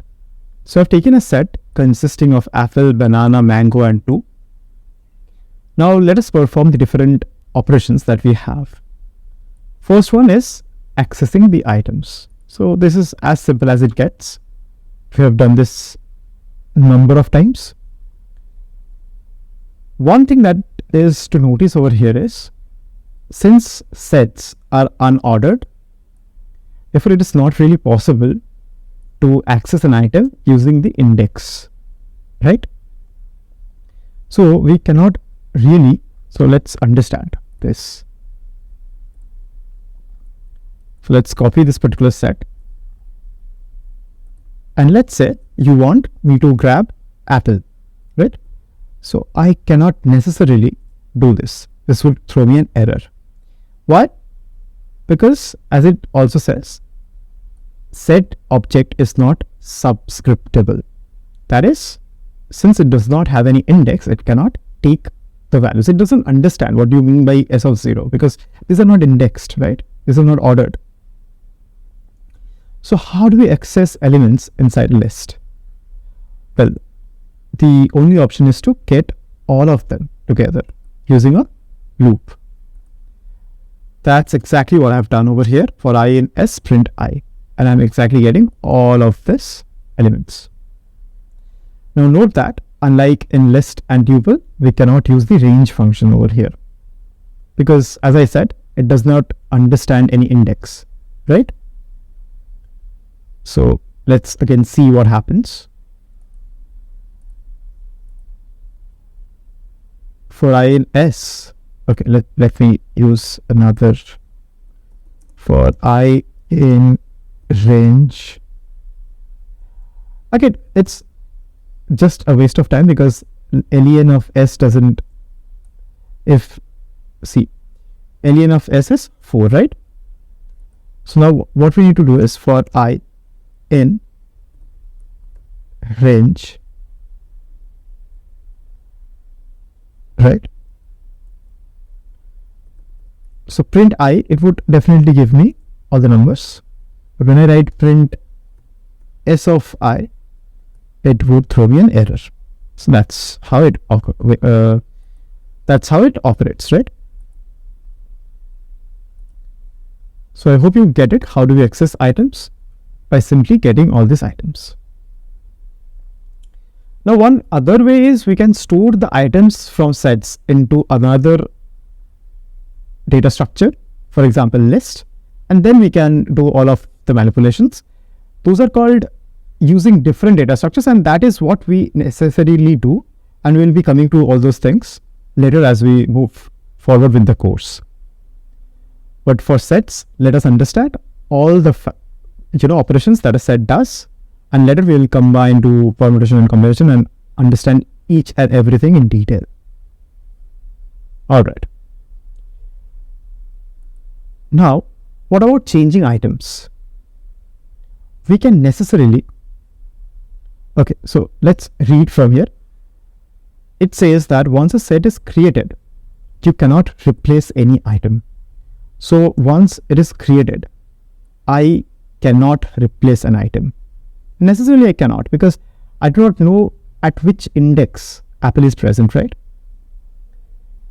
Let me show you one important and interesting thing over here as well. So what happens is, let's say I'm creating a list, right? You might expect that Apple is located in the first place, but no. When I print this list, see, 2 comes over here, apple, then banana, then mango.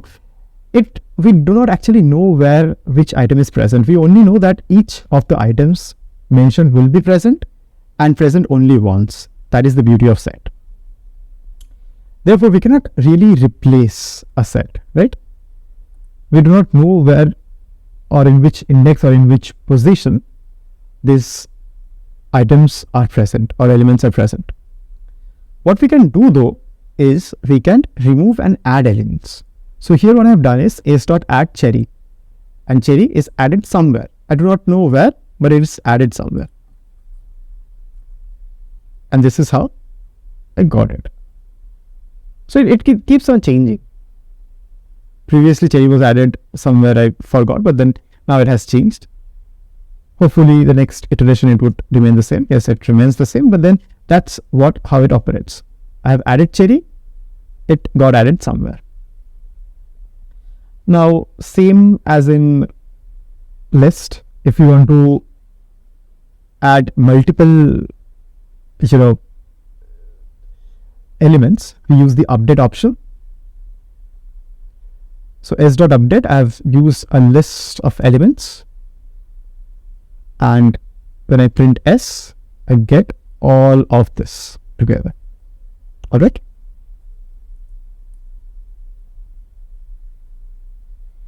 Now, one very important thing in set is the set operations that we perform. So first, let us understand what are the set operations. The first is the union. So let us consider 2 sets. All right. Let this be called as S1 and this be called as S2.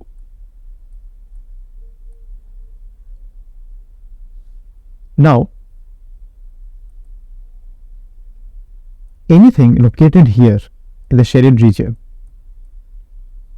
is to be termed as S1 intersection of S2. Oh, sorry, the intersection is, so S1 intersection of S2. This is the region. What is S1 union S2? This is basically the intersection region plus this region plus this region. So this is union. Necessarily, it can also be written as S1 plus S2. Now, S1 plus S2 means this region, this region. Okay, let me make you understand in a different way. So S1 means this, S2 means this, and now this particular region gets repeated twice, right? That is the intersection part, gets repeated twice. So we can also write S1 union S2 equals to S1 plus S2 minus S1 intersection S2 minus this intersection part. Alright.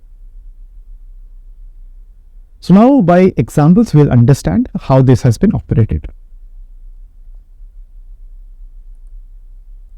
Alright. So I've taken two sets. One is S1 containing 1, 2, C and D. S2, 1, A and D. So what are the common elements over here? 1 is a common element and D is another common element, right? So S1 intersection of S2 should give me 1 and D, because these are the regions. So 1 and D lies over here and A over here if this is S2, and if this is S1, here lies 2 and C. So S1 intersection S2 is 1 comma D. And union, that is S1 union S2 is all of them together, that is 1, 2, C, D and also A. 1, 2, A, C, D, right? So let's understand.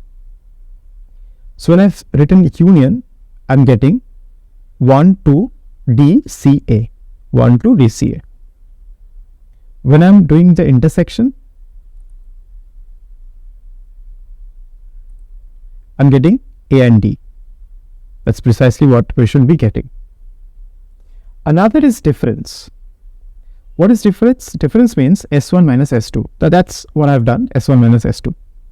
So when I'm doing S1 minus S2, understand. So S1 contains 1, 2, C and D. If I subtract S2 from it, so I'll be subtracting 1.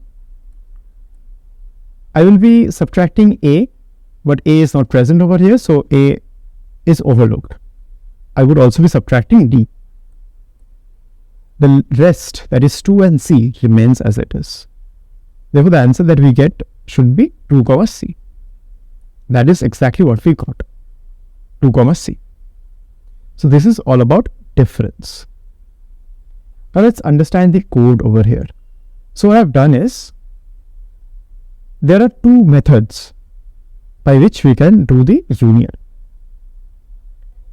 One is we use the OR symbol. This is the OR symbol, S1 or S2, which essentially means take this or this, that is entire thing. Or we can simply write S1 dot union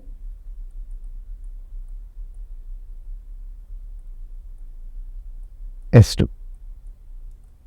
Both does the same thing. Exactly same. For intersection, we take the AND operation. Means this and this. Wherever the two common things, we might also use the intersection function, dot intersection. For difference, what we do is S1 minus S2 or use the dot difference function. So these are all the set operations that we have learned. Now set also has the remove methods as present in lists. So pop, remove, discard and clear, all very similar to list. Although discard is a new thing to learn, so we'll be doing that. So pop is quite same. You have all the items. Here what you do is s.pop and it removes any item. Now you necessarily do not know which item is going to be removed. See, removes only the last item. Since sets are unordered, we don't know which item gets removed. So pop is something that is there, but we do not necessarily use it. But yes, we definitely can know which item has been removed. Right? Now another important function is remove. It removes the specified item and it gives error if the item is not present. So quite similar to that of list. So what we have done over here is s is equal to all the names as previously, s.remove banana, and now when we print we get the set without banana.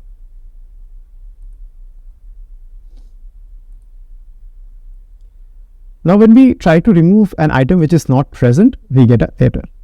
So that is quite the same for list as well as set.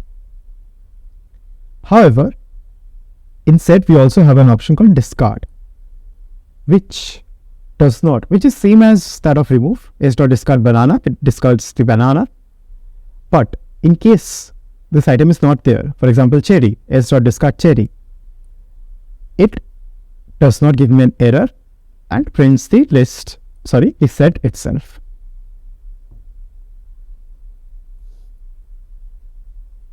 The last remove function, that is clear, again as similar to that of list, it clears the set and that's why we get a blank set.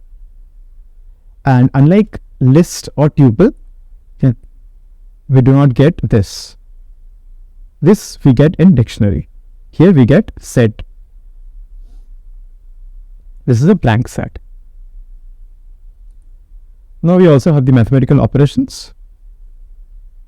So sum we also have the max and mean and the len as we have shown.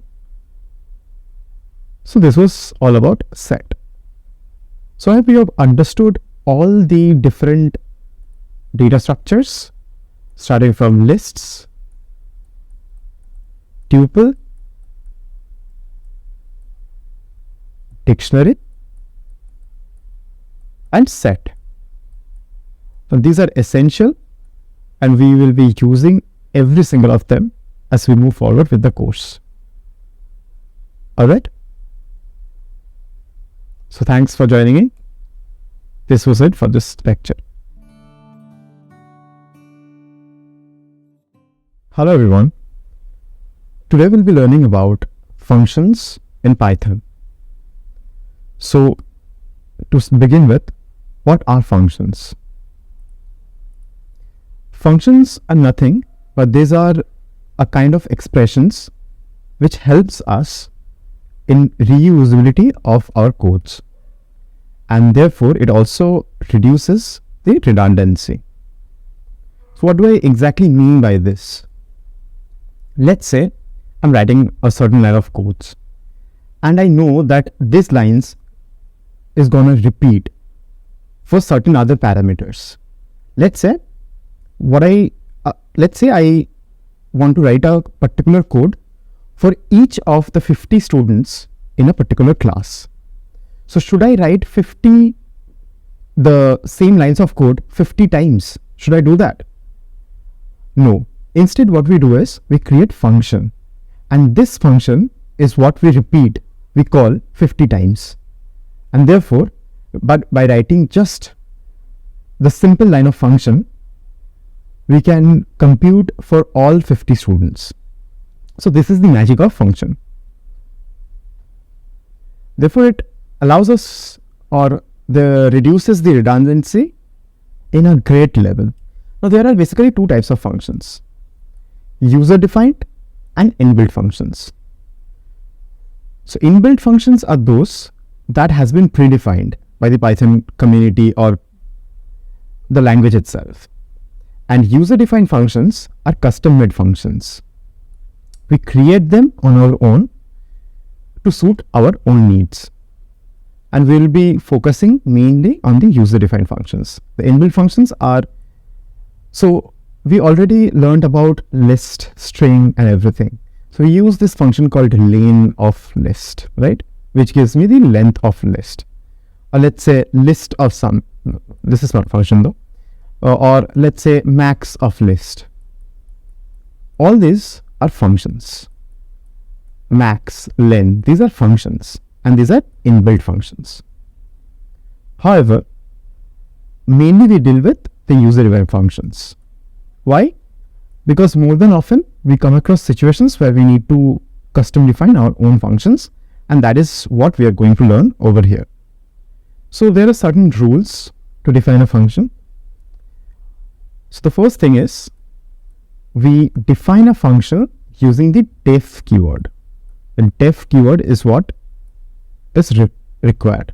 So this is how we define our function. First we write def, then it is followed by a function name. So here demo underscore function is the name of the function. So that's what we do. Def, then the function name. After that comes the parenthesis enclosed in a first bracket or parenthesis, whatever you want to call. So a is basically the argument or the parameter that we will be using. So don't get overwhelmed if you do not understand the terms as of now. You will be totally comfortable towards the end of this lecture. Trust me on this. This is what we call as parameter or argument, and this is defined inside the parenthesis after the function name. So what we learned? Def followed by function name followed by parenthesis and the argument. Then we write the colon, right? Again, an important thing to note is that this is optional. This name of the argument is optional. Why it is it optional, or when should we include it, or when should we just eradicate it? We'll learn everything. Okay. So finally there comes the colon to end the function header. So this marks the end of the function header. After that comes the body of the function. It consists of one or more statements, and these statements must have the same indentation level. So after the colon, we go to the next line where we write the body, and the body should have an indentation. Generally, we take a tab indentation. What is a tab indentation? You have the tab bar in your keyboard, right? You press it once. So the indentation, the space that is given by the tab, is called the tab space. And that is the indentation we generally follow. However, you can make your own indentation, maybe 2 times pressing the space bar, or maybe 4 times. Tab is basically pressing space bar 4 times. So you can follow your own indentation level. That matters nothing. But remember one thing, the indentation level that you're following should be uniform throughout your code. Generally, if you're using a Jupyter notebook, you need not even put the indentation. When you press enter after pressing colon, it generally takes the tab space indentation. So that is how it goes. However, you may be using other compilers as well, wherein the indentation does not necessarily take place automatically, and there you might want to press the tab.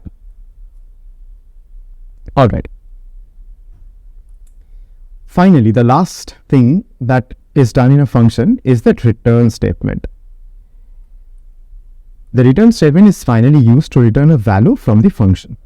So here I have also written the return function. Now let us understand what this function does, right? So I've written, it's defining a function over here. So I've written the def keyword, name of the function is demofunc. After that, parenthesis and the parameter name, that is a, followed by a colon to mark the end of the function header, right?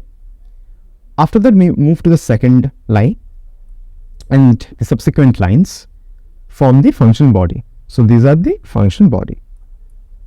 Here what we have done is, I have defined another variable which is in the local scope, if you remember the scope of a variable. So b equals to 2. I have also defined another variable called prod, which is equal to a into b.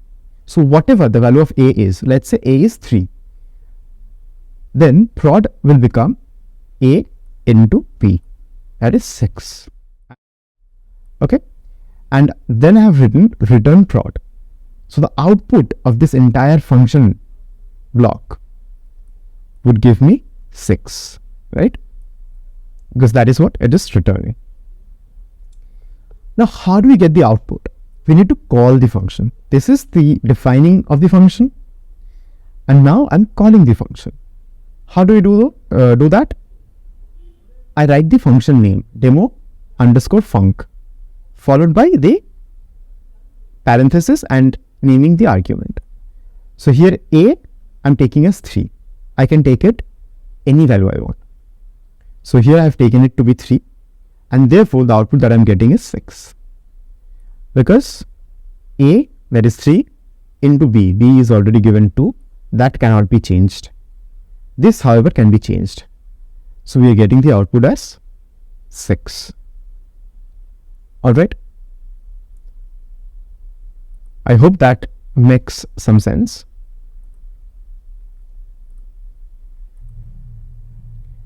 Okay. We will be understanding more when we go to the lab session. Alright. But before that, I also want to let you know some more facts about parameters. So parameter is what? Def followed by function name. Let me call it to be func. And then parenthesis, and here comes the argument, right? This is the argument. So this argument can be of the following 6 types, right? First, we can take no parameter or no argument. Parameter is synonymous with argument.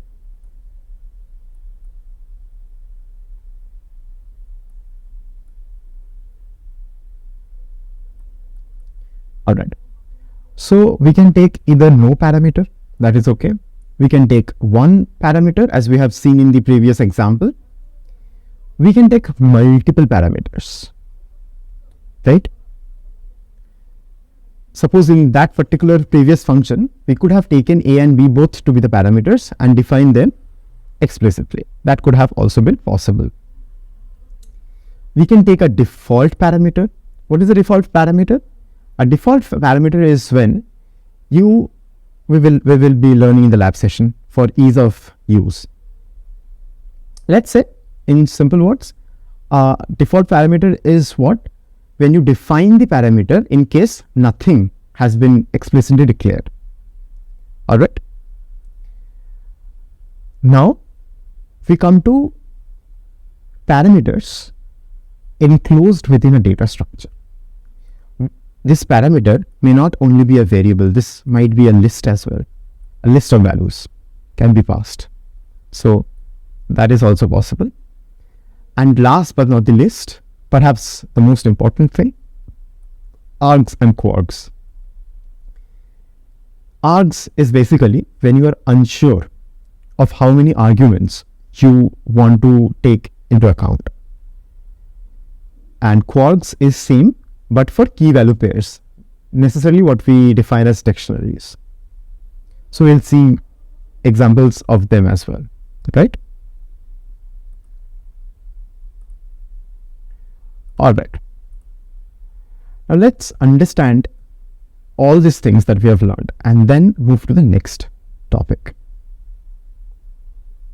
Let me quickly go to my lab session.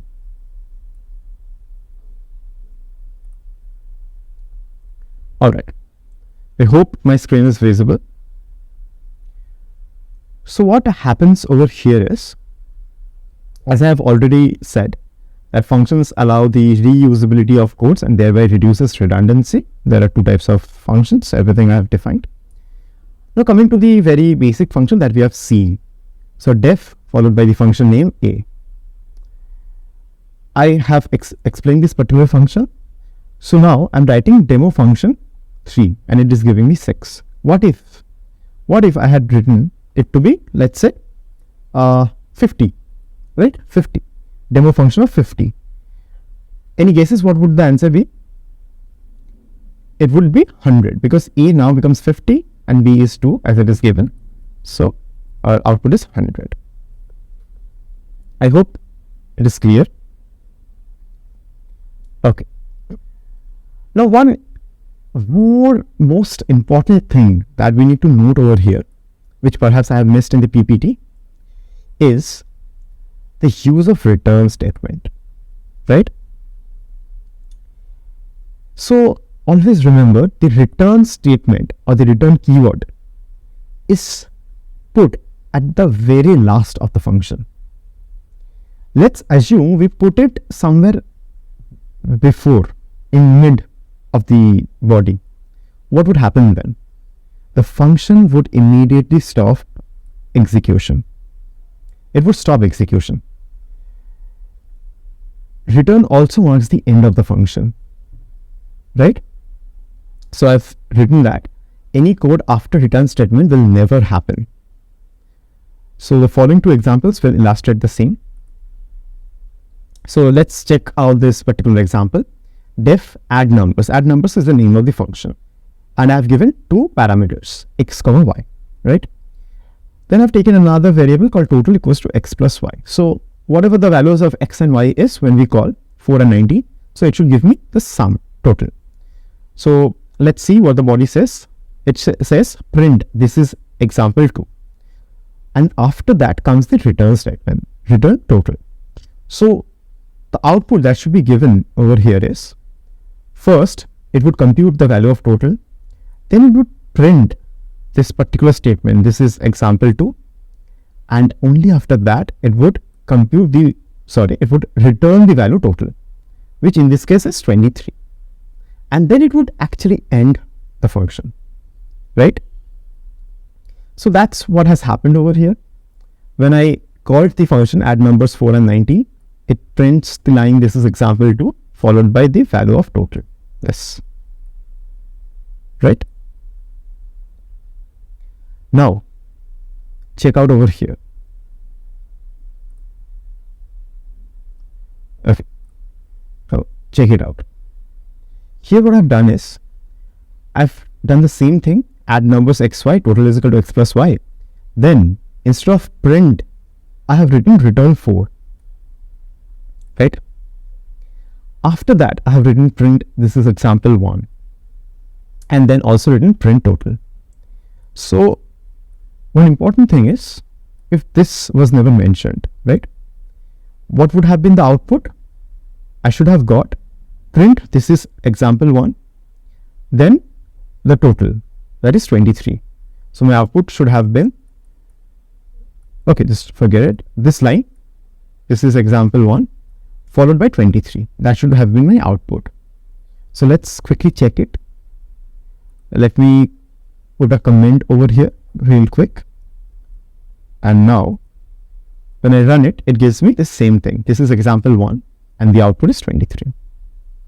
But since I have not, so what I exactly did, if you have missed it, I've just put a hashtag which actually comments the statement, and yeah, this is what I get.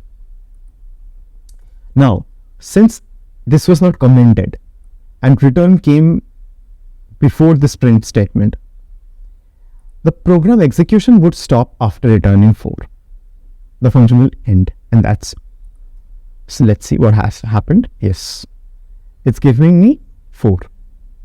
Out of nowhere, it is not printing the statement, it is not giving me the total, it is doing nothing, but it's giving me 4 as the output. So I hope you understand the use and the power of return. It not only gives me the output that is specified over here, it also ends the function, and that is a very important thing to note. All right. Okay, so that's it. Let's move to the parameters part that we have already learned, right? So we'll be understanding all the 6 parameters.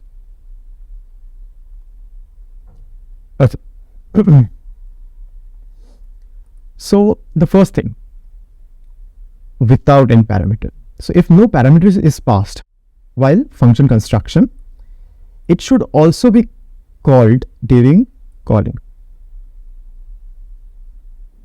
There might be some mistake in the writing. What I essentially mean over here is, if no parameter is passed while function construction, it should not be called during calling. So what I've seen all over here is, I was passing these 2 parameters, right, x comma y, and while calling I was passing 2 parameters as well. Same for here. During construction I created 1 parameter, during calling I called 1 parameter. So now when I do not create any parameter, while calling the function I should not call any parameter as well. So def func print hello, when I call the function it should print hello, and that's what it is essentially doing. It is calling hello. What if I actually gave a parameter func of a? It is giving me an error. Why?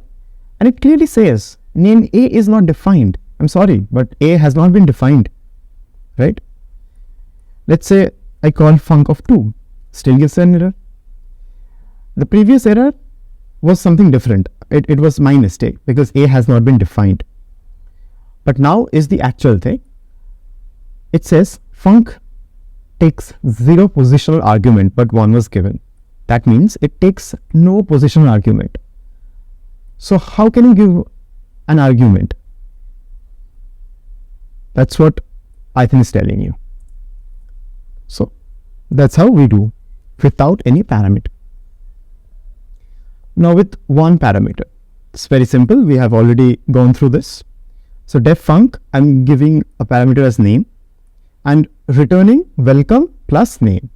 So whenever you give something, it returns welcome that particular name, and that's what exactly has happened. Welcome Steve, right? Now taking into account multiple parameters, this is very simple as well. I've given A, B, C as the parameters and I've called 4, 5 and 2. What does the body say of the return statement? It says A plus B into C. So Brodmer's rule will be followed, B into C. And one most important thing to note over here is, when I say A, B, C and I call the function func, okay, let me just do it over here. So A is basically mapped to 4, right? B is mapped to 5 and 2 is mapped to C. That's how it works. A will always be marked to 4, the first one. Second one will be marked to the second one, and third one will be marked to the third one. That's how it operates.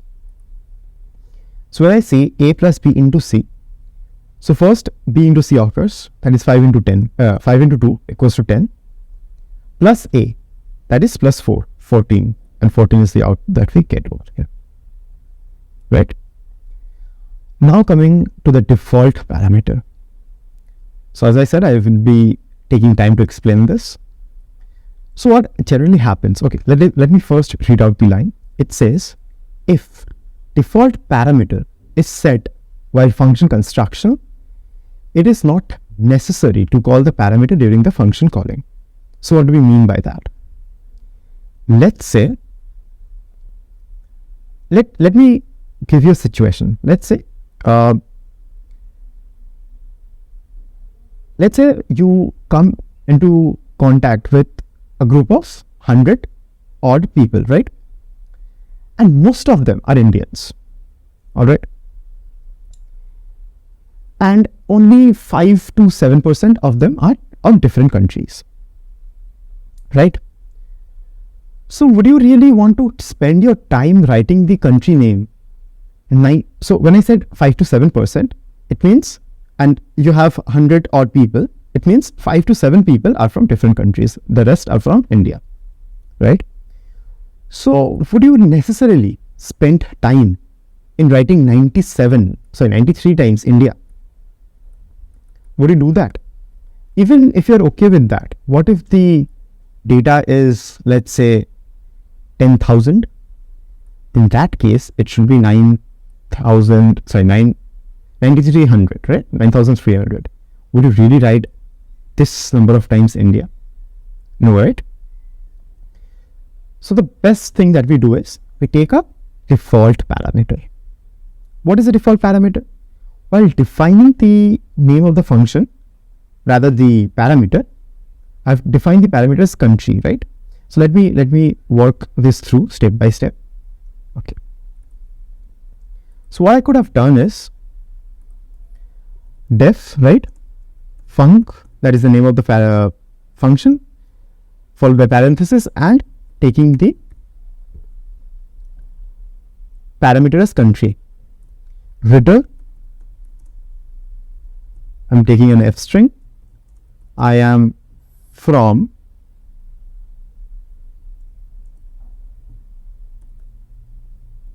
country, right? Now when I call the function, I should be giving a name, right?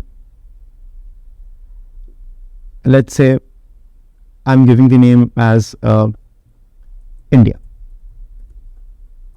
So it says I'm from India. Let's say I'm giving the name Spain. So it says I'm from Spain. And now what if I give nothing? It gives me an error and says missing one required positional argument. So you had already defined parameter as country and you're not giving any parameter. Why is that? I cannot understand. That's what the Python is telling you. So please give me an argument, right? Now, had I defined a default parameter, that is country equals to any name, let's say India, right? And now I say I am from country. So if I just called func, it would give me I am from India. Why? Because default is that you are from India. As I said, 7% is from other countries and all the rest 93% are from India. So that is something that I would be using. So when I'm calling func, it is giving me that I am from India. Now let's say for the rest 7 of them, let's say one of them is from Spain. So nothing, just give the argument that I am from Spain. Right? And that is what you're getting. I'm from Spain. Let's say I'm from Australia. I'm an Aussie. I'm getting that I'm from Australia. Right? But if you're not giving any argument, you'll be getting India as the print line. That doesn't mean that you cannot give India as the argument itself. I'm from India. That can also be done. But if you do not give anything, you will get this particular output. So I hope this is clear to you. This is the power of default parameter. Alright. Now one quick important difference between default parameters and no parameters. If you did not give any, if let's say out of the 100 odd people, 100 were Indians, then what would I have done? I would not have defined any parameter as such, because I know there is no other people, right, from any other country. So this is what I would have done. I'm from India, and each time it would have been printing I'm from India. And now I cannot pass any other argument over here. We use default parameter only if there is a discrepancy. Let's say 1 to 2%, 3%, some percent of them are from other countries as well. Only then is when we use the default parameter. So I hope the difference is clear to you. Alright. Now moving to passing a data structure as an argument. So that is quite simple. I've done the same thing. Def func food. Now for I in food, print I. Right? So what's happening now, I have defined fruits to be a list of fruits and an integer as well, apple, banana and 2. Now when I'm calling func of fruits, it's returning the loop. So it's giving me apple, banana and 2. That's what it has done, right? It's quite simple. Instead of this argument to be a string or numerical number, integer, it's just a list over here. It can be anything, a tuple or something like that. Doesn't really matter. But one important thing to note over here is I'm using the print statement and not the return statement. Can you guess why? So I've quite explicitly written the reason. Return here will not work. Why? Because it will return only the first element. What had I already mentioned? Return ends the function, right? Whenever you find the return statement, it returns the element and ends the function. So return I would only give me apple and then stop from being execution. Print, on the other hand, will print all the elements in the list. So that's the reason I have used print over here. So that is all. Now, coming to one of the most important things, that is use of args and quarks. Okay, so if you're unsure about the number of parameters to be passed, use args or quarks, not ands. It should be args or quarks, depending upon your need. So args, how is it written? Star args and quarks, double star quarks. So args are basically non-keyword argument, gives output in the form of tuples, and quarks are keyword argument, gives the output in the form of dictionary. So let us understand the same. I've defined a function, students, with both args and quarks, right? And note that this star is what it makes it to be args, and double star makes it to be quarks, right? You can use any other name instead of args. You can use any other names instead of quarks, but this star should be given, and here both double star. But for general purpose and for understandability, we generally use args and quarks and not any other name. You can even use Mickey Mouse over here and let's say Tom and Jerry over here. Doesn't really matter. But for people to understand, we use args and quarks. These are the key name that has been used. Although these are not defined keywords. These are things that have been coming through ages, and that's the reason we use them. Okay. So what I've written is print args. So the function would print args and also print quarks.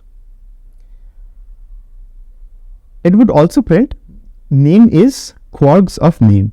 Alright. So now I'm passing the function with the arguments. So student, that is the name of the function. The arguments are math, arts 2, and name equals to John, age equals to 24. So all these three, comma separated, non-keywords, will come under args, right? These are keyword elements. Name equals to John, age is equal to 24. This will come under quarks. So let's see. When I'm calling the function, first it should print the args. So it's printing math, arts and 2 as args.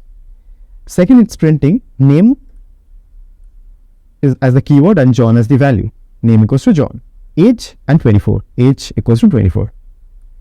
So these are quarks, right? And the last thing, name is quarks of name. So name is quarks of name. That is quarks of name. It should be John. So name is John. Do you get it? That's how args and quarks actually work. Alright. Now, coming to another important aspect here. So, if we unpack the items, if we pack the items in data structures and call them by the variable name, expected output cannot be received. So what I've done over here is I've done the same thing, args and quarks, print args and quarks, right? Now, instead of passing the arguments inside the function name, what I've done, instead of calling the function with the arguments, what I've done, I've also created two variables, right? One for the args, where only the args are given, and one for the quarks in the form of a dictionary. This in the form of tuple and this in the form of a dictionary. Now what I've done is I've called student of courses, info. What necessarily we will think should have happened is for args, it should have printed math, arts and 2, right? This thing. And for info, it should have printed this. But this is giving me a weird output, and after that, a blank dictionary. Why is it so? So why is it so is a very difficult question to answer. I even don't know how it computes the same, but this is totally wrong. We are not allowed. This is not the method of unpacking. Since we have packed the arguments inside a data structure, tuple and dictionary, we need to unpack them in order to get the desired output, right? So what is the process? Nothing. Simple, since I know that courses falls under args, right? This falls under args. So you just need to give a star over here. Star courses. And info falls under quarks, so you just need to give 2 stars. That's all you need to do. This would unpack all the arguments and you would get your desired output. Let me clear it out. So that's exactly what I have done. Star courses and star info, and see the output that we actually wanted. We are getting the same. For args, we are getting math, arts and 2. For quarks, we are getting this. Alright. So I hope this is clear to you. In the next lecture, we will be learning about lambda functions. Alright. So wish to see you in the next lecture. Bye.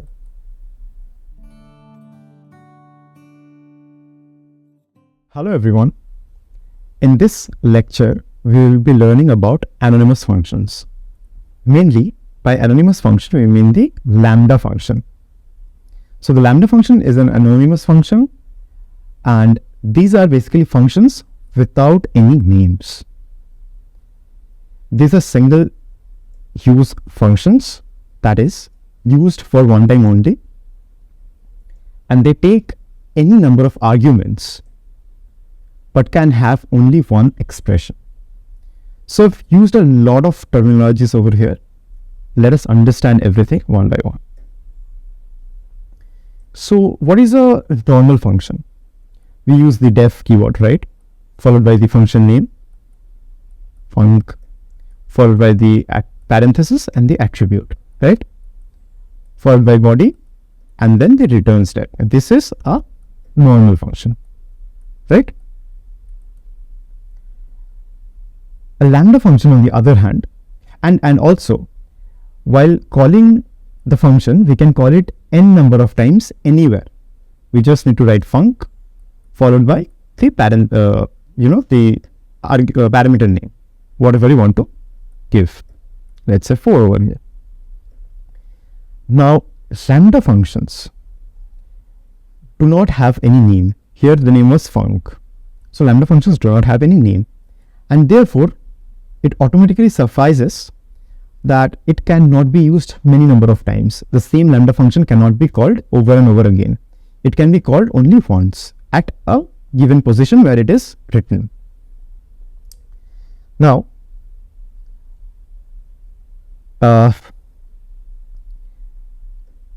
it can also only have one expression, while normal function can have multiple expressions, right? Let's say what I want to do, I want to, let's say, okay, so let's say I want to write total sum, let's say total t is equal to x plus y, right? X and y has been defined, let's say, or maybe I'm taking that in the parameter itself.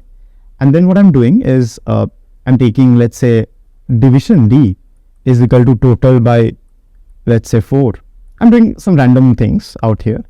And let's say exponential is equal to t by 4 into to the power, 3. So all these things cannot be done in lambda function. I mean, it can be done, but in a single line. You cannot take 2-3 lines to do that, to compute your work, right? All right. The syntax for lambda function is lambda. So that is what we write. Lambda is the symbol, the name of the function, lambda. Lambda x, or any name that you want to give, any parameter name you want to give, let's say lambda a colon a plus 5. So that's what will be happen. When you return a, it would give me the value. Let's say the value of a is 5 or 7. So my output will be 12. That's all about lambda functions. So let us check it out.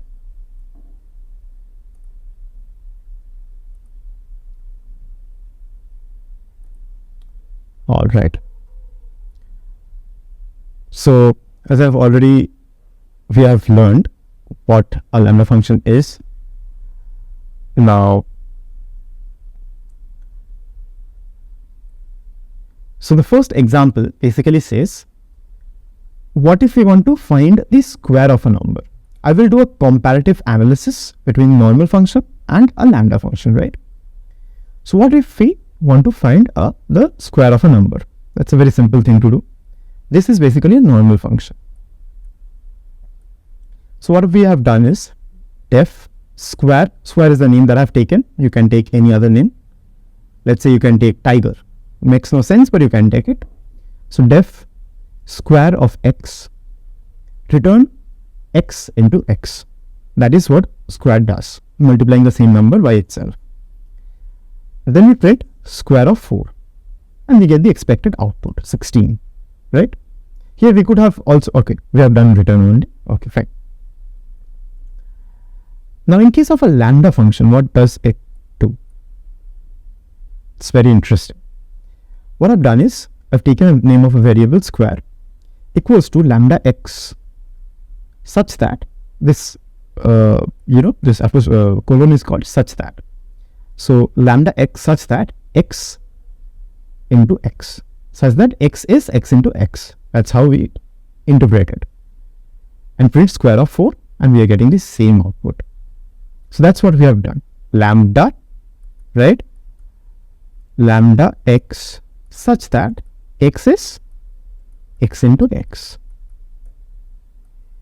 And this is something we have taken the variable to be square. And now what I'm doing is square of 4. So I'm getting 16 as the output. Right? Let me show this by another example. So let's say I'm asked to get the maximum of two numbers that has been entered, right? In case of a normal function, what would I do? Def, I've taken the name as max x comma y. If x greater than 1, return x, right? Max. Else return y. Makes sense. If that is what I mean, if x is not greater than y, then please return y. Just to give you a in-depth analysis, what if x is equal to y? What should it return? It can return any of them. And that's how here it would be returning y, because only this case has been fulfilled, x greater than y. Other than this, it would return y if even x is equal to y or y is greater than x. Anyway, so now when I'm printing max of 3, 7, it's giving me 7. Makes sense. It's an easy thing to understand. Now for lambda function, what I have done is max equals to lambda of x comma y such that x, that is such that return x if x is greater than y, else y, else there is this, return y. And I'm getting the same output, print max of 3 comma 7, and I'm getting 7 is the output, right? Now we come to sorting. So what happens over here is sorting of a list of tuples using lambda function. We need to sort this list based on ascending order of the numericals, right? So we need to sort this list based on ascending order of the numericals. These are the numericals. So what essentially is happening over here, list 1 contains multiple tuples, right? And each tuple contains a string and an integer. And our task over here is to sort the list based on the numericals. So what I've done is list1.sort, right?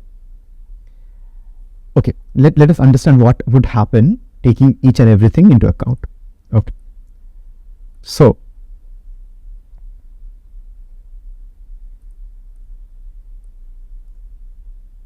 let me copy this out and let me paste it. So we understand this is the list. Now what if I press, right? What if I press list1.sort? What do we get? We get caret 4, eggs 3, zebra 5. So what has it done actually? It has sorted, but based on the strings. First comes C, then comes E, and then comes Z. But our task was to sort based on ascending order of the numericals, not the strings. And that is why we also pass another parameter which is called key. So key here would be, key here should represent the numbers. And that's what we have done. Key equals to lambda of x such that x of 1 is returned. X, this is x of 0, right? And this is x of 1. So that's what we have actually done. And now when I press it, I get, the first is to be eggs 3, then I get caret 4, and then I get zebra 5.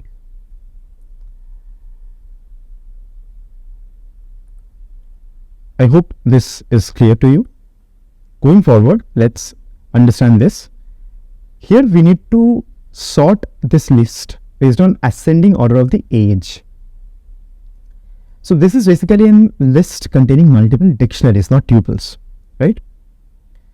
And I need to sort this list based on the ascending order of age. So simple thing, list1.sort, key equals to here would be lambda x such that x of age, right? So x of age is returned. And now see, first age is 12, then it's 16, and then it's 18. So when we have a list containing other data structures, we need to use the particular parameter called key and then define what is the parameter using which I want to sort it. And here lambda function becomes quite important.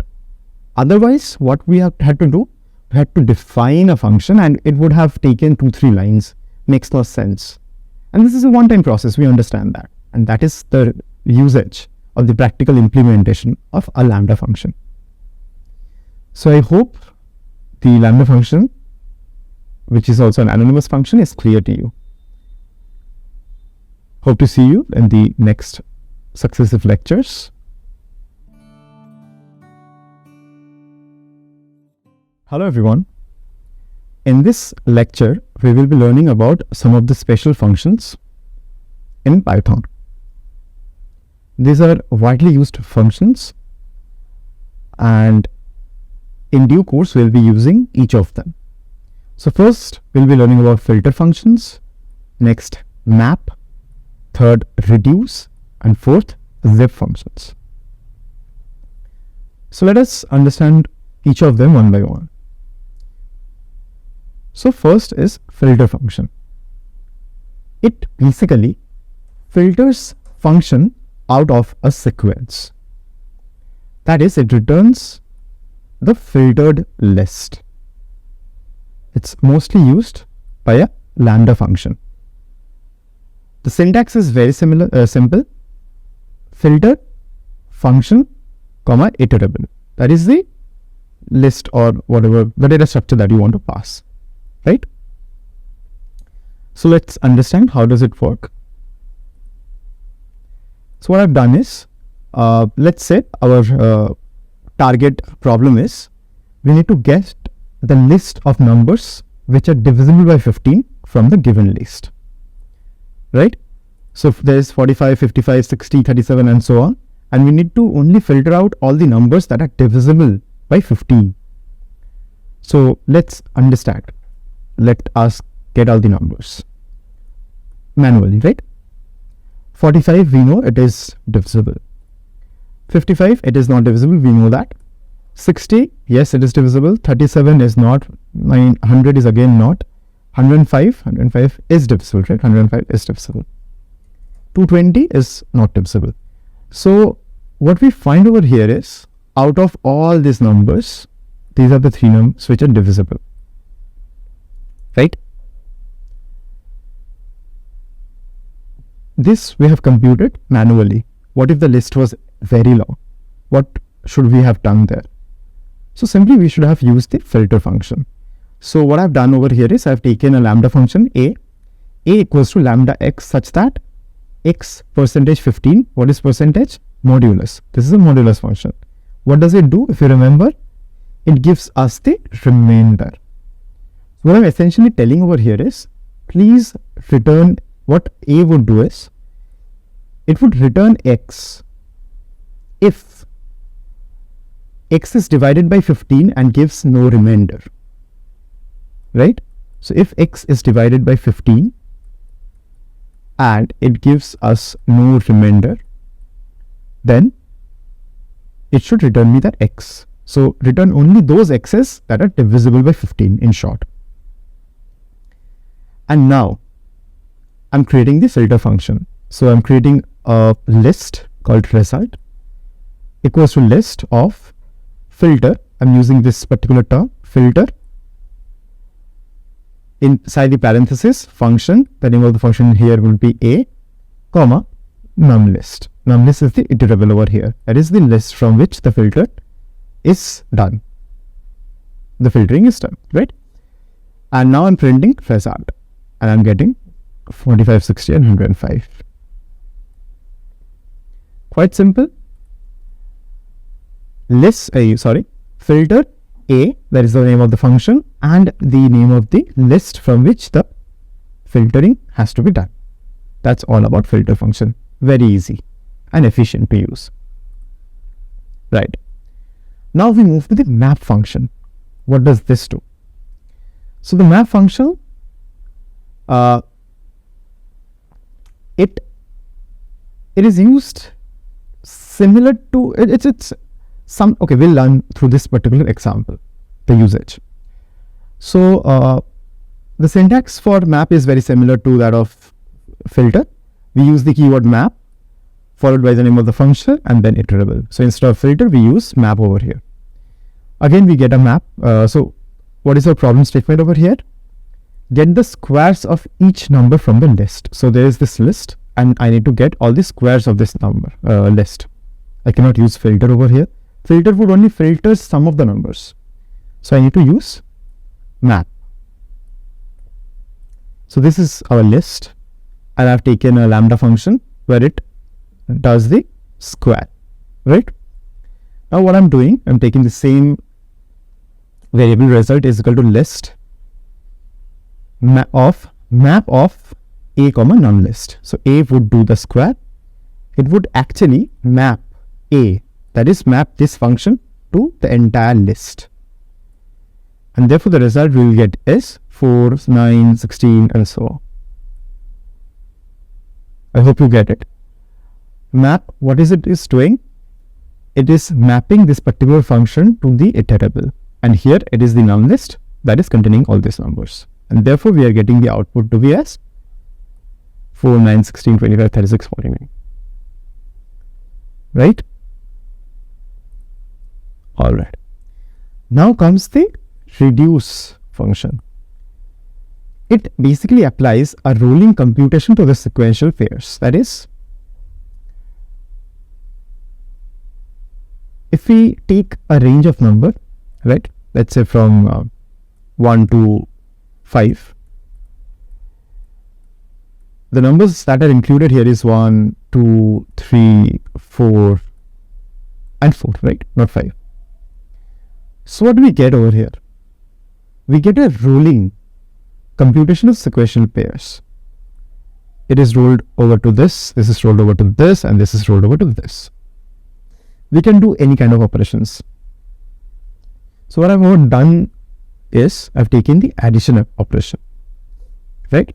So A here would actually add the two numbers. When I say rolling, it means it is taking into account these two numbers, and it would give me the sum.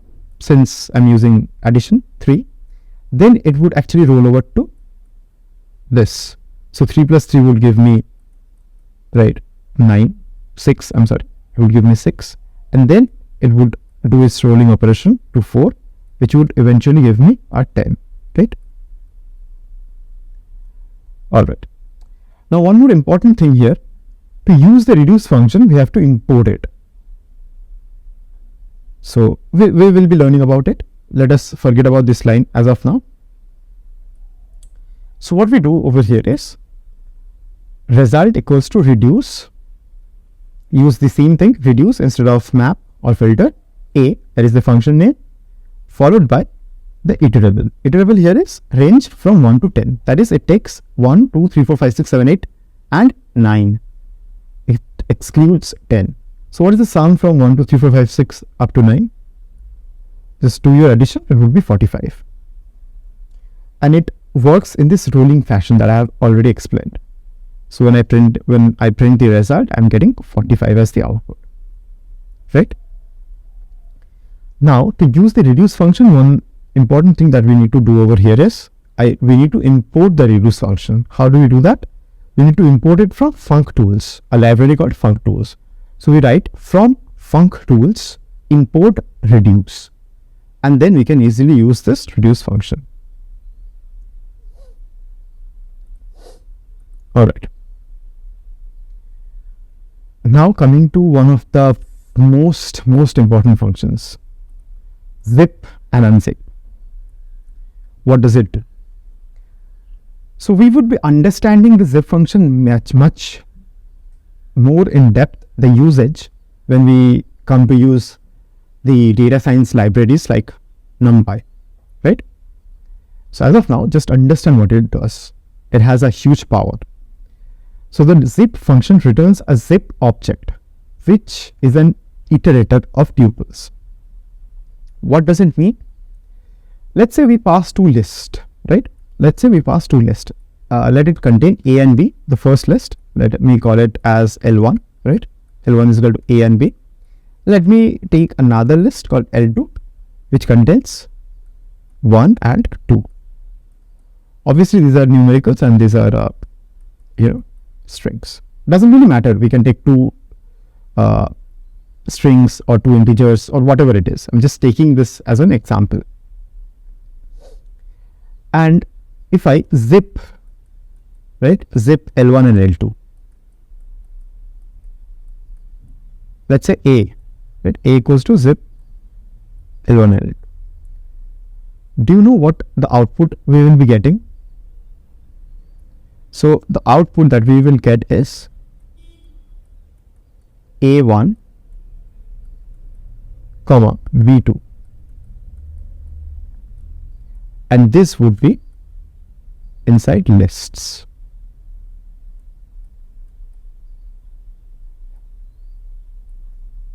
I'm sorry, this would be inside tuples. So we'll be getting a list of tuples. We'll be getting a list of tuples, wherein in each tuple we'll get the first element from the first list and the second element. and the first element from the second list. So on and so forth. So this is the power of zip. You cannot use necessarily a loop or something to do this particular operation. You need to use this zip operation. If you think a loop would suffice, do try, and you are free to use it, but it is not possible. You would soon understand all the problems related to it. So zip is the function that we use to take the first element from both the list and pack it inside tuples. Okay, so that's what I have explained over here. What does unzip does? Unzip does the exact opposite thing. It unzips the master list containing tuples and creates two lists containing, it just reverses the zip process. That's what it does. So yeah, the basic syntax is zip of list1, list2, and for unzip it would be zip and we put this star mark over here and give the name of the super list, so that we get the zip function. So what we have done over here is I've taken names Rohan, Amita, Sushant, Pawan and Kiran, and I've taken the marks to be 67, 34, 78, 85 and 65. That is their respective marks. Now what if I want to pair them up, that Rohan has got 67, Amita has got 34 and so on? We will be using the zipped function for that. So zip of names, marks, and that is taken inside the zipped variable, and zipped list is converting them to a list. When I'm printing list, when I'm printing zipped list, I'm getting the output as Rohan 67, Amita 34, Sushant 78, Pawan 85 and Kiran is getting 65. That's what we have got. Now this was the zipped list, right? When I'm unzipping it, I need to give two lists because there are two lists that were zipped. So I'm giving them names and marks, and I'm writing the syntax zip star zip list. And I'm also converting names and marks into lists. So names list equals to list of names and marks list is equal to list of marks. And now when I'm printing them, I'm getting two lists containing, one containing names and one containing their marks. So that is exactly how zip and unzip function works. So I hope all the four functions, that is filter, map, reduce and zip, are very, very clear to you.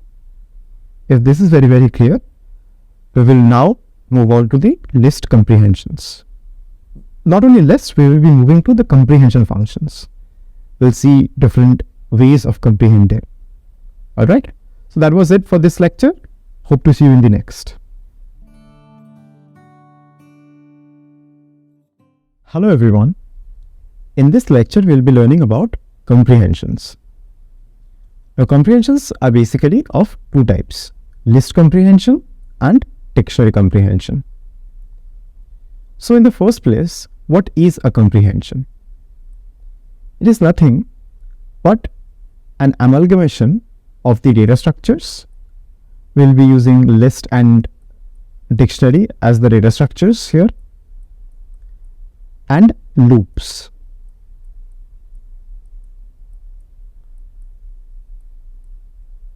So basically, a combination of data structures and loops forms the comprehension. While we use lines of codes in loops, we can use a comprehension instead, which is a one-liner code. So we'll be seeing how do we use that and what are their benefits.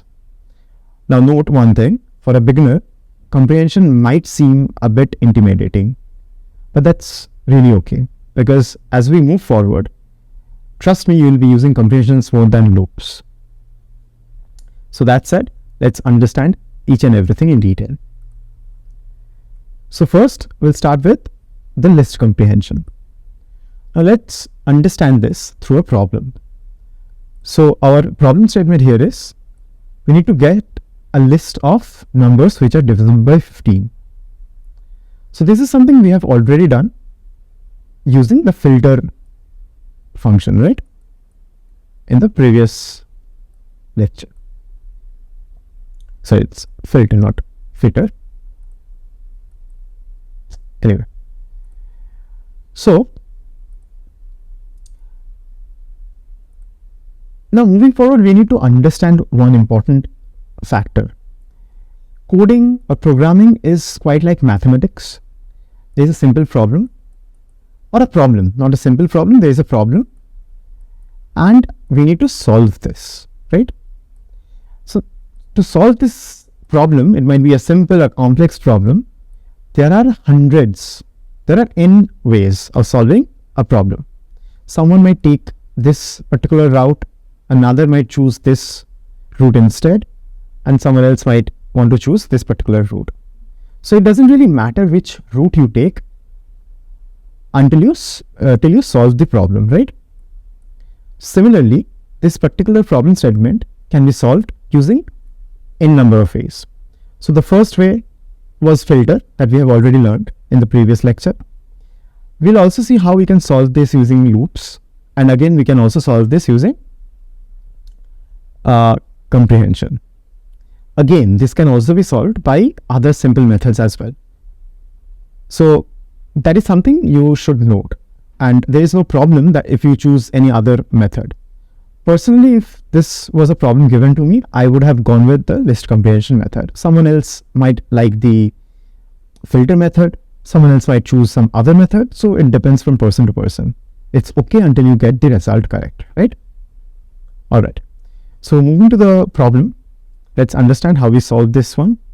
So we have this dummy list containing numbers which are divisible by 15 as well as numbers which aren't.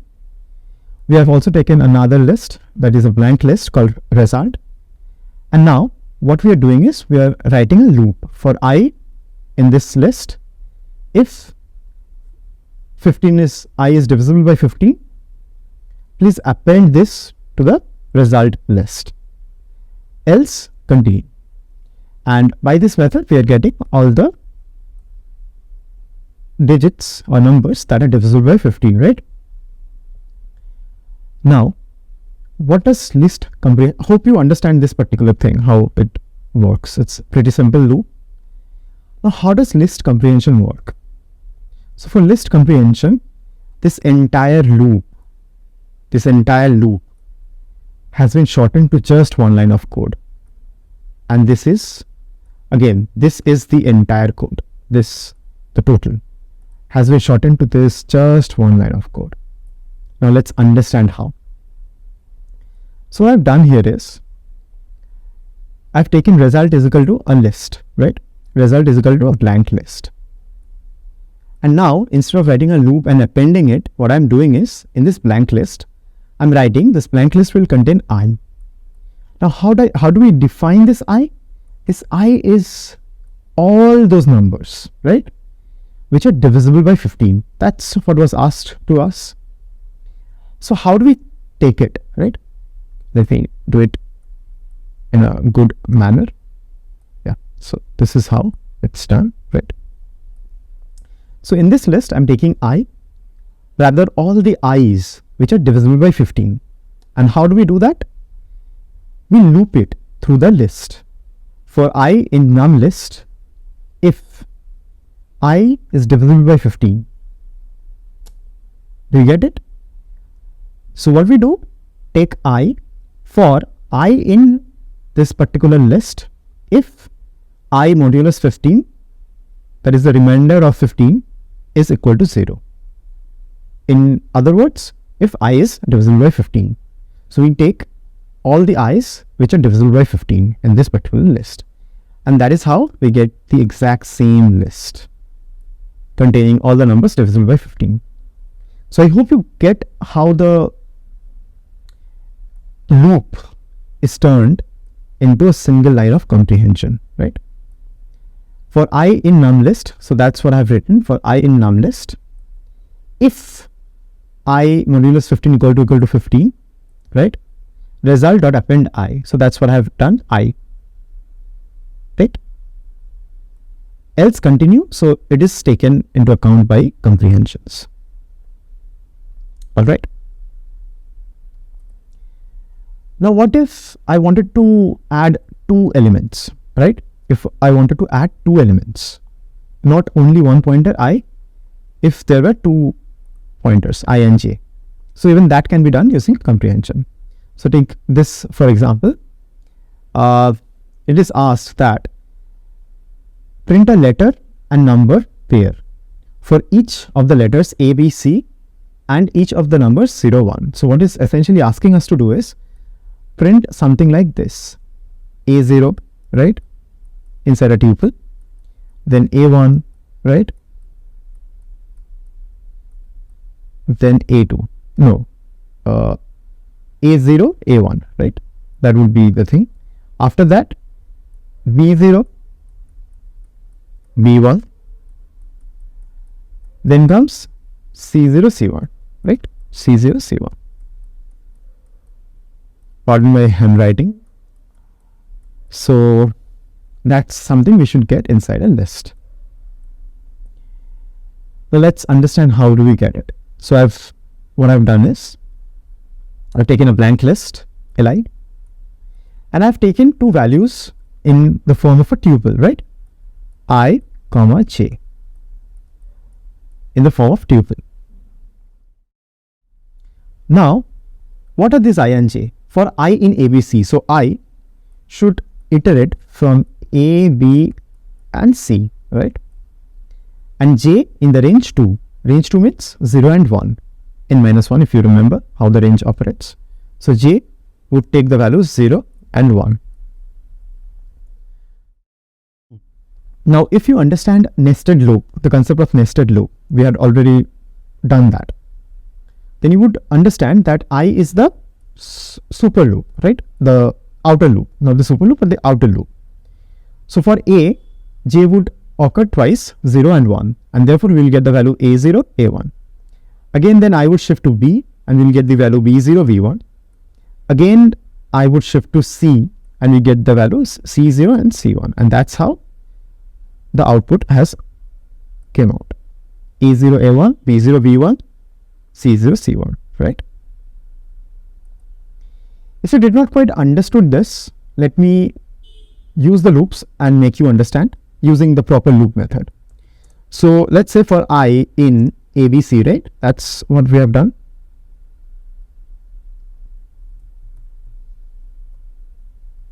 Print I. So we should get A, B and C, and that's exactly what we are getting. But we also have another loop J, right? Which loops from the range 2 up to range 2 for j in range 2, right? Now what we need to do is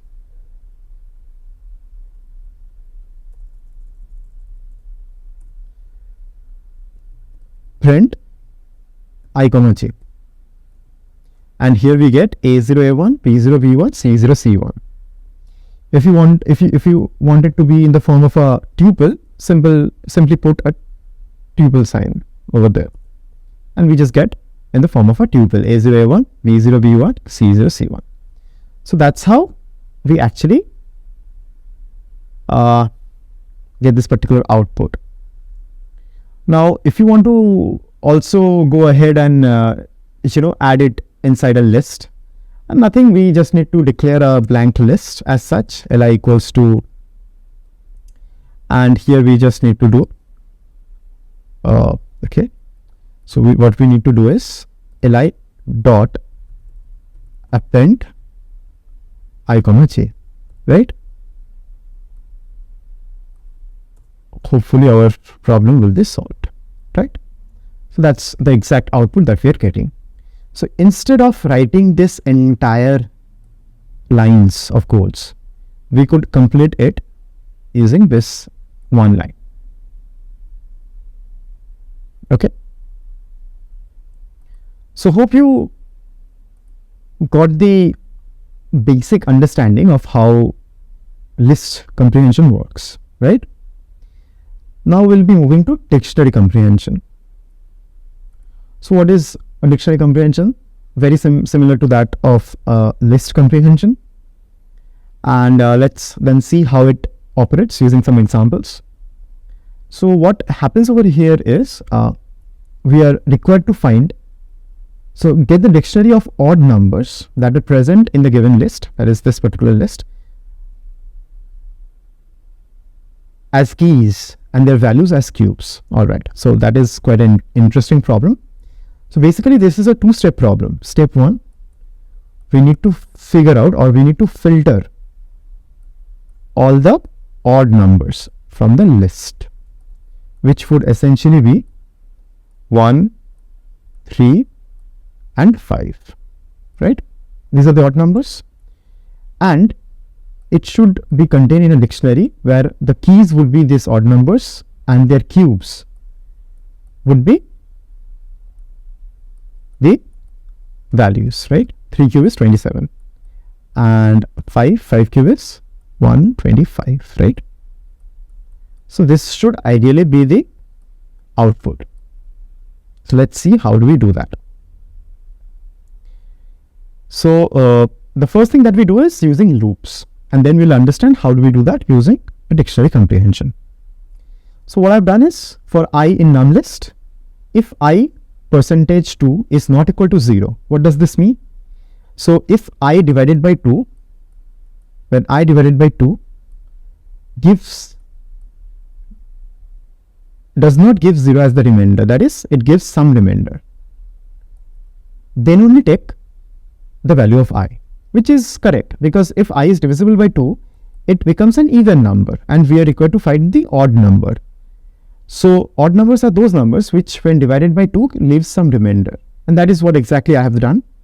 If I divided by 2 does not leave 0 as a remainder, that is, leaves some remainder, then go forward. So what do you do then? Result of I, result is basically a dictionary. Remember, this is not a set, this is a dictionary. So result of I, that is, I becomes the key then, equals to I cube. So this becomes the value then. And this is how we get the output. 1, 1, 3, 27, 5, 125, right? Now this can easily be done using, so all these lines of code, can be replaced by, again, a single line, which is this particular line. What does it say? So result equals to a blank dictionary, that's what I've taken. And inside it, I've taken I as the key and I cube as the value, right? And now I define what is I and I cube. And I cube I really do not want to define, because if I define I, automatically I cube is defined. I cube will be just the cube of I. Now what is I? I is for I in num list, that is for I in this particular list, if I modulus 2 is not equal to 0, that is, if it is not even, if it is odd. And therefore we get the output, the same output.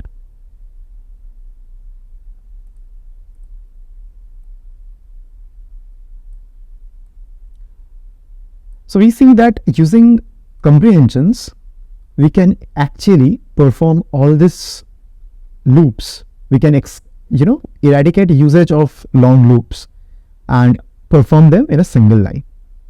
So that is the power of comprehensions. Now one more important thing that we can do using dictionary comprehension.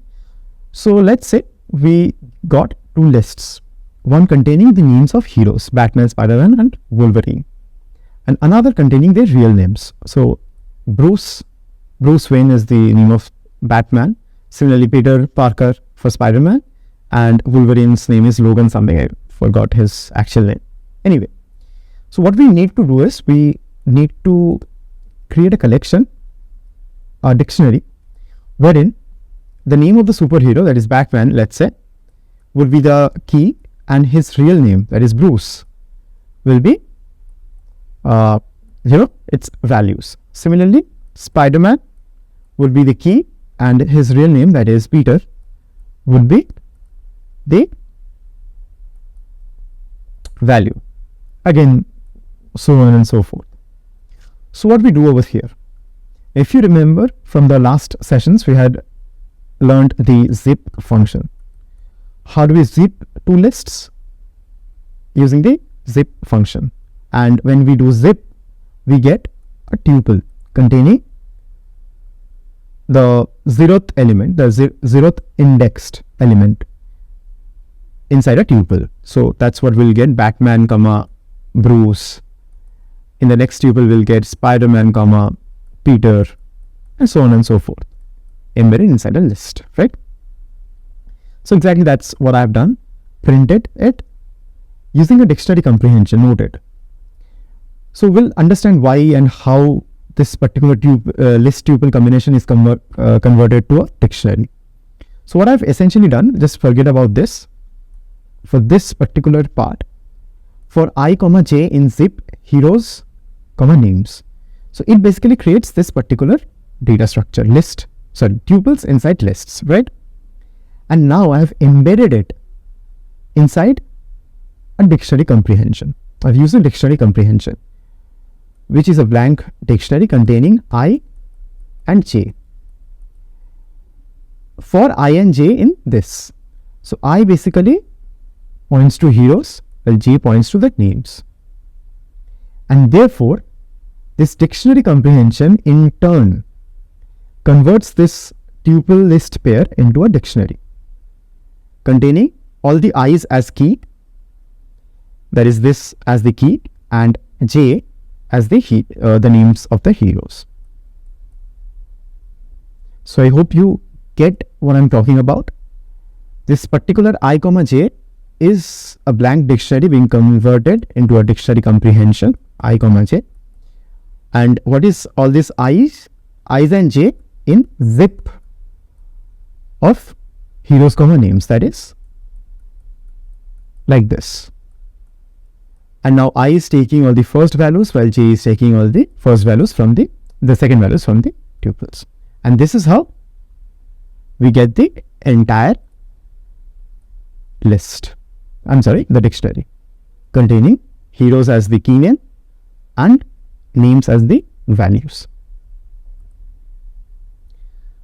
Alright, so this was all about comprehensions, and in the next lecture we'll be learning about the inbuilt functions. This were all about custom functions. We'll be also learning about the inbuilt functions and a very important concept called recursion. Recursion is a very important topic, and we'll be understanding that in the next session. Right? I might have done some spelling mistake. We'll be checking the exact spelling in the next session as well. Alright. So yeah, hope to see you in the next lecture. Alright, bye for now. Hi everyone.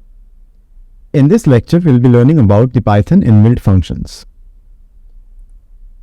Essentially, there are two types of inbuilt functions. One is the aggregate functions, which again consist a lot of aggregations, and another is the analytical functions, which performs the analytical activities, right? Alright. We'll also be learning about the recursions. Now, a basic idea on what recursion is. So recursion is a process wherein a function calls itself within a function. So till now what we have learned is a function has some duties to perform, or maybe it has an aim basically. But sometimes it is also required for a function to call itself again and again. For example, if we are finding the factorial. So this is something which we'll be working on. So we'll get an understanding how recursion actually works. Now usage of recursion helps us with minimalistic codes. we do not have to write long regions of codes again and again. So the amount of code lines is reduced by usage of recursion, right? So what are the basic advantages of recursion? First is that recursive functions make our task look very clean and elegant, because we will be actually understanding how elegant it makes our function look. It also can, a complex problem can be broken down into simpler versions of subparts, which together make the particular complex problem. So these are some advantages that recursion brings. Now, there also are some disadvantages. Everything has their own pros and cons. Well, for recursion, the function sometimes becomes really difficult to follow, especially for beginners. So with usage of, in the beginning, you might find it literally challenging, but with time, I can assure you that it would become something you would like to use. And one important thing is it becomes really hard to debug. And trust me on this, even at a stage when you will have learned a lot, you will be using Python a lot, you will still find it hard to debug. This is some problems that even experts face. So yeah, that said, let's understand what recursions generally do. As I said, a factorial. I think most of you know what a factorial is. So let's say, what is the factorial of, let's say, 3. This is how we represent factorial. It generally means 3 into 2 into 1, which gives us 6, right? So in general, n factorial means n into n minus 1 into n minus 2 into n minus 3 into n minus 4, and it goes on. So it goes on and on until it reaches a stage where it becomes 1. That is, how does it actually become 1? N minus n minus 1, which actually gives me 1. N minus n plus 1, which gives me 1. So the last item that has to be there is 1, as I got the example, 3 into 2 into 1. Even let's say I give you another example, 4 factorial will be 4 factorial will be 4 into 3 into 2 into 1. Got it? So this is how we do. Again, 4 factorial can also be written in the form, if you see this part, 3 into 1, 2 into 1 is equal to 3 factorial. So 4 factorial can also be written as 4 into 3 factorial. In short, n factorial can also be written as n into n minus 1 factorial. This is the entire concept of factorial, right? And that is what I have actually visualized over here. N factorial is equal to n into n minus 1 into n minus 2 and so on. Or n into n minus 1 factorial, or n into n minus 1 into n minus 2 factorial. And so on it can go, right? Even one thing you should note over here, when we are writing 1, it is basically 1 factorial. And as we know, 1 factorial is equal to 1. As I said, the last term should be 1. So 1 factorial is equal to 1 into 1 minus 1 gives me 0. So no other factorial, therefore 1 factorial is 1. And that is the case, right? So if you see this problem over here, how do we use recursion?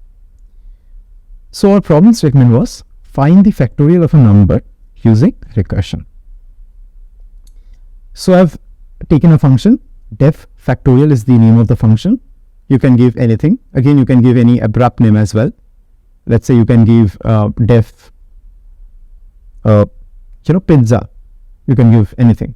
So this is the name but to make it realistic, I've given the name factorial. So yeah, def factorial, and the argument I've taken num, right? So def factorial of num. So while calling, I would be calling factorial of any number, and this function should give me the factorial of that particular number, right? Now let's understand what is happening over here.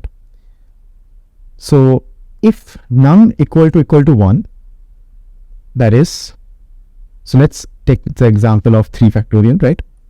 3 factorial is equal to 3 into 2 factorial, right? Which is again equals to 3 into 2 into 1. So if num equal to 1, that is when it becomes 1, return 1. Alright. Else, that is, if num is not equal to 1, till rather, num is not equal to 1, return num into factorial of num minus 1. So what does this mean? Let us work this through. Factorial of 5. So what it would do is, factorial of 5, it would check if num, that is 5, equal to 1. It is not equal to 1. So it would not return 1.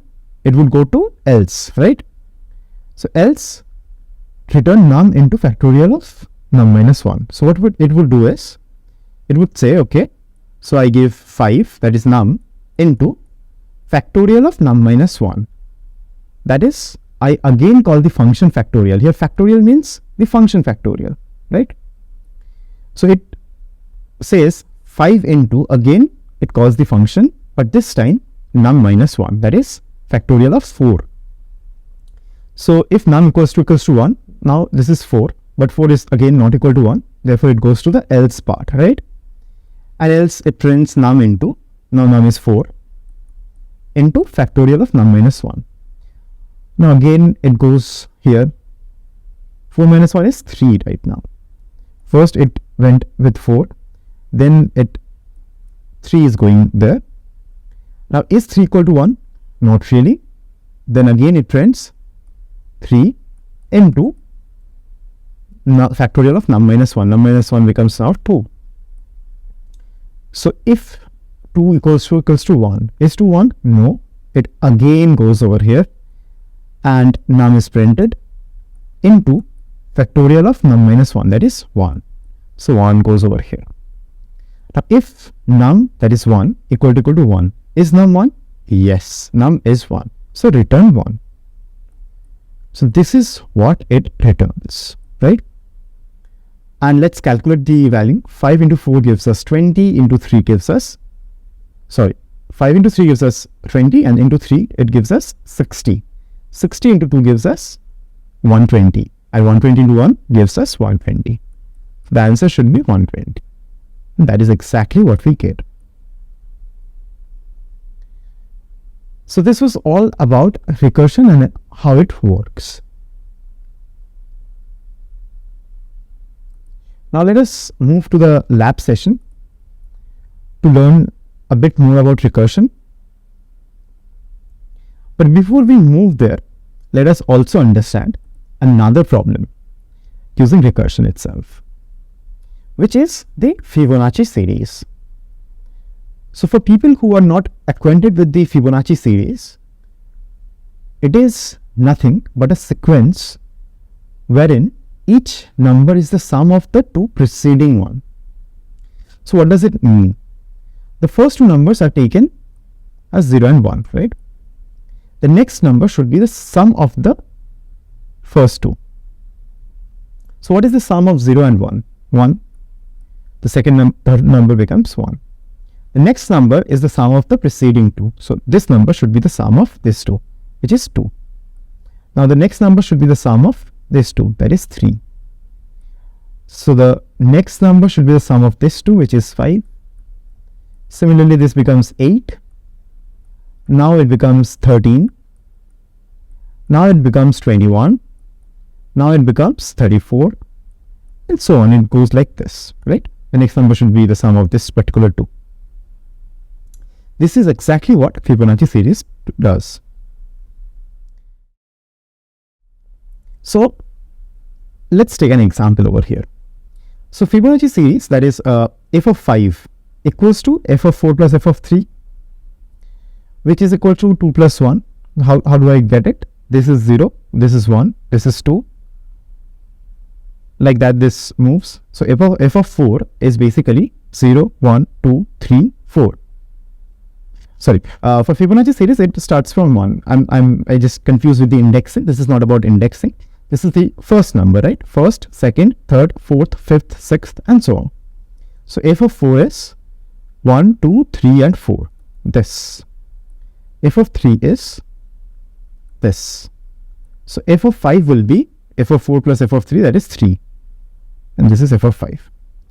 Similarly, f of 4 equals to f of 3 plus f of 2, which is 1 plus 1, which is 2. Similarly, f of 3 is f of 2 plus f of 1, that is 0 plus 1 is 1. And that is how Fibonacci series goes on. So in general, how we can define a Fibonacci series? This is basically f of n equals to f of n minus 1 plus f of n minus 2, right? That is exactly what I have done. F of n, if this you want to call it as n, then this is n minus 1 and this is n minus 2. So what we can write is f of n equals to f of n minus 1 plus f of n minus 2. And that is exactly what a Fibonacci series is.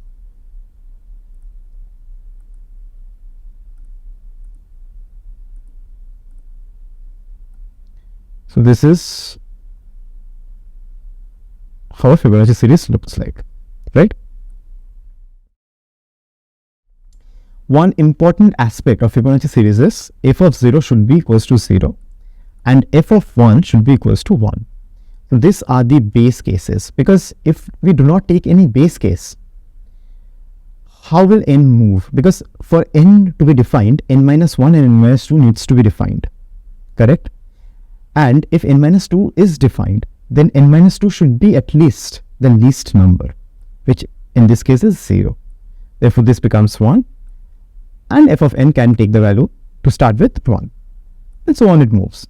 So basically f of 0 and f of 1 should be defined, which should take f of n minus 2 and f of n minus 1 respectively. Now coming to the problem statement, which says, okay, let me just rub everything off. Yeah. So it says, find the Fibonacci series using recursion. Now, I've taken again the name as Fibonacci and given a number, num as the parameter or argument, whatever you want to call it. If num less than equal to 1, which means num can be 0 or 1. If num is less than equal to 1, that is if num equal to 0 or num equals to 1, return num. So please, if the digit is 0 or 1, please return them. Else, if they are not equal to 0, if they are greater than 0 and 1, that is if they are greater than 1, return the function Fibonacci of num minus 1 plus Fibonacci of num minus 2. Precisely before moving forward, one important thing that we should realize is this is exactly what the formula has been derived, right? So Fibonacci of n of num is equal to Fibonacci of n minus 1. Fibonacci of n minus 1 plus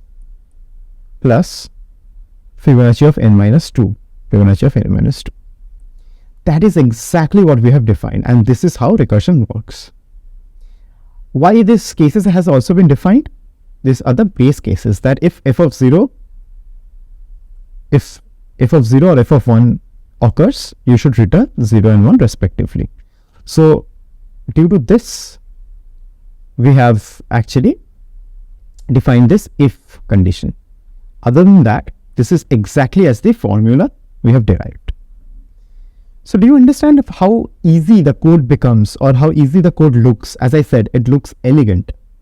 The term elegant aptly comes over here, right? Now, if people wants to understand how it is working, so let us take an example. let's say Fibonacci of 5, right? So what it would do is 5 less than equal to 1? No. Then please return f of n minus 1, num minus 1 plus Fibonacci of num minus 2. That is Fibonacci of 4. That means Fibonacci of 5 equals to Fibonacci of 4 plus Fibonacci of 3. Right? Now, Fibonacci of 4, what would it become? Okay, I will need some free space over here. So let me write it over here.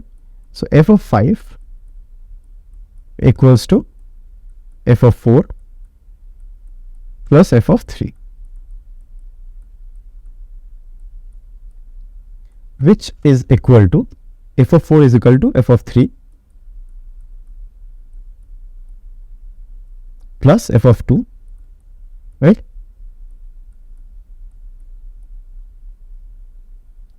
And f of 3 will become f of 2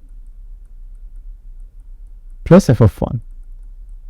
And so on and so forth will it keep on going, right? So this is exactly how Fibonacci series is defined. If we keep on breaking it, there will be coming a stage wherein we will only get f of 0 and f of 1. And by adding all the 1, we will get the required number, f of 5. If you want to see this, let me complete this what I have started. So f of 3 would be f of 2 plus f of 1, right? Or let me do a simplification if that helps. So there is f of 3, there is 2f of 2, and there is f of 1. And f of 1, we know that when num becomes less than equal to 1, we return num, right? I hope you're understanding. If you're not, let me quickly make this clear once more. When we are taking Fibonacci of num, let's say we are taking Fibonacci of 5, right? So by the program, num is less than equal to 1, is it? No. Then it goes to the else part. Fibonacci equals to Fibonacci of num minus 1 plus Fibonacci of num minus 2. That is Fibonacci of num minus 1, which is f of 4 plus f of 3. Now f of 4 will again Fibonacci of 4. This is not equal to 1. So it would return Fibonacci of num minus 1 plus Fibonacci of num minus 2, which is f of 3 plus f of 2. And let me keep f of 3 as it is, although it would also break, but I just want to simplify things. So I'll work it on the next step. So now what do we get? We get 2f of 3 plus f of 2, right? Now f of 3, is it equal to 1 or less than 1? No. So it goes to the next step, that is Fibonacci of num minus 1 plus Fibonacci of num minus 2, which is 2 into, right, Fibonacci of 2 plus Fibonacci of 1. Correct? Plus this Fibonacci of 2 also comes into place. So what do we get? On simplifying, we get 2f of 2 plus 1f of 2, that is 3f of 2 plus 2f of 1. Now this is something we will be simplifying, but before that, let's talk about f of 1. What is f of 1? So num, is it less than equal to 1? Yes, it is equal to 1. So return num. That is f of 1 becomes 1. So this translates to 2. 2 into 1, right? Which is 2. So we get 2. Now we need to work with 3 into f of 2. So what is f of 2? F of 2 it is obviously not less than equal to 1. So it takes f of num minus 1, that is f of 1 plus f of num minus 2, that is f of 0. Now working with f of 1, we know that f of 1 is num here is equal to 1, therefore return num, that is it is equal to 1. Also less than, when it is less than 1, still it returns num. So num here is 0, it will become 0. That is f of 2 is basically 1. So for 3 into f of 2, we get 3 into f of 2 is basically 1. So 3 into 1, that is 3. So this gives us 3. So this gives us 3, this gives us 2. 3 plus 2 is 5. So Fibonacci of 5 should be 5. Let us check. This is 1, this is 2, this is 3, this is 4, this is 5. So there has been some discrepancy over here. Okay, no. Again I made some mistake. So when I said f of 0, so 0 is the 0th term, right? This is the 0th term. This is the first term. This is the second term. This is the third term. This is the fourth term. And this is exactly the fifth term. Therefore, f of 5 is equal to 5, which makes perfect sense. And that is exactly what is said over here. Fibonacci of 5 is 5. So that is exactly what we get.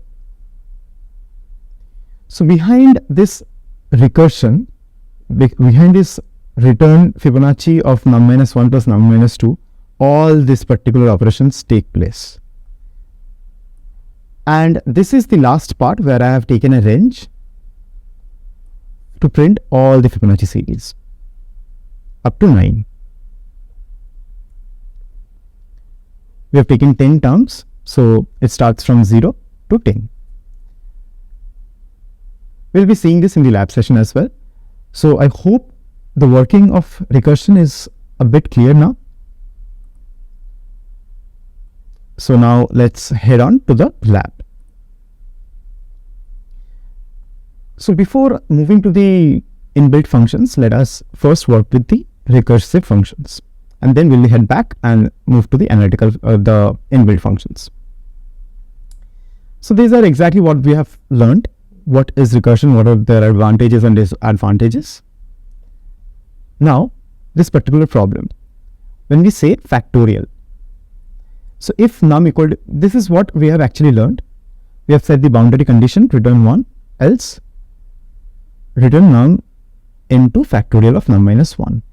We have exactly gone through this problem, how it works, and this is just the lab. So let us take a different number now.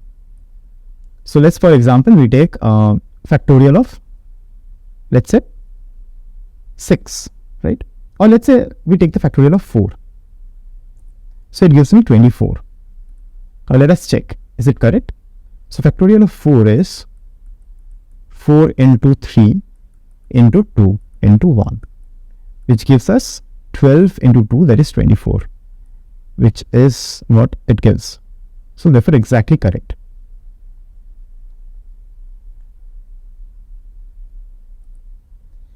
Now moving to the Fibonacci series. I hope up to this was clear. This is how the Fibonacci was exactly operating. Now, in order to get the series for 10 terms, what I have done here is I have taken a variable with 10 as the number, included in it. And now what I've done is for I in range of terms. So basically for I in range of 10, that is, it should take from 0 to 9 terms, print Fibonacci of I is. So I, okay, let us understand this again from step by step. So for I in range 10, print I. What do we get? From 0 to 9. So exactly that is what we are getting. Fibonacci of I is, Fibonacci of 0 is, Fibonacci of 1 is, Fibonacci of 2 is, up to Fibonacci of 9 is. That is Fibonacci of I. Now Fibonacci here is the function name. And Fibonacci of I will always compute the Fibonacci of ith element. So Fibonacci of 0 is 0, 1 is 1, 2 is 1, and so on. As we learned, for 5 it was 5. So let me quickly compute up to 9 terms, right? So this is the 0th term, this is the first term, this is the second term, this is the third term, 0, 1. Let me again do it. This is the 0th term, this is the first term. The second term would be sum, that is 1. The next term would be 2. The next term should be 3. The next term should be 5. Next term 8. Next term 13. Next term 21. Next term 21 plus 13 gives me 34, right? And next term should be 55. So let's check how many terms have we done. This is the first term, second term, third term, fourth term, fifth term, sixth. Again, I'm making the same error. This will be the first 0th term. This is the first term. This is the second term. This is the third term. This is the fourth, fifth, sixth, seventh, eighth, ninth, and the 10th term. So the factorial of 0th term is 0, correct. First term is 1, correct. Second term is also 1, that's what we have got. Third term is 2. Fourth term is 3, yes. Fifth term is 5, yes. Sixth term is 8. The next is 13, next is 21. The next is 34. We have taken the range to be 10, so it gives us up to 9 terms, and 34 was the last term. So this is exactly how it goes. I hope the working of recursion and Fibonacci series is clear to you guys. Now this, if clear, we'll just move to the inbuilt functions in Python. So there are basically two types of inbuilt functions that Python contains. One is the aggregate functions and another is the analytical functions. So aggregate functions consist of max, mean, sum, mean, median, and mode. All right. So let us see their working.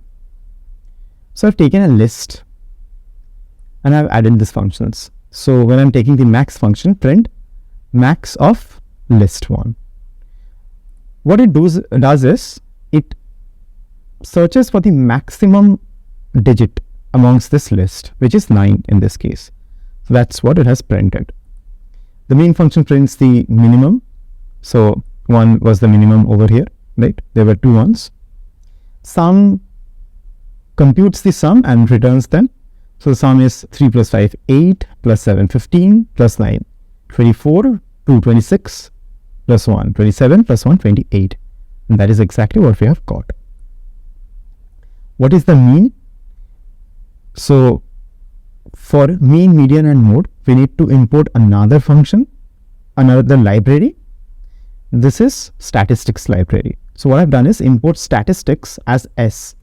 Now instead of writing statistics all the time, I can just write S dot something. So mean is S dot mean of list 1. So what is mean? Mean is the average. We already found the sum to be 28. How many terms are there? 1, 2, 3, 4, 5, 6, 7. So 28 by 7 gives us 4. So mean should be 4. That is exactly what we have got. What is median? Median is when you arrange this list in ascending order. So it would be 1, 1, 2, 3. Let me also cut when I'm writing 1, 1, 2, 3, 5, 7, 9, right? So 5, 7, and 9. Now median, when you arrange this list in an ascending order, median would be the middlemost element. So in this case, there are 7 elements, 1, 2, 3, 4, 5, 6, 7. So this is the middle element. And this should be the median.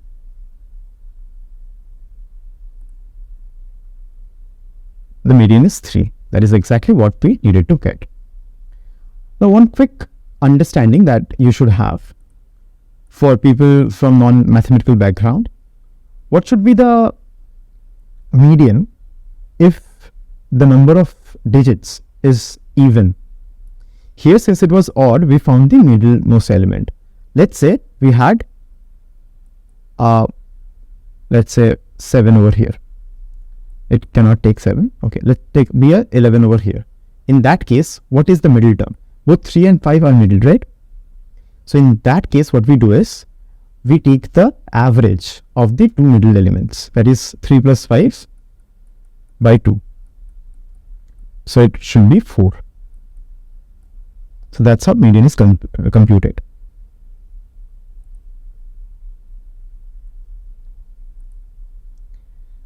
Now what about mode? Mode function, the function mode, gives you the element that occurs the maximum number of times. Here all the elements occurs only once. Only one has its occurrence twice. Therefore, mode is 1.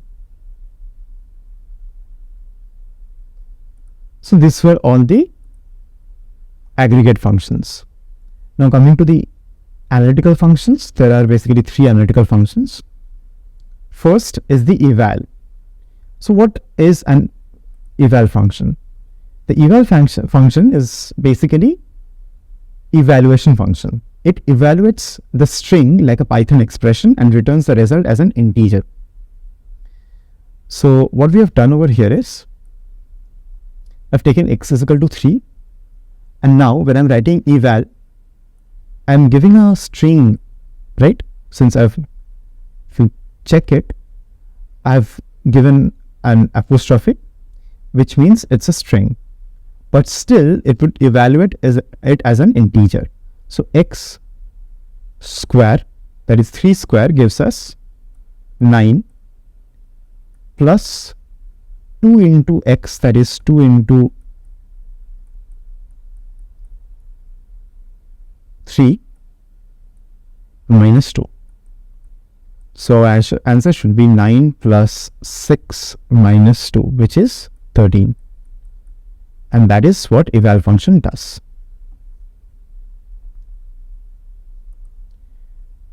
Now coming to the len function, we have come across this particular function a lot many times. It finds the number of elements there are. So in this list, how many elements are there? 1, 2, 3, 4, 5 and 6. So the length is 6. Again, we also have a factorial function. Factorial is what we did using recursion. But we already have an inbuilt factorial function. For that, we need to import the library called math. So what we do is import math and f equals to math.factorial of 5. So now f would give me factorial of 5, which is 120. If you quite did not understand this, think of it like this. So when I first need to import math, right? Next, what I need to do is math dot factorial of, let's say 5. So it gives me 120. So instead of using recursion, we could have also used the inbuilt factorial function. But that doesn't really mean that recursion is not important. Recursion, we only saw the Fibonacci series, and there are tons and tons of usage of recursion function, which we'll be understanding as we move ahead with the course. So that was all about functions. We learned about all the sort of functions, both user-defined functions, inbuilt functions, and the special functions, anonymous functions, and recursion as well. So yeah, that was the end of functions. The next topic would be object-oriented programming. the introduction to classes. Alright, so hope to see you in the next lecture. Hi everyone, welcome to this lecture on OOPS or Object-Oriented Programming. So OOPS stands for Object-Oriented Programming. Now there is a lot of buzz surrounding this particular terminology. So let us understand what it exactly means through some easy examples. So let's assume there is a company wherein a lot of employees work. So let's say the name of the employees be A, B and C, and there would be hundreds of more. Now each of them should possess some attributes. Let's say educational qualification, right? Their skill sets, let's say their demographics or expected salary, right? Or just the salary they are deriving from the company, and there might be hundreds of more. Now, each and every time employees being entering this particular firm, it becomes really difficult to enter all their details manually, right? Because there might be hundreds and thousands of employees in a big firm. So creating all this, and there might be hundreds and thousands of attributes or parameters as well, right? So creating all these parameters in a manual manner, like A. So A has education qualification, this, skill sets, this, salary, this. Even if there are only 3 parameters, creating these 3 parameters for all the employees, where the employee count might be at least 10,000 to, let's say, a lakh. It's really difficult, right, for a big MNC. So what we usually do is we create a class. Class is the outcome of an OOPS programming, right? So what we do here is, so don't worry, we'll learn about classes and instances, everything. So what we do is we create this class, which is basically a blueprint or a framework, wherein A would have a matrix-like thing, wherein all the parameters, let's say education qualification, skill set, and everything would be pre-filled. Only the values needs to be filled. So now this can be filled manually if you want. Again, manual tasks are a bit difficult, so this can be automated as well. So what happens is, whenever, let's say, D joins, so let's say the company contains 3 employees, and now D joins. So while joining, D would be asked to provide the following informations, let's say his educational qualification, skill set, and the expected salary, right? And a matrix would be created for D, wherein all the parameters are pre-filled, and based on the values that he has entered, the values here will be pre-filled. Sorry, it will be post-filled once the function is run, right? So this is how class works. So instead of manually doing everything for hundreds and thousands of employees or persons, it can be done in a whisk of an eye through the help of machines. So this is the power of object-oriented programming. So now let's understand the parts and parcels of an OOP. So the first thing that we learn about OOPs is classes. So what are classes? Classes are basically logical entities that acts as a prototype or a blueprint of objects. We'll understand how the structure of class is, how do we do that in the next couple of slides. But as of now, just understand class is nothing but a blueprint of objects. Now what are objects in a class? These are nothing but collection of variables and functions. They are also called as instances. And this particular process of creating instances is also called as instantiation, right?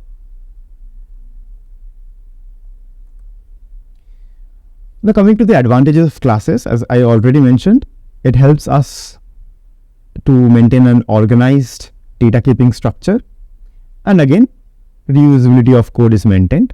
So we do not need to create the codes again and again for each and every individual. We need to create a blueprint and add all the details of the next couple of employees or whatever it is in that particular blueprint. In this way, there is a high reusability of the code, and the code structure, the space is shortened as well.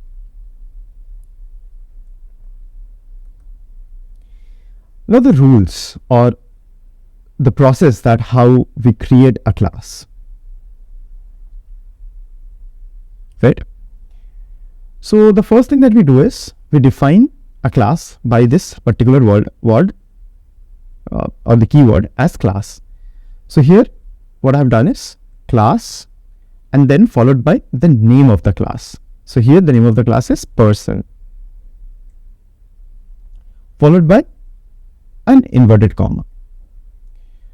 So that is what we do. After that, this inverted comma, this is not an inverted comma, this is a colon, and this colon marks the end of the class header. So now we have already created the class header, class person or class your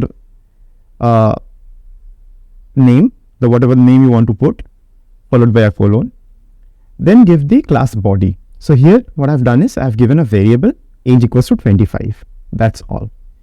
You can write functions, you can give other variables, whatever you want. So this is how class is done. Nothing but the word class followed by the name you want. So let's say I give the name as, let's say anything. Let's say I take the name as name, followed by colon, which marks the end of the header, and then give the body. Here lies the body. So this is what a class is. After that, we call the class. But before calling, we also need to create an object. So here what I've done is I've created an object called Nikhil. Nikhil is equal to name of the class followed by a braces. So here for this particular class, let's say the object that I called is, let's say Harry. So Harry equals to name followed by braces. So now Harry would have all the features that you have declared for this particular class called name. And this is how the things actually work. Now also understand how we call the class. Now while calling the class, what we need to do is we just need to write Harry dot the object that we want to print. So here what we have done is we have called an object called age equals to 25.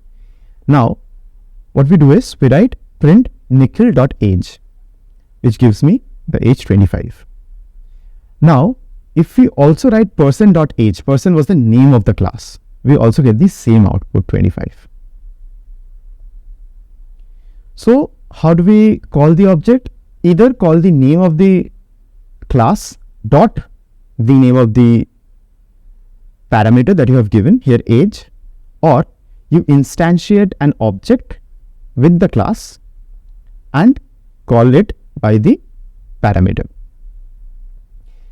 Now one big question that might arise is, why do we even need to declare this Nikhil equals to person? We can easily call person dot age. So why do we need to do that is, here I have not declared any argument, right?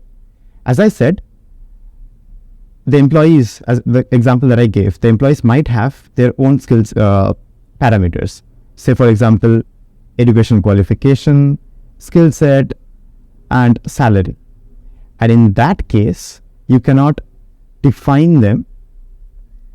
This would be different for all the employees, right? A would have some different education qualification, B would have something else, C would have something else. So in that case, you need to write A equals to person and give the details. b equals to person and give the details. And that is how you need to do. And now when you want to call a's details, what you write is a dot age, b dot age, and like that it works. So don't worry, we'll see examples of that too. All right. Now, one important thing is the init method. Yeah. So the init method is nothing, but it's used for initiation. So in the previous example, we never used any arguments with the function itself, right? Now, as I said, let there be a class called employee. And I need to call, so there are two employees. The first one is Nikhil Dubey and the second one is Yatharth Raman. Now this is how a real life class looks like. You will have different employees for the class employee, each having different arguments. And how do we define that? So we create the blueprint as a function def followed by underscore underscore init underscore underscore, and then we write the name of the arguments that we want, right?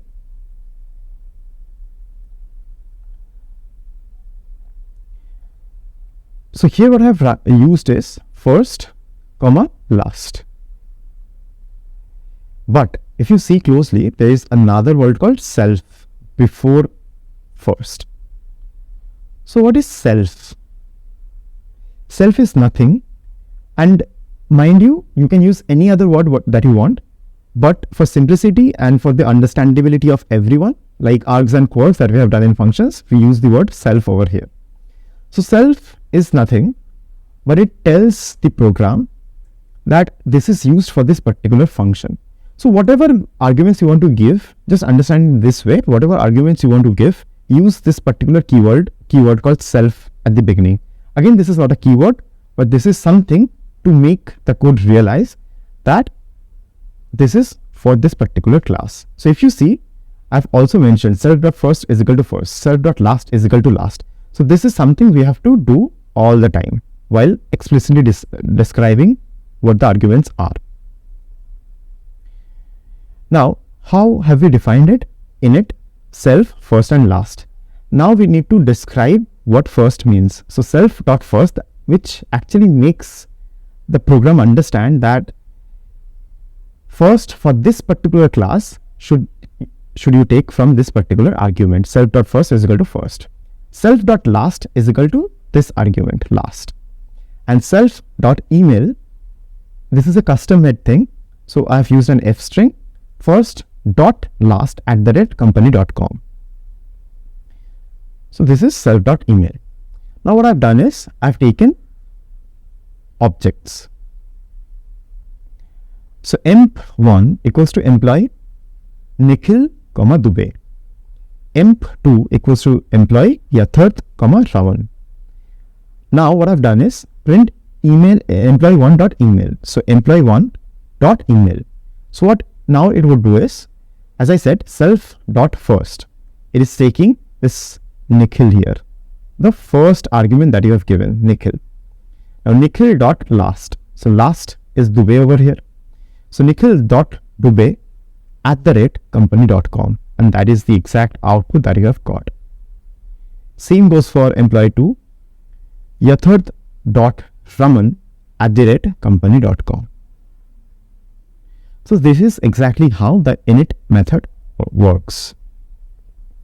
It might be a little overwhelming at this point of time.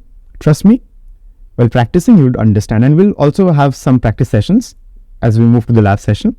So you would have a genuine overview of what it is. Now, the self parameter, right? The self parameter is used inside the init method, and it is a reference of the current object. As I said, it is the reference of the current object, current class, and is used to access the variables of the class. So self is used to access the current variables of the class. As I said, self.first is equal to first. All right.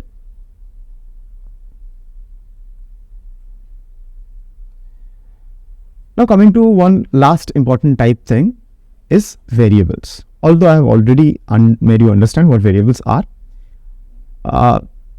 we should also understand how many types of them are there. So there are mainly two types of variables: the objects or instances that we call, and the class variables. So object variables are nothing. These are unique for different instances. We'll come to that in the lab sessions. You will have a genuine and bigger understanding when we do things live. And class variables are nothing but same for all the instances that are described. So let's, for example, understand over here. These are basically this emp1 and emp2 are basically object variables. And class variables is something that is true for all the variables that are declared. We'll come to that. So let's now move to the lab session to understand things. So as we have already mentioned what class is and objects are. Now starting with the basic things of a class. This is the example that we used. So I hope you understood this particular example. I've taken a class person, his age to be 25, given the object as Nikhil equals to person, and now when I print person.age, that is person.age, I get 25. Also when I print Nikhil.age, I get 25. This Nikhil is nothing but an understanding of what the person class is. It's just an object calling this particular class. Now coming to the main thing, which is init method. And mind you, when you start using classes, it's fairly all the time you'll be using this particular init method. So we have understood this example as well, right? Now let's deep dive into what it actually entails. The first thing is creating a class. So here we'll understand how to delete an object that we have already used, an object property, right? So what I've done is I've created this particular class.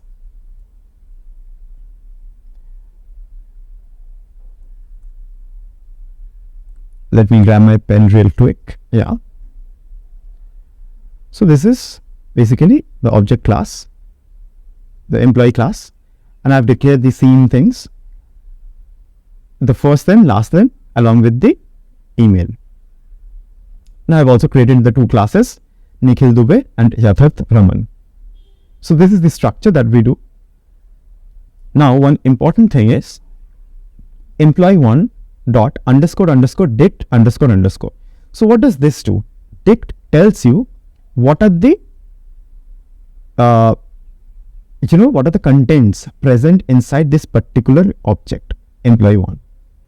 So when you've declared employee1, what are the contents present inside this is what dict function does. Mind you, you use the dict function as object name, right? Dot underscore underscore dict underscore underscore. So that's what I have done. So let's see what is the output that we are getting, right? First is Nikhil, last is Dubey, and email is nikhil.dubey@company.com. So these are the exact outputs that we are getting. Same for the second employee.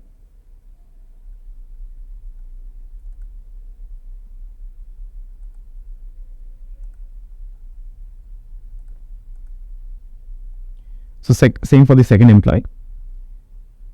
First is Yatharth, second is last, and next is, first is Yatharth, last is Raman, and email is yatharth.raman@company.com. Now let's think this way, that we want to delete the email ID for the employee1. So what you do, you write the keyword del followed by employee1 dot the parameter that you want to delete, and here it's email that I want to delete. So del employee1 dot email. Now when I print employee1.dict, see the difference. This email part has been removed. It's no longer there. While the second employee2.dict, it has the email part. Since no change has been done. So when you have declared something in a class, right? When you declare something in a class,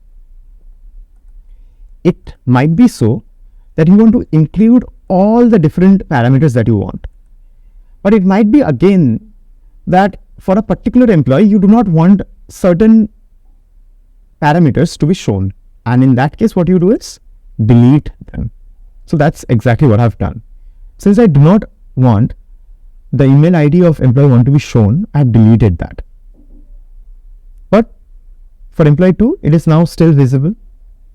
And let's say there are 100 more employees. For them too, the email ID would be shown. Only for employee 1, it has been deleted. That is how we delete something. Now, one important aspect of classes is that the init method is called every time an object is created. What do we mean by that? So every time this object has been created, right? It goes through the entire loop of class to create this particular dictionary. Again, when employee 2 is created, it undergoes the entire class to create this particular dictionary. Now I've said this something. How do we prove that? So what I've done is a simple thing. I've created a variable called number of employees, which initially I've given 0 because there is no employee present. And after this function, as I said, when I create this employee, it undergoes the entire class. So after it undergoes the last function, I've also written employee.number of employees, this particular element, to be plus equal to 1. That is, it should be increased by 1 each time this class is called, right? Most of this function is called. Now we see when I've printed the employee.num of employees at the first, it gives me 0, which makes sense because no employees had been declared before this, right? Now at the last, after creating 2 employees, when I do this, I see the count has increased to 2, which gives me the idea that each time an employee is created, it actually goes through the entire class, all the functions included inside it. So let's check it once more. What we do is I create another employee. So let's say employee 3 equals to,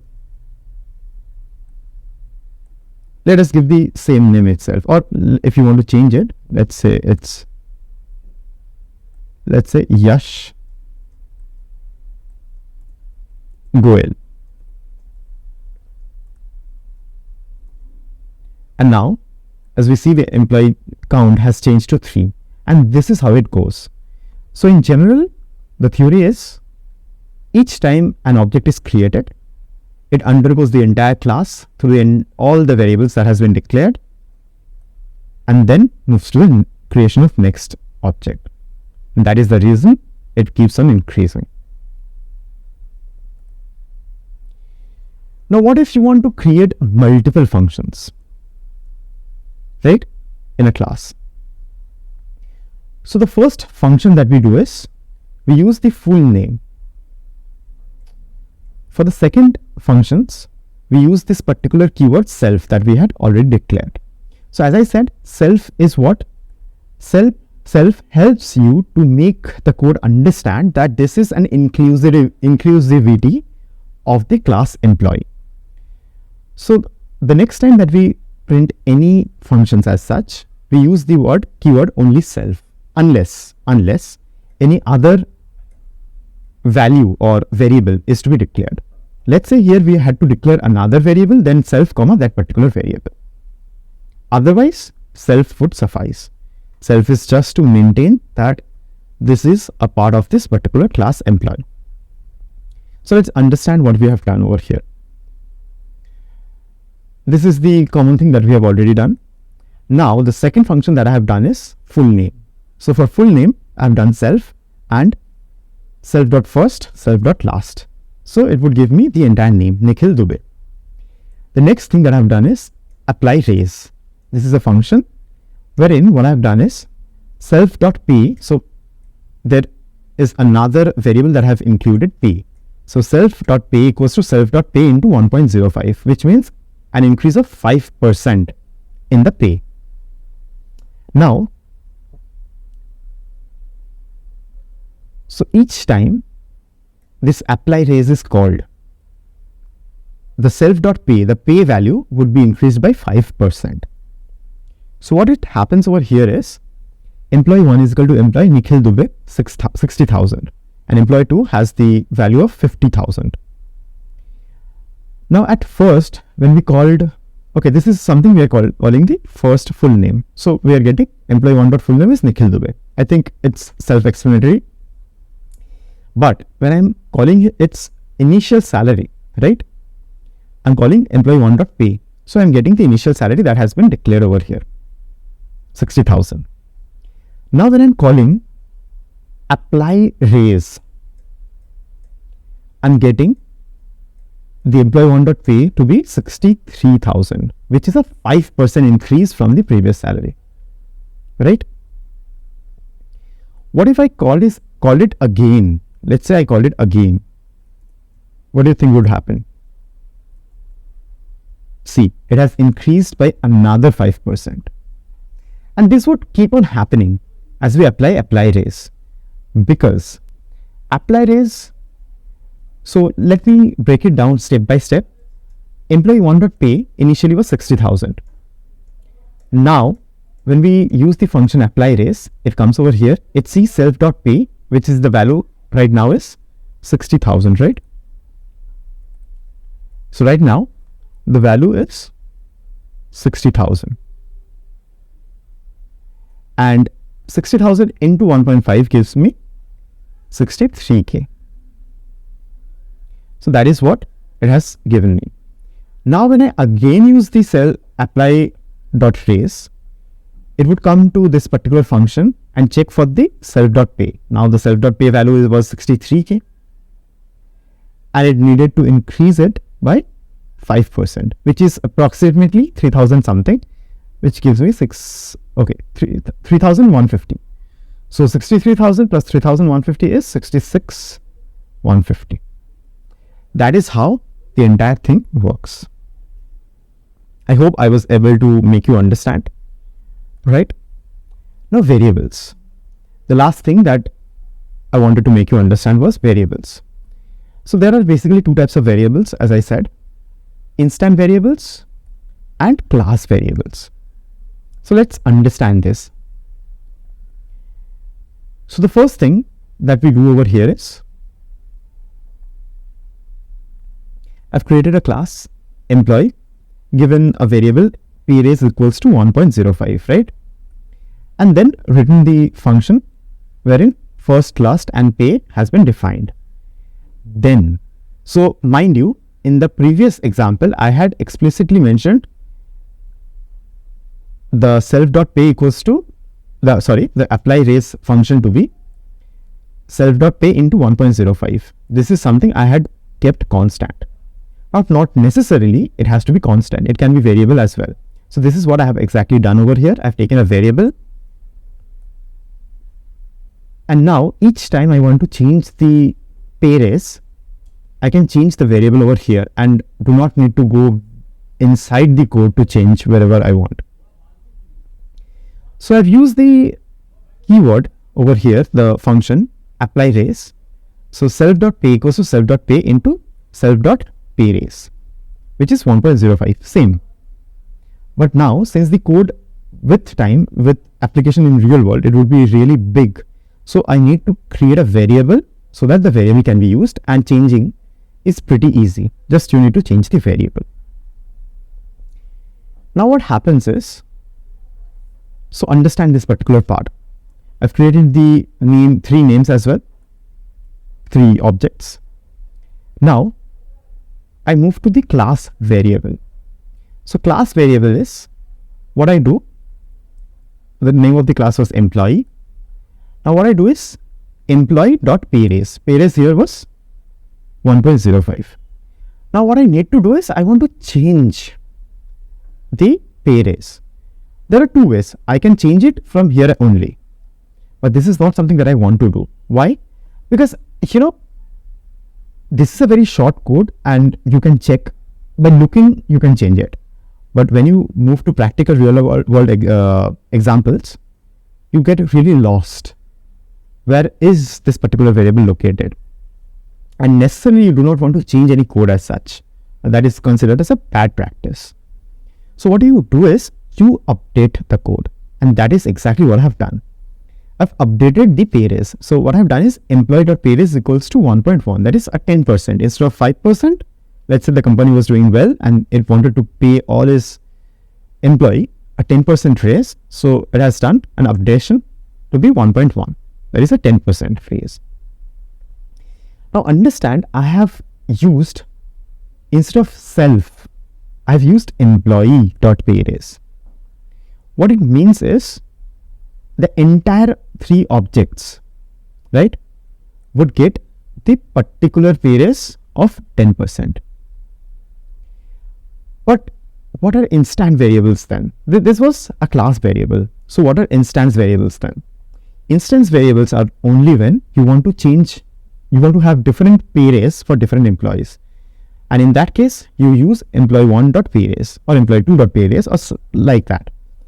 And what I've done is employee2.payraise equals to 1.2. Now when I print, so when I print for the employee.payraise, I get 1.1, which is evident. Now when I print for employee1.payraise, I get 1.2.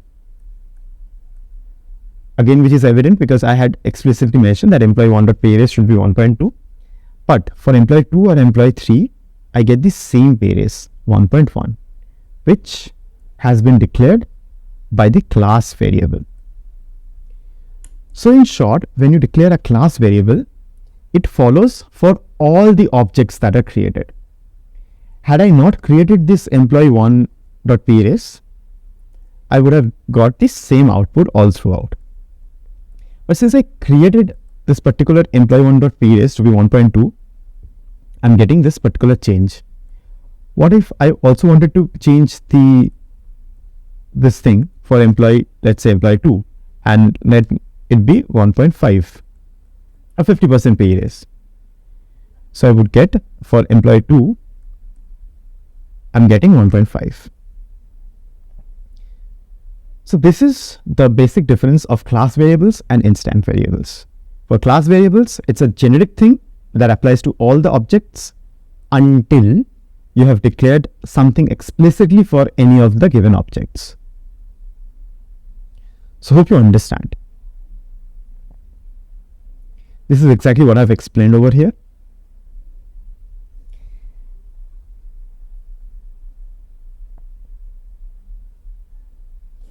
Now, this particular thing have been applied to a real world example. So what if you wanted to give an increment by this is the same code that I've already explained over here. The only change over here is this, instead of self.payraise, what I've done is I've used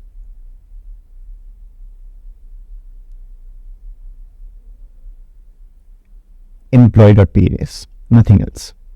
So what it does is the payraise would be increased by 1.05, right, for all the given employees,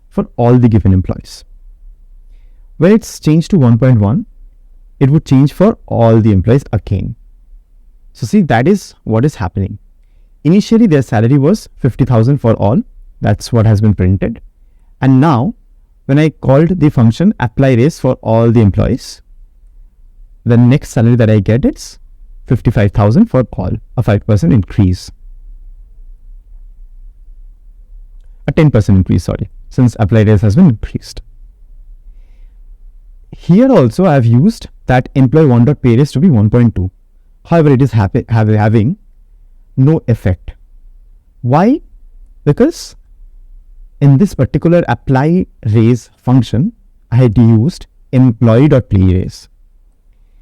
Had I used, now the next example entails how can we change this particular thing. So I hope you understood. What I did was, for the apply raise, instead of using a constant, I have used a variable, and that variable is not self but employee.playRaise. Thereby, the result that we are getting is same for all the employees, even though I have explicitly declared employee1.payRaise to be 1.2. So let's understand. If I print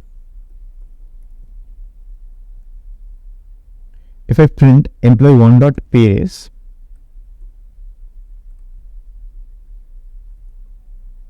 I get the value 1.2. Still, it's not giving me a 20% pay raise. It's giving me a 10% pay raise. The reason is this particular function has employee.payRaise as the factor. Now, what if I really want a 20% pay raise for the employee 1? What I do, the only change that I need to do is self.payRaise, nothing else. When I do a self.payRaise, although my employee.payRaise is 1.1, employee1.payRaise is 1.2, I get the distinct difference. See. Other than that, the code is same. I'll give you the code snippets for you to understand, for you to work through, for you to play around. But just as of now, understand what is the change that is occurring. For this particular example, for this particular function, I've used the factor employee.payRaise. Thereby, it's taking into account the employee.payRaise, which is 1.1, although I have mentioned employee1.payRaise to be 1.2. But in this particular case, when I'm mentioning the apply.raise by giving the factor self.payRaise, although I've mentioned employee.payRaise to be 1.1, and it is giving me 1.1, that is a 10% for the other employees. But since I've also explicitly mentioned that employee 1 should get a pay raise of 1.2, that is 20%, it's giving me the same thing, a 20% pay raise. So this was all about class variables and instant variables. It's of course a bit overwhelming. I'll hand you over the code snippets so that you play around with it, see the lectures and play around with it, and you'll get through practice, you'll get a hands-on in this particular topic. So yeah, that was all about it. I hope everything was clear. Hope to see you in the next lecture where we will be going deep dive into classes. We'll be learning about inheritance, encapsulation and everything. So yeah, bye.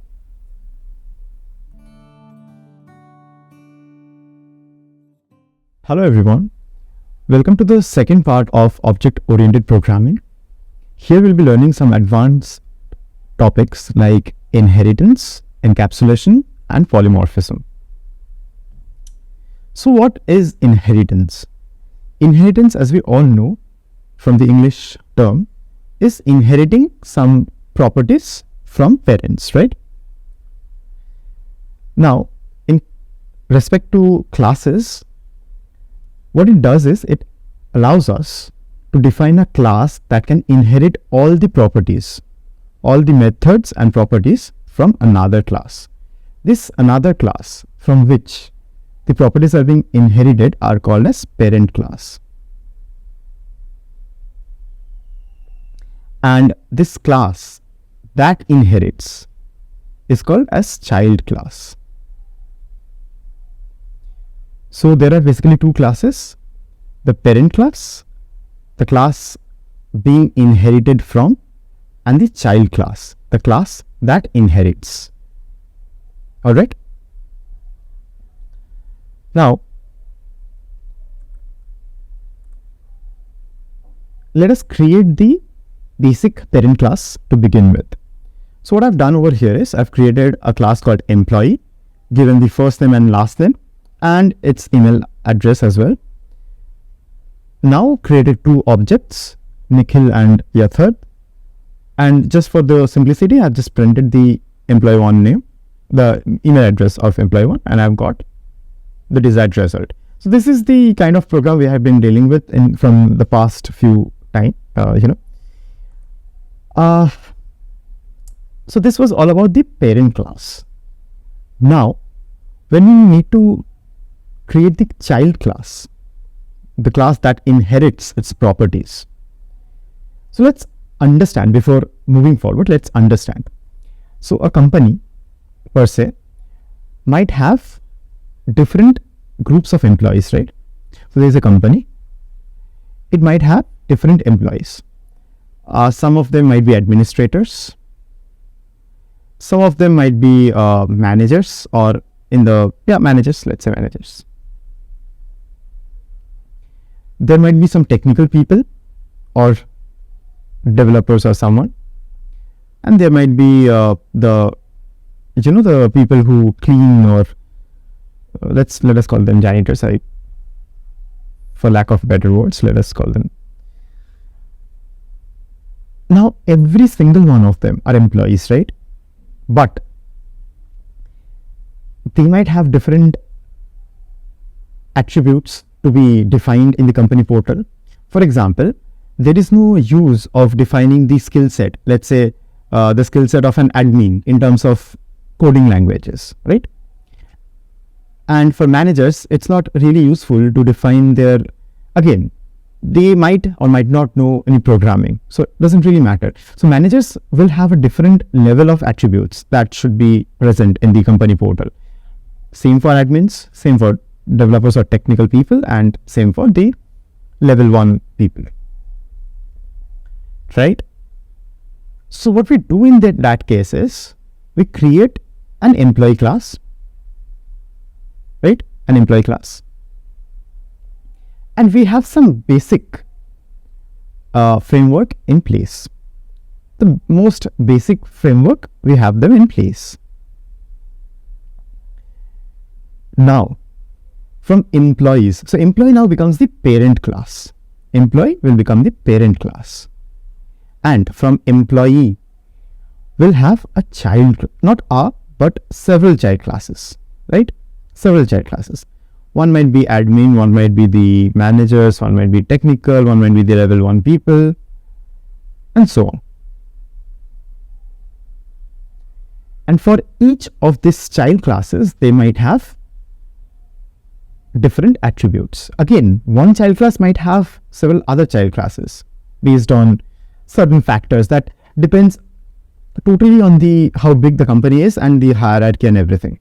But the point of discussion over here is, it's very well possible that a company might have a basic or a general parent class followed by some child classes adhering to all the properties that the parent class has, and this child class might itself have some other attributes embedded into it, right? So what I've done over here is I've created a child class called developer. How do we do that? So let's understand. If you see over here, I've created a class employee, that's all.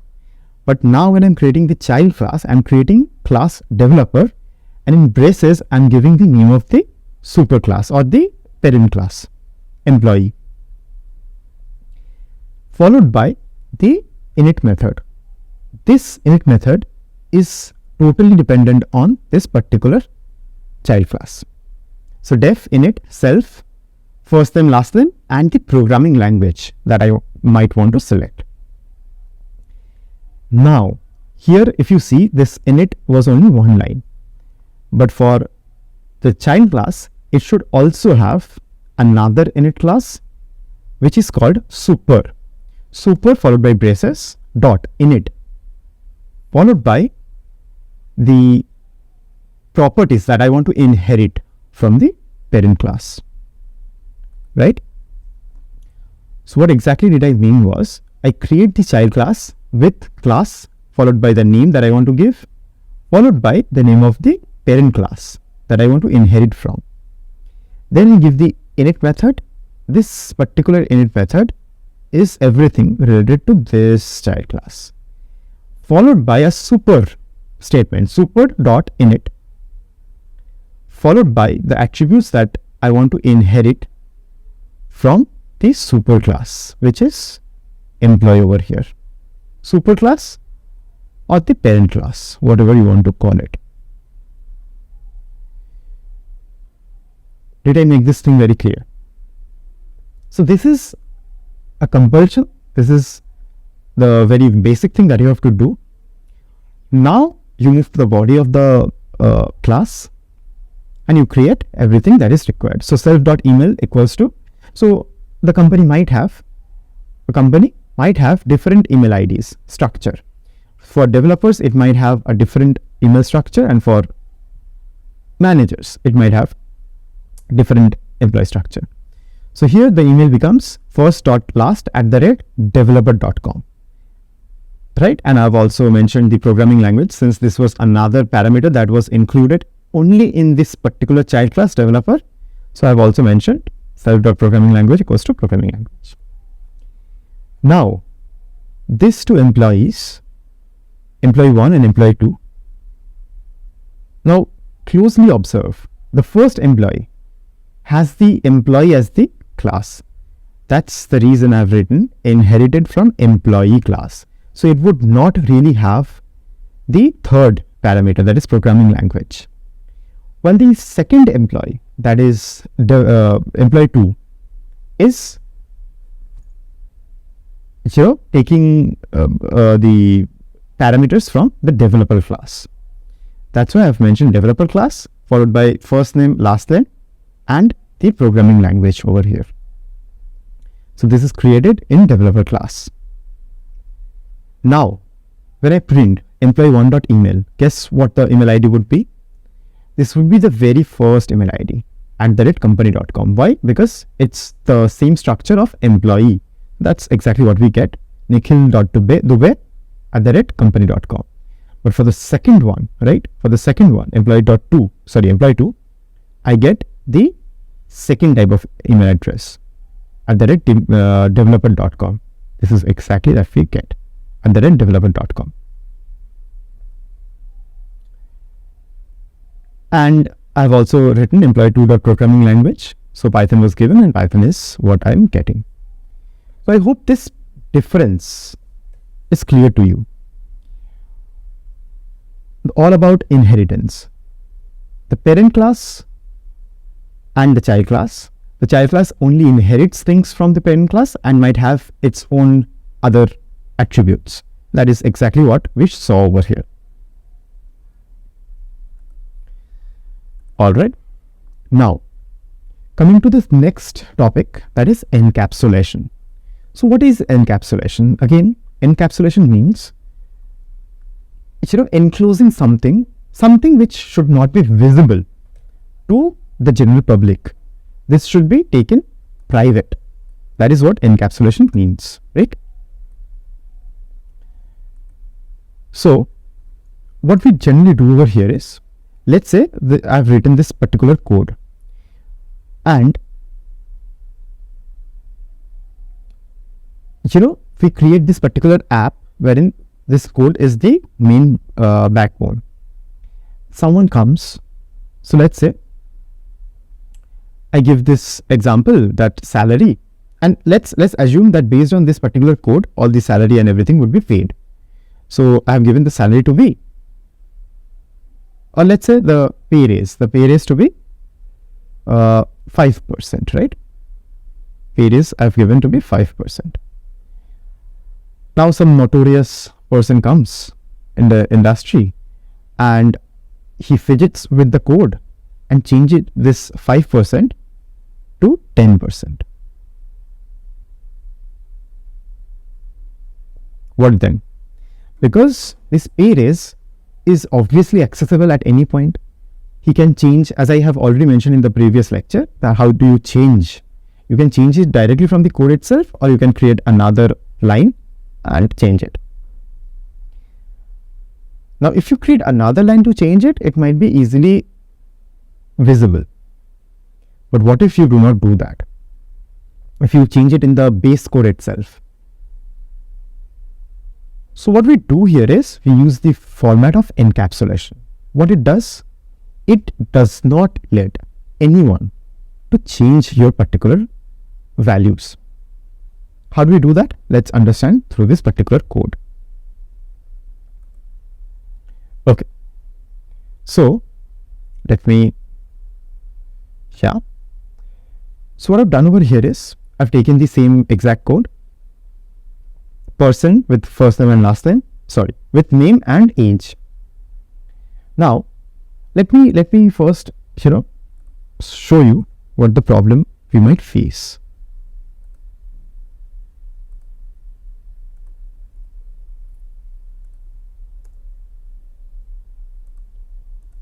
Okay.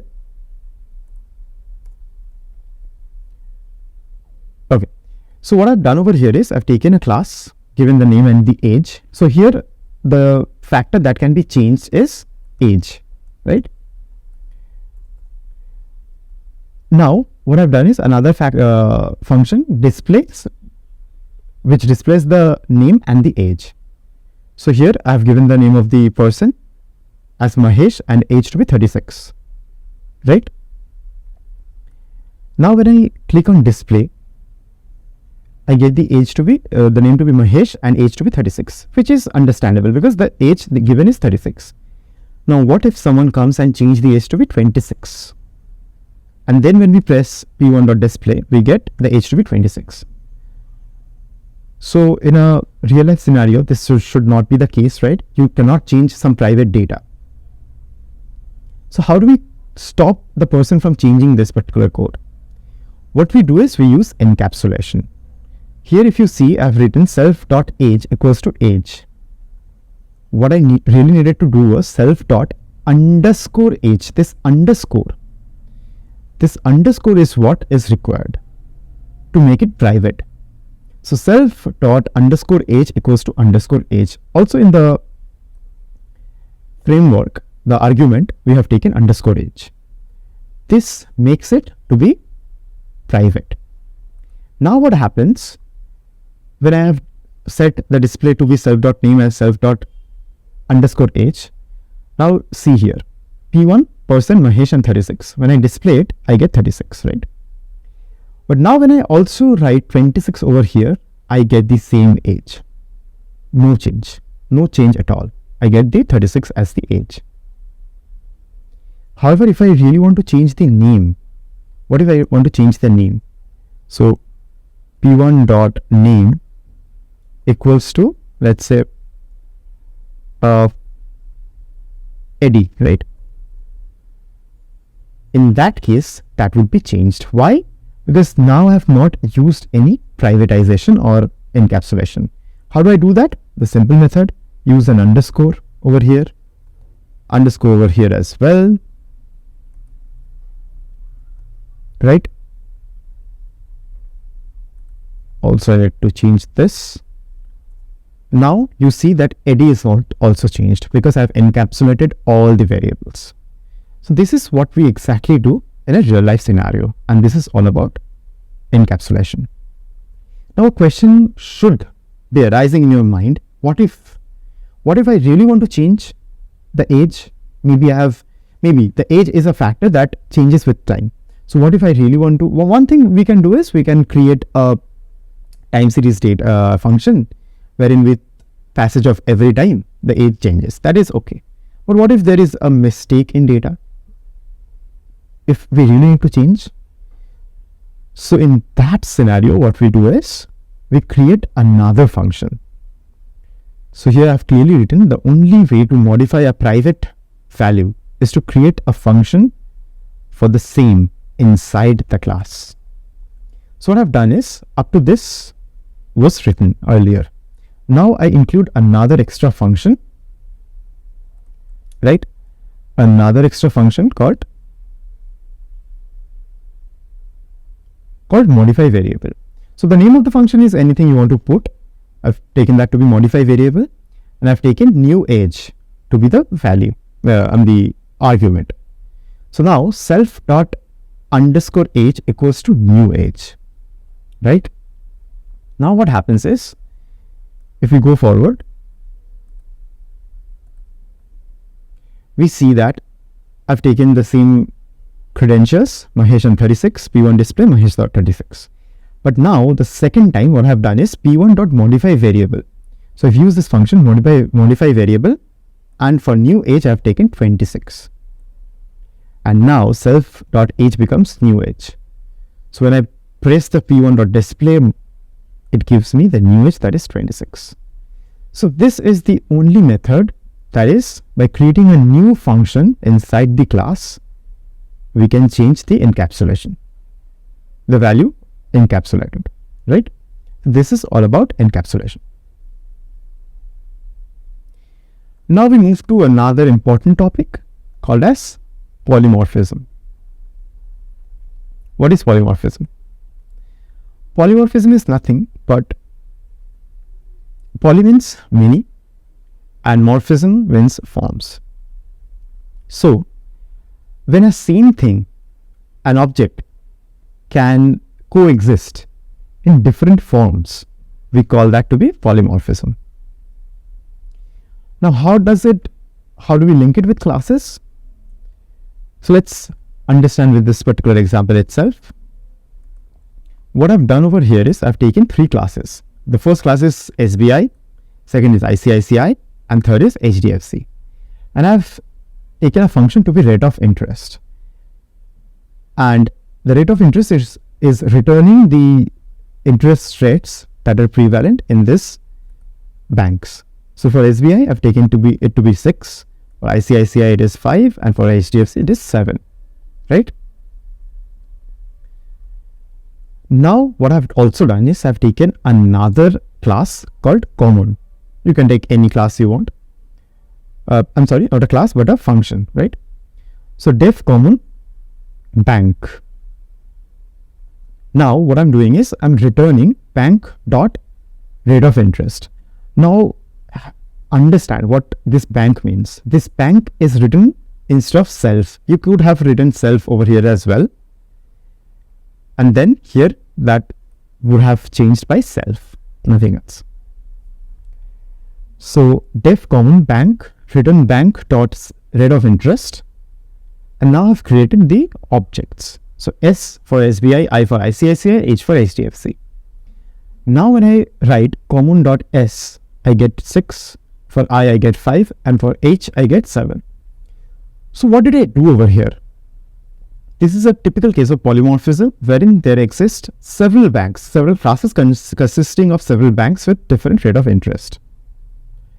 And instead of going to each classes each and every time, what I do, I create a common interface, a common function, which take into account the rate of interest of every bank. And then I create the objects with, pertaining to each classes, here SBI, ICICI and HDFC. And then I print them each and every time. And I get the return values as 6, 5 and 7, the return values that has been mentioned. So instead of writing HDFC dot rate of interest, HDFC dot ICICI dot rate of interest, I simply write common dot S, because that returns itself the rate of interest. So it makes our code looks easy when similar types of classes coexist. So this was all about inheritance, encapsulation and polymorphism, which are advanced topics inside the OOPS. Now in the next lecture, we'll be moving to the data science parts of Python. So hope to see you in this particular part as well. All right. Bye everyone.